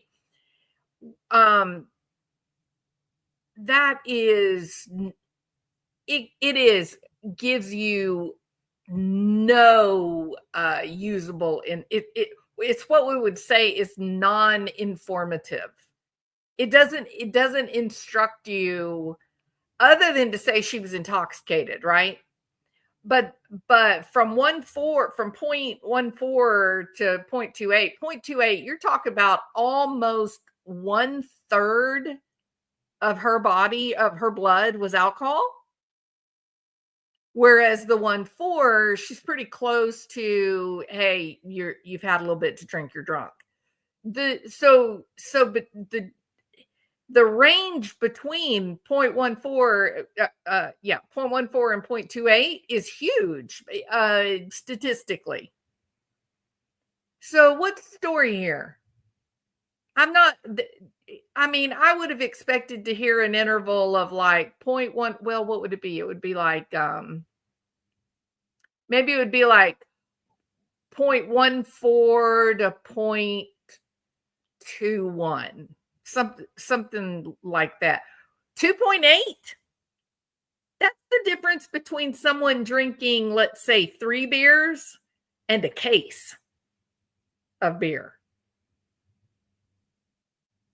So that seems like there's a story there too. That's very odd.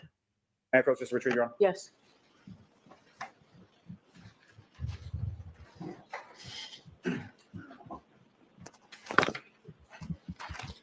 Thanks, man. I have no further questions. All right. Mr. Nitty? At this point, I'm only going to give you about 5 minutes. I was going to ask what cutting off so that Okay. nobody's late. Thank you. Good afternoon, ma'am. Good afternoon. The Mass State Police Crime Lab you mentioned is an accredited forensic lab, correct? That's correct. That means that your lab has met specific internationally recognized standards for both quality and competence, correct? There are aspects of quality and analyst competence that are addressed in the accreditation standards, yes. It also means that your lab has demonstrated a commitment to best practices and to ensuring the reliability and accuracy of its forensic work, correct? Yes. And there are several requirements in order to become accredited, right? Yes. One of the most important requirements is an independent external review of your lab's quality management system, correct? Yes, that's definitely one important component of the accreditation process. That independent external review also evaluates your lab's technical systems, correct? Yes. And its procedures. Yes. And an external review means that experts from outside your lab come into your lab to review your work, right? Yes, the review includes the procedures and the operating protocols, and there is some element of case file and specific work review. Within. Okay, so I'm glad that they're following up with this because I'm kind of freaked out. That is so. So let me just give you this indication, okay? It's just good factual, like medical information. So a blood alcohol content of 0.28, that falls in the range. We're talking about medically, like if somebody came into the emergency room, that falls in the range of severe intoxication. And what that means is this person would be actively vomiting. Or, it doesn't necessarily mean that they're conscious, they could at that level 0.28, you're at like 30% of the bloodstream is alcohol. And so this is the range that you'll have someone who is passed out, just gone, down for the count, but their body is trying to get rid of the alcohol because they're in the midst of poisoning, and they're vomiting, and that's usually how they die, is they breathe the aspirant back into their lungs, right? So this would be someone with a 0.28 would not be walking anywhere at all. So I mean, it's almost like a hypothetical scenario. So, and how much, here's another question that comes to mind immediately. How much are you drinking and how quickly to get your blood alcohol level up to 0.28? That would be like a hazing type of thing, right? That would be hazing. That would be like standing there and downing a fifth of vodka. So the 0.14 blood alcohol content, this person would be like emotionally labile. Maybe their emotion, this is like the crying in your beer drunk, right? They've got like exaggerated emotions, maybe slowed reaction times, reduced inhibition. You're not going to get vomiting and all that. You would definitely clock in over the legal limit, I think, in all the states. I think most states are somewhere like around 0.08 maybe. But still 1.4, that is not anywhere near 2.8. That 2.8, that's dying from blood alcohol poisoning. So a 150-pound person might have like five or six drinks in maybe 2 or 3 hours, right? That might get you there. But to get up to a 2.8, you've downed a bottle of vodka. Let me say it another way. 0.28, your patient is going to go into a coma. You're done. Like you're now, if somebody comes in with the blood alcohol content of 0.28, they are being treated as if they were at death's door. But a 0.14, they're not even going to the hospital. They're just annoying. The cops are telling them, sit down and shut up. They're just irritating. It's not even, if you had like a full grown man, 25, 30 years old, it's not even a 6-pack after about 3 hours. So I have, as a statistician, or someone who those numbers have to mean something to, that confidence interval that she's giving is just dirt. That you would be laughed out of a lab. That let me think of another. If you were trying to publish a dissertation and you were trying to use a confidence interval that wide, it would get kicked back. You would get laughed out of the school. They would say, absolutely no, this statistic that you're using has zero instructive value. We know nothing. You put this confidence interval in there and it means nothing. It's like saying, if I weigh, here's what it's like. if you say, okay, I weigh 120 pounds, what is the confidence interval for my size of clothing, like my size of pants? And then the person would answer, okay, well, we want like a 95% confidence that we get the right number.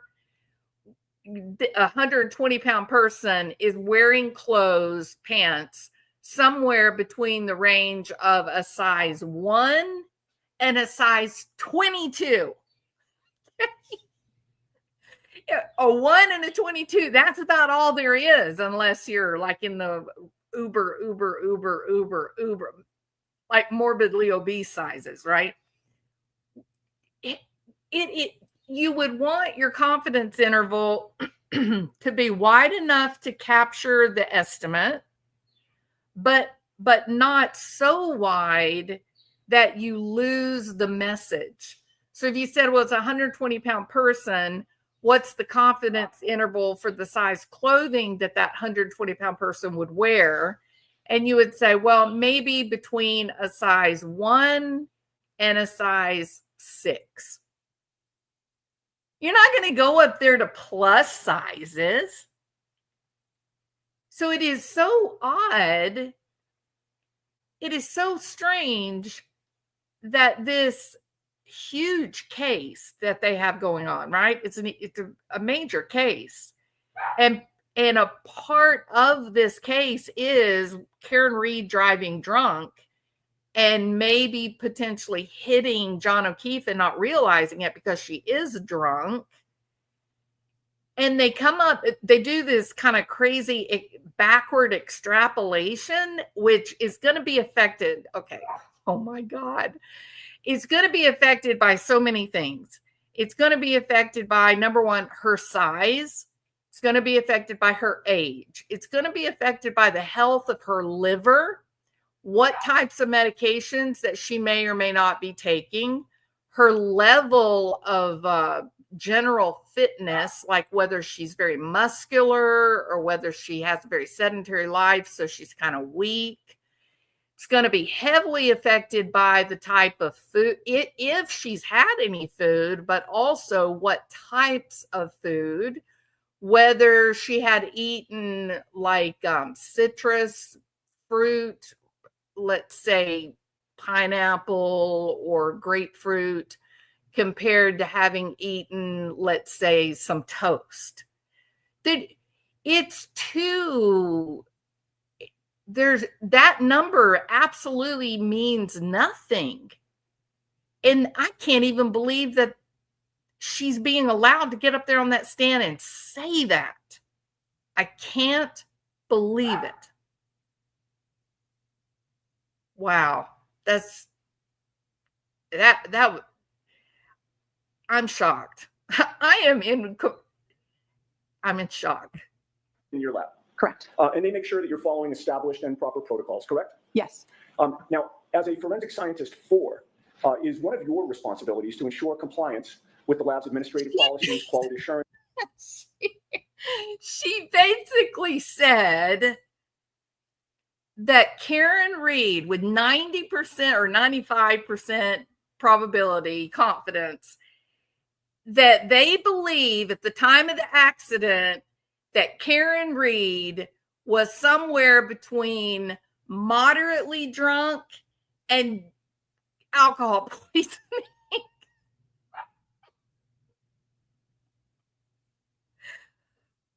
Why did they have to do that? That is so dumb. Oh my God. And control requirements This is some to make sure that you're filthy complying with corrupt stuff accreditation standards. happening here, y'all. Yes. And you take pride in your lab's accreditation status, correct? Yes, it's an achievement that's obtained by the hard work of a lot of folks at the lab working together. You make sure, or you do your best to make sure that the lab is in compliance because you don't want to lose that accreditation status, correct?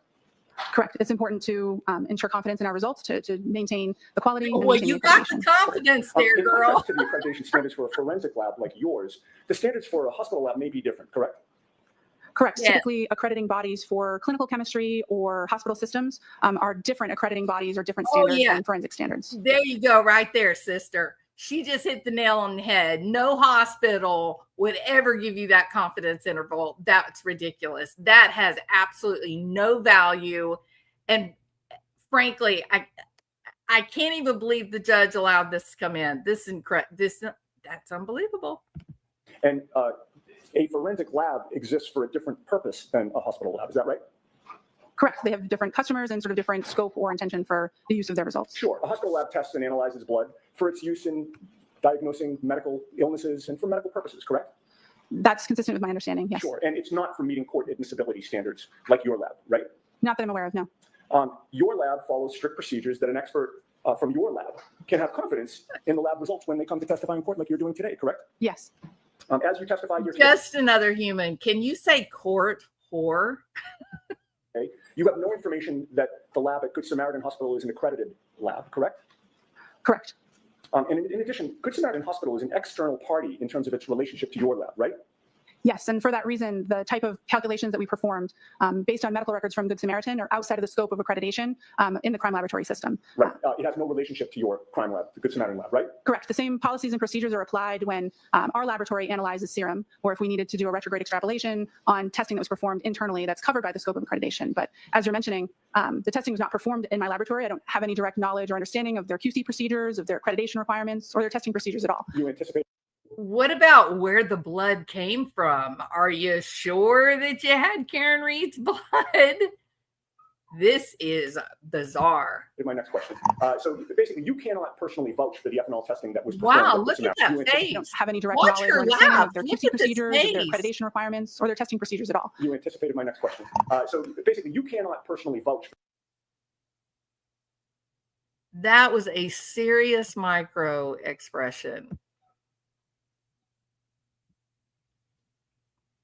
Let's see if we can catch it. Okay, so she's laughing, and then what? Basically, you cannot. She looks really nervous. Wow, that's bizarre. Watch it all. You anticipated my.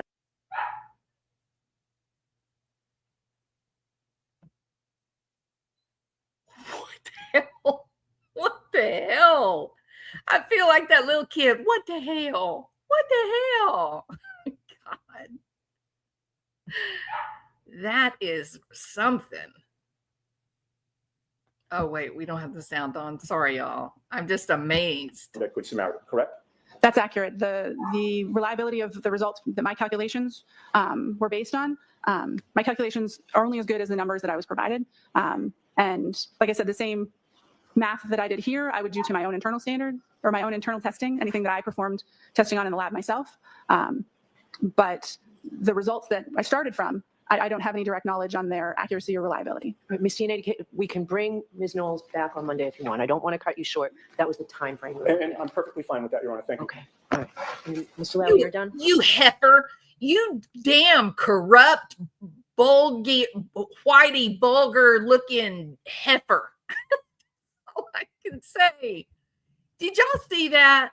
As soon as he started tearing that down, she jumped in and said, no, everything's fine. We're just going to break for the weekend. My goodness. I hate that they will continue to try case till they get the outcome that they want. I mean, this is a terrifying case. And the reason that I experience this as terrifying is because it proves if they decide they want to come get you, they're going to come get you. And that's that truly is the one thing in this whole deal that I can't figure out. I can certainly believe in corruption. It is everywhere, and I recognize that. But why would so many people be willing to engage in this farce to put an innocent woman in jail? That's what I can't understand. It's like in some ways, maybe they're scared of her, or maybe it was just a personal vendetta by a psychopath. Maybe they all think they're doing the right thing because Jen McCabe twisted the truth. She breaks the momentum of the defense every single time. Every time.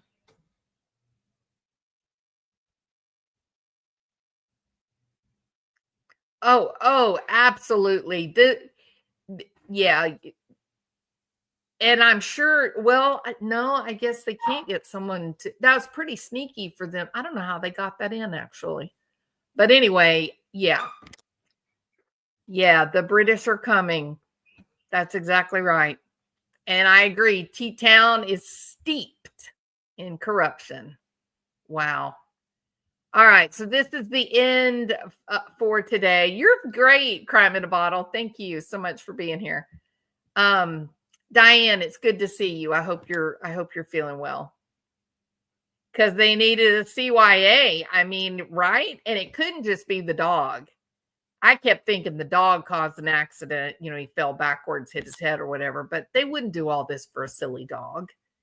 They just say the dog did this. It was a terrible accident. And nobody would care because they're all cops.